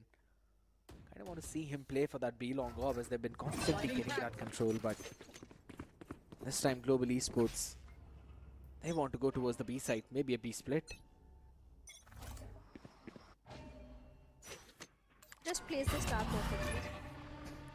But for now, Global Esports Academy, they are going for a B hit, and the defense towards the B side is not that strong because only one player is there, and that is going to be Nia. But finally, Simple is also there. Asterisk, they have got the info that Global Esports Academy is going for the B hit. Look Few how players towards far. hookah. Yeah, look how far Yash has pushed out to auto showers. That is basically forcing Asterisk to now stack up towards the B side where they already suppressed at least 2 players. Face your fear! Now for the Nightfall. Nightfall being invested on the back of it. Envy's Showstopper also finds a great opening towards Nier. You want to They've fight got the Octa control. Cosmic Divide finally being invested. Envy takes an entry inside the site. Kibojan going for the plant. Everything is working fine for the players of Global Esports Academy up until now. But Asterisk, they have to go for the retake. The Viper's Pit is there, but Smokey finds Simple, shuts him down. No Dimensional Drift. Now, Risen also deals with the crest, leaving only 2 players, Yash and Wave. So many utils being invested now. Just throw it all instead of the kitchen sink, my man. 8 and 4 half. Switching sides. And Wave still did not use his own Cosmic Divide. It was Lil Boy who eventually decided, alright, I believe I should. Probably had an earful by the coach. A nice round from Global Esports. Paired up 3 ultimates right away. Kibo's Thrash, Ryzen's Nightfall, Envy went in with a Showstopper. Was able to quickly catch one, take control, and then came the Cosmic Divide. Went in for the plant. Very presumptuous of Simple to move out of his ultimate right in the face of Smokey. Probably wanted to surprise him, but that was again very individual play. Nothing to be paired up with that. You know, I'm No just guided. happy at least someone used the Cosmic Divide. Although Wave should have used it, but at least someone did. Yeah, it's a trap play over towards the B-long right now. After those shots, there we go. Paint Shell go in. Howler as well, but they still could not catch in the damage onto any one of them. Just a bit of a chip out there. Not a pick. I have the spike. Lucky Asterisk were able to dodge that trap, but now running all the way down towards the A. The drone's going to clear down the entire lamps. Snake bite. It's going to be a bit too slow though, and this space. This poison cloud kind of gives them space to go for the plant themselves.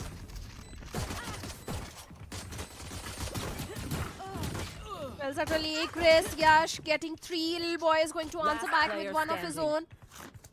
standing. Lil Boy, the last man standing with just 22 HP onto him. Seems like a uphill task to convert this round in his favor. Still, he's going to attempt it, and Simple 1v3 has been brought down to a 1v2 situation. The star is there and near will shut Lil Boy down, and with that, the first pistol round of second half goes in the favor of the players of Team Asterisk. The first pistol didn't go entirely in their favor, but the second pistol went in the favor of Asterisk. A much needed pistol round, in fact. 8-4 are always just one pistol round away from being equalized. I always say that. Every single time I've seen the scoreline, I have seen the bonus conversions, and then eventually we're starting at 8-8. Let's see if this is also one of that same game. Asterisk though starting everyone towards the Shahs. Rushing down to take that space quickly. A couple of players are playing far away, maybe watching for any kind of push down from the other side. This could very well be a trap play from Global Esports Academy. Yeah, they found the players. There we go. Everyone just tried to jump out. Lil Boy, the only man who found some success. Obscuring vision. They wanted to pinch those players out there, but they've got a big weapon now in their hands. The Vandal comes into play. How well can they utilize it? Are they expecting Icarus? Does not seem to be the case. Now they do. Ryzen able to find that pick onto him. Everyone from Asterisk are now going to rotate over towards the B, and what a read from Global Esports Academy. They've got the idea as well. Running it down at the same time, but I love the fact how Wave is still holding the angle. They're going to stick the plant down. 33 more seconds for the salvos to come out. Util coming in, those right clicks down there. Decoy sent out forward as well. Everyone's going to be ignoring that. They're able to find a pick onto 30 Ryzen. seconds left. Still, the Vandal is in play. Haven't really gone down for the plant itself, and now they've left Simple for the lurk. That's 4 seconds. Can you deny the plant, Lil Boy? No, he can't. Last player standing. Spike Simple able to planted. take down Smokey as well. So it's now down to just one last member. You know the positioning of one. These Yoru's coming out of TP. They've doubled up in the showers while near. Standing in the crossfire. I don't think so. Lil Boy has got this one. Got Enemy one. remaining. Hold You can on. try for the second, and yes, he goes for the second as well. Last man remaining, switches to the pistol. Finally, the star is there. But his position being compromised, and Wave will land the last blow towards Lil Boy. This was a save round for the players of Global Esports Academy. And despite that, 4 weaponries drop for the players of Team Asterisk. So the bonus won't look that comfortable now. And for It Global definitely Esports won't. Academy, it's a full buy round. They've got the Cosmic Divide. They've got the Outlaw. They've got the perfect weaponry also lined up. It should be a 9th one for Global. One enemy remaining.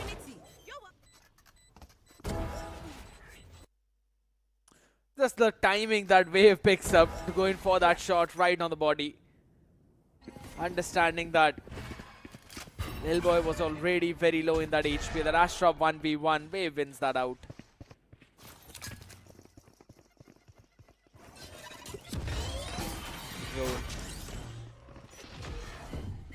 fills out the side and the close angles though. TP into the... now the Razor Vine goes out so that no one is jumping in for any kind of peek. Pinchel comboing. It's perfect! Not just Envy but Kibo as well finds one of his own. Good play. Couple of players still in the ramps. How are you going to flush them out? That's the big question. But the grab well, but there's no one to follow up on it. Wingman's gonna go for the defuse. The cover is there. Kibo catches one. Smokey answering the other one as well. They know the position of Wave. And this time this Astra will not be able to win the round. It's a flawless conversion of Global Esports Academy. Of course, flawless conversion and 9th round for the players of Global Esports. And Asterisk, this is going to be a buy round for them, if I'm not wrong. Yes.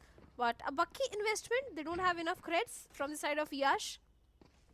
Few players still on the half shields. It's just only one Ikris with the full shield. So not that comfortable buy for the players of Asterisk also. Global Esports, if they play their cards right, this should be the 10th one coming. That progression is also looking decent. Trash just 1 point away. The Shower's control is there, but the first wave of Util on the back of it. Risen finds Simple, shuts him down. The Shower control still being maintained. 1v1 trade, and now the players of Asterisk, they will push back. Once again, will attempt from the A shot. And look at the read which Global Esports Academy is having. They're just perfectly prepared. Flash placed. Not ready yet. Chris pulls it back. No idea about people. Wall tripped. This wall has been tripped, so they know that there was someone pushing out. Icarus, though, was able to pick up Kibo in that up close personal angle. Wave takes the TP. It's going to be hit over towards the A side. Armageddon towards the back. Clear all of that space. They will be able to go for the plant. Rise and do anything. 70 HP. My man needs to run away. Knock up. End up with everything. And that's Ryzen winning the duel against Yash. An important one. Still holds the angle down. Lil Boy. It's about timing and he misses it. Icarus is the man who catches it perfectly. It's another pick on the back of it now. They just need to hold it down. Nia does not have anything for the post plant, but there's still the grab well used up. It's gonna buy them some more seconds. Holding it down from the short. Long fight. 2 people. You've got to isolate the duel. Ryzen has been given none. Lovely patience from Global Esports, but Asterisk playing their cards to perfection. They certainly are. 9-7. It is still doable for the players of Team Asterisk. But this time, Global Esports Academy, they have got 3 ultimates once again. It could be a ult heavy round for the players of Global Esports Academy. This time, Asterisk, perfect use of utilities. Everything just worked for them. Oh, once again, B side is stacked up. And seems like that is exactly where the players of Asterisk are heading at this point. 3 players all the way towards B long. The Dizzy goes in and seems like Global Esports Academy, they are going to push A long. A perfect reveal, a perfect information, and Kibojan and Envy on the back of it finds 2. Ikris finds 1 with his util. But still the numbers advantage remains with the players of Global Esports Academy and the map control as well. That reveal was so important and so precise. Adapt or die! Steel Garden now being invested to push back all the players out there. Rip and It's going to stop them from pushing any time close though. Yash quickly scaling upon that space that his teammate created. Ryzen is ready with the Nightfall. There's the tap. Thrash comes into the play. Nightfall as well. Lovely pairing up from all of those utilities. They've denied the plant though, but Yash playing inside the Nebula. Catches one quickly towards the elbow. No follow-up on the back of it. Kibo. Oh, on that HP. Long range fight. Ryzen wins it and so will Kibo. Crucial picks out there, winning their trades, and now it's all down to Wave, but this is not a big one. Wanted to find something, got one, but nothing after that. The surfers of Global Esports Academy are rising far above the wave that Wave is creating. 10-7, 3 rounds advantage is what Global Esports Academy is having at this point. Still have got the win condition for the next upcoming round, and that is going to be showstopper, and also the economical advantage also. Asterisk, they have to call the timeout. They've got the dimensional drift, they've got 3 ultimates. But seems like Asterisk are not even using those ultimates to the perfection. I haven't seen any major ultimate usage and value coming out of it from the side of Asterisk.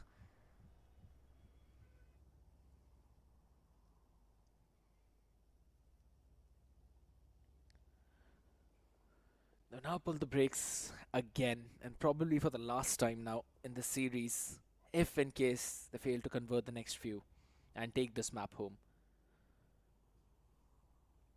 Because the next map is going to be on Haven, and Shadow, we do remember the performance of Asterisk on the map of Haven, and that too against Orangutan, who were looking a bit shabby, who were looking a bit shaky. It was a 13-1. Even if the series go the entire way, I think so Global Esports are still winning out.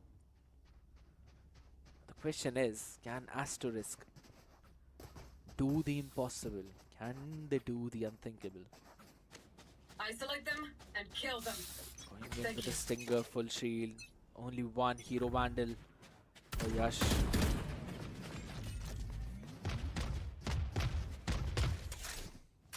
It's going 8 and 15, Shadow.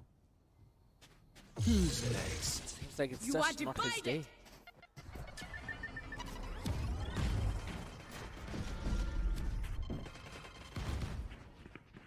Dimension drift being used.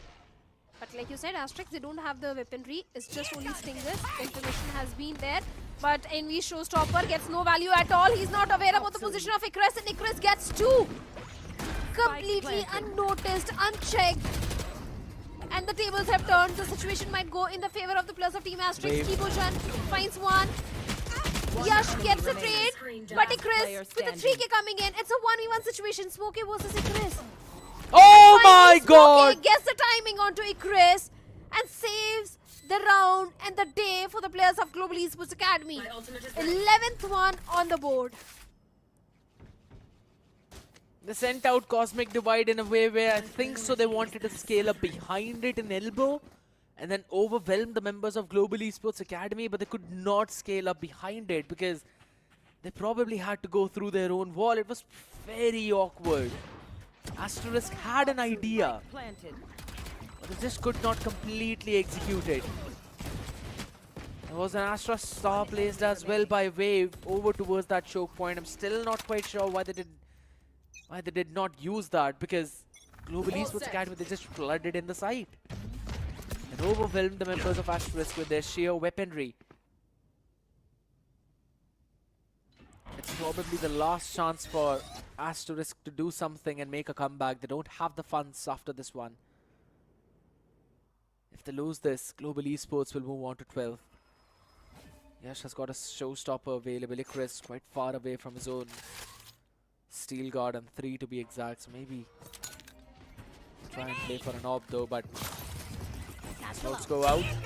They're going to try and scale up on the back of it. Showstopper used up, entirely empty site. The gamble stack of Global Esports Academy was over towards the A. They still have got the hookah control. Smokey is playing there. Lil Boy has got his own Cosmic Divide up.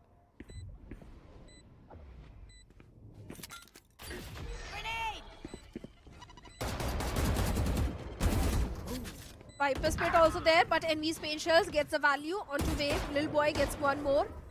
Simple gets a trade, but the numbers advantage still with the players of Global Esports Academy. And Yash finds Lil Boy completely off guard. NV also goes down. Vincent gets a trade, but it's a 2v2 situation. Viper's Pit being committed. But Nier also finds Ryzen, a 1v2 situation for Smokey. Can he find the timing? Yes, he does. But time is ticking. Time is ticking. And there is no time left to go for the defuse. He needs to go for the save, and that is exactly what he's going to do. The 9th round goes for the players of Team Asterisk now. Good round by Asterisk. Moving on to that 8th one as well. It was a bit iffy, but it's fine. They did the job. Neo was playing so far back over towards the fountain. All he needed to do was play for the post plant, wait for the tap. And As soon as it was there, No charges left. quickly sent out the salvos. It also got a pick on Ryzen, who had no clue what hit him. I'm going above. Setup changed a bit. This time towards the A shot. 3 players wanting to push out, wanting to play together. Crossing the sheer at the same time. Now they've got no information how many players are actually coming behind this backstab. Good hit. Launching Flushed out the players as well. Razor Beans comes in. They want to try and chase them down. And Envy with a nasty headshot. Catches one.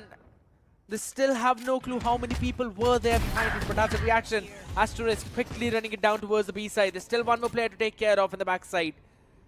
Ryzen will go in for the reposition over towards short. That's exactly where Nia is. And look at the super late look by Simple. Should catch one. Will be able to. But Envy answers on the other side. Near low in that HP, will have to reposition inside the container. Inside the tube. Standing there, Envy still doing a bit of a chip damage. A couple of shots missed out. Mosh gets one. Near still standing strong. 2 HP on this guy. Shot on Simple is going to do the trick though. But Ryzen needs to be crispy with that. Make TP out there. Salvos used up to push him back. He's got no idea that both the players have repositioned into main. This fight is important. Drone on the head. He takes one down, but Nia with 2 HP. It's enough for this guy. And he still stands strong. He still breathes. And so does Asterisk. And here is the 9th round for the players of Team Asterisk. Just 2 rounds deficit now. The next round is going to be super important for the players of Global Esports Academy.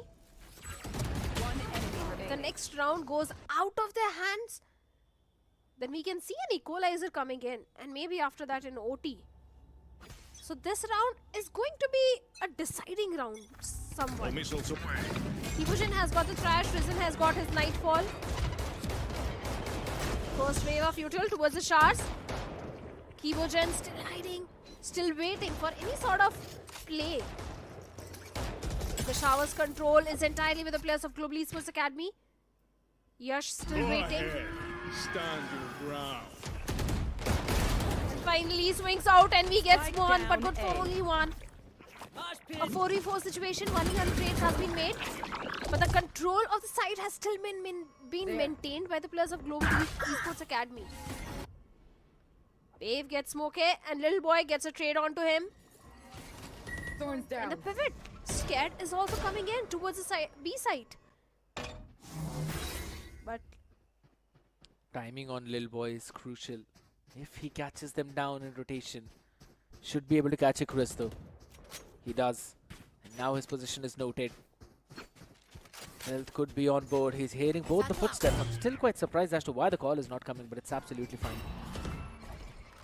30 seconds Still left. holding it all down though, so there we go. Mark 2. Mark both of them. Fully defend, they've got no idea. 22 more seconds the Astropole was used to. And at the same time, by the way, Kibo, he's already inside the TP. They've got no clue how close he is. Ryzen has already won one, and Simple with the Dizzy fully flashing him will not be able to see his death from coming. Ryzen shuts him down as well, and it's 12-9. Global Esports Academy on the series point. just one more round is what they need. They've got the showstopper. Simple has got his own dimensional drift and will be playing on Judge, half shield.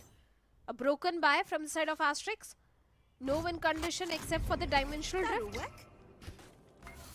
Let's see what's going to be the game plan for the players of Asterisk, because this seems way too much to ask to have 3 back-to-back rounds and push this series to an OT. And Yash with a bucky gets one, but Rizal shuts him down, humbles him down. Simple also goes down. Rizal is enough to deal with 3+ of Team Asterisk now. A 3K for him, and seems like the 13th round coming for Global Esports Academy now. Asterisk, desperate, want to find something. They know where the players are.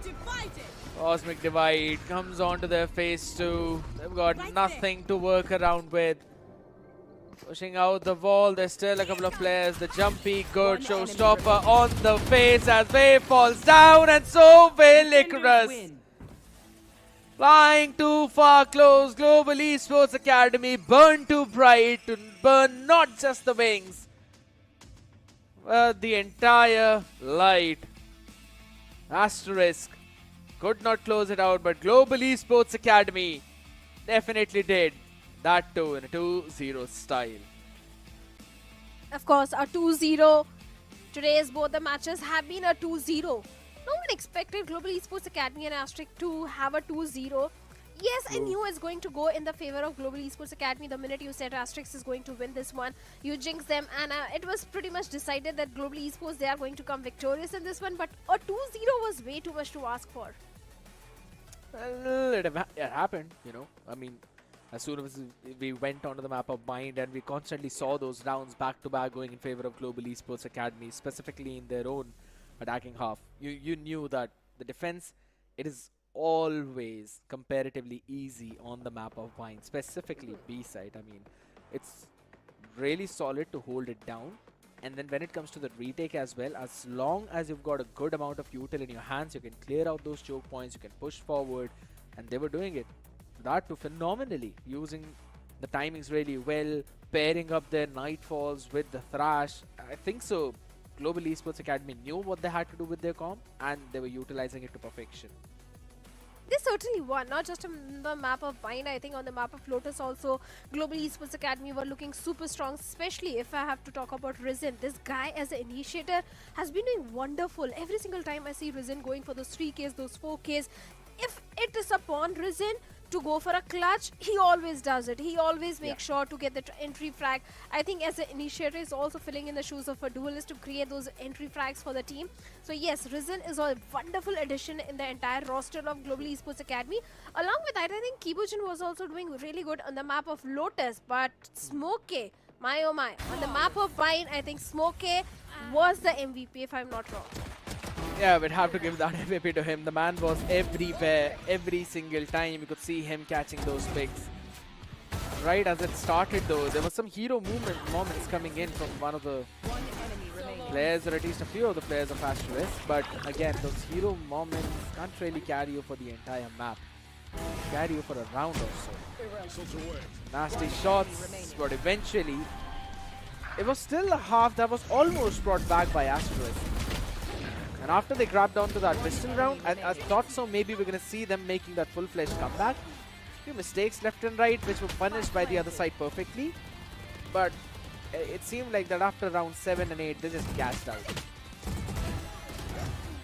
Well, they did, because nothing was really working for the players of Asterisk. Yes, you may say that defense was not their strong suit, but considering the composition which they had, I don't think they did the entire justice to that composition. Yoru was underused, even Teho was also underused. I didn't see much value coming out of Teho's ultimate as well, except for few rounds where his special delivery did get few value to him. And they really need to work more on the map of Bind, especially in the defense. Yeah, I agree on that one. And it's not just on 1 or 2 maps, right? It's everything in general. Because if you're talking about this team, Asterisk, right, they've got a good amount of potential. I see the fire in the eyes of those players. But at the same time, it just comes down to the amount of practice that you've had together and the ideas that you're bringing on the table. Those ideas are the part where I feel they're lacking a bit. I do want to see them bring out those combination plays, but it still feels that sometimes there's a bit of hesitation in the players, and after a certain point, they just get blanked out. If those are not the things that are stopping them, then I think so they're going to be one of the top teams in the nation itself. But alright, we're going to have a look at the stats right now in front of us. 13-9, 13 first kills for Global Esports Academy. 9 for Asterisk, and post-plant conversion as well. Looks very good for Global Esports Academy. It certainly is. 13 first kills, post-plant stats are also looking really decent for them. Out of 10, 8 times they were able to convert the site. But let's have a look at the MVP also. If I'm not wrong, it is going to be Soke. And yes, he is.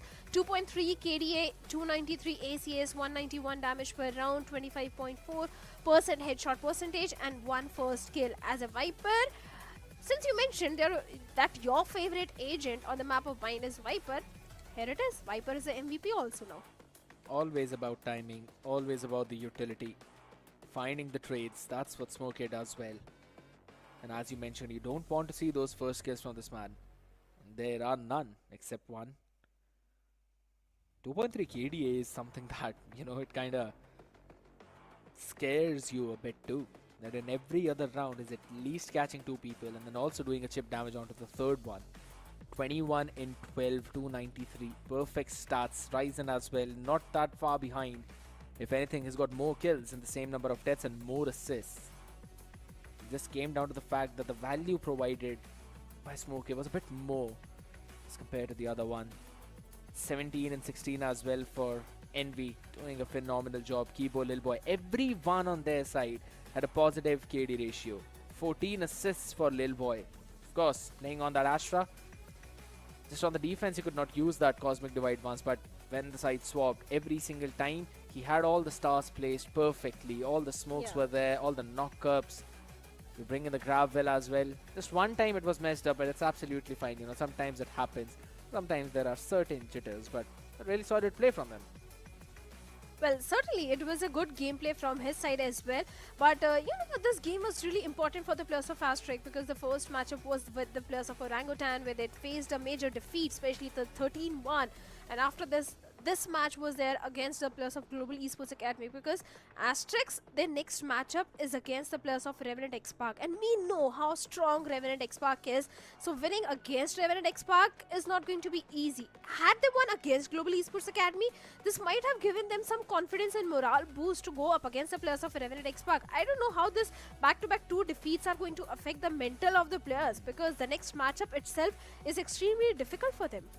It also brings out the question in terms of the qualification itself. You don't really want to just be in the top 6. You want to be as far on top as possible because all of those points that you will get, they will be combined at the end of split 3. And then whichever teams are on the top 4 position will move to the Ascension playoffs, not directly to the Ascension.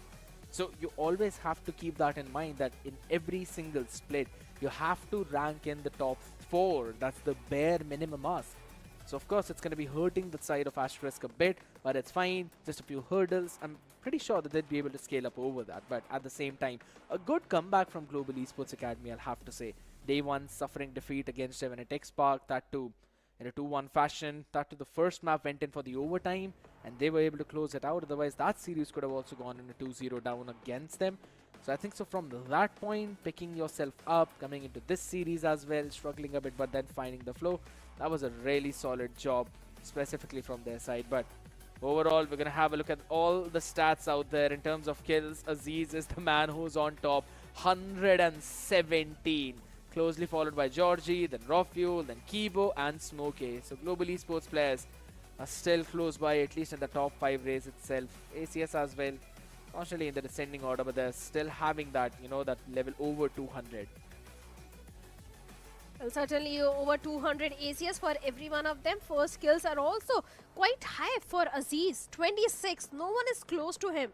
Georgie having 12, Rafuel having 15, and Smokey having only 7 first kills. Seems like Smokey is not able to have those first kills, but his impact in the game as a whole is way too much. Overall standings, let's have a look at that also. Revenant XSpark, they're on the top with total of 2 wins and 0 losses. Velocity Gaming on the second spot with 1 win and 0 loss. And the best part about all of this is, now even though the record of Global Esports Academy and OG is 1-1, in terms of map difference, that's where Global Esports Academy have a lead. It's of +1.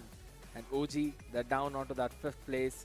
SATUL haven't played their match today. Aura, neither them. It's Asterisk. They've played 2, but they're down 0-2. Of course, they struggle out there. But tomorrow, we'll be seeing all of these teams. Velocity, Reckoning, SATUL, Aura. It's going to be super fun to see what's going to happen in their games itself, because that's when we'll possibly see maybe a comeback story of Aura. They struggled a lot against VLT on day number 1, rather day 2 itself in match number 2, we saw them going down 13-0. Definitely not something they were hoping for, but it also shows you the strength that Velocity is bringing in on the table. Lightning Fast, Russ, you also have got SK Rossi. These 3 players have played on the Pacific stage. They have been a part of that global esports circuit. So you know that they've got that experience, they've got those raw skills. It's just a question of how quickly these players can gel up together with Madeline and Damara. And if anything, they both have been looking unstoppable. So I want to see which one of these teams or the other teams will be able to stop them as we are on that topic. These are going to be the games. Velocity up against S8UL, Aura up against Reckoning. Difficult matches for both S8UL and Aura, but Shadow, your predictions, who's winning tomorrow? VLT for sure. Against S8UL, I think chances of VLT coming on the top are pretty high. Aura and Reckoning Esports, I'm sure Reckoning Esports is winning. But I'm going to ask you, whom are you jinxing? You know what? Now since you've called me on it so many times, Velocity and Reckoning are winning the series. I've already given 2-0. them the good luck by predicting them, no? 2-0. I think my good vibes and good luck is more beneficial for the teams as compared to your jinx. But you're playing super safe. You're just playing super safe. I know that. See, let's be honest. Jokes apart, yes, chances of Aura winning against the players of Reckoning Esports is quite slim, because considering the performance which Aura had against the players of Velocity Gaming, that's what anyone is going to think. They were not looking that confident. Unless and until Aura pulls off something really great, they are prepared so much, maybe there can be a chance of winning one map, but not more than that. Not an entire victory. Velocity Gaming UL Esports, you have already mentioned it, that Velocity is one of those teams which has got the international experience. They've got so much experience. So yes, that's why VLT. Here's the big thing, you know, I was also thinking about the similar lines, and then again, BGG is also there. He's also the man who's been bringing so much more experience out there. But ladies and gentlemen, it's all the talk for tomorrow, as again, tomorrow's day is going to be super fun. And in order to catch those matches, you have to stay tuned to the stream. It's me, Scared Yet, with Shadow. It was a fun day today. Some good matches ending up in 2-0 itself. Maybe tomorrow we're going to see those third maps. In order to find that out, make sure to join us tomorrow. Have a good night.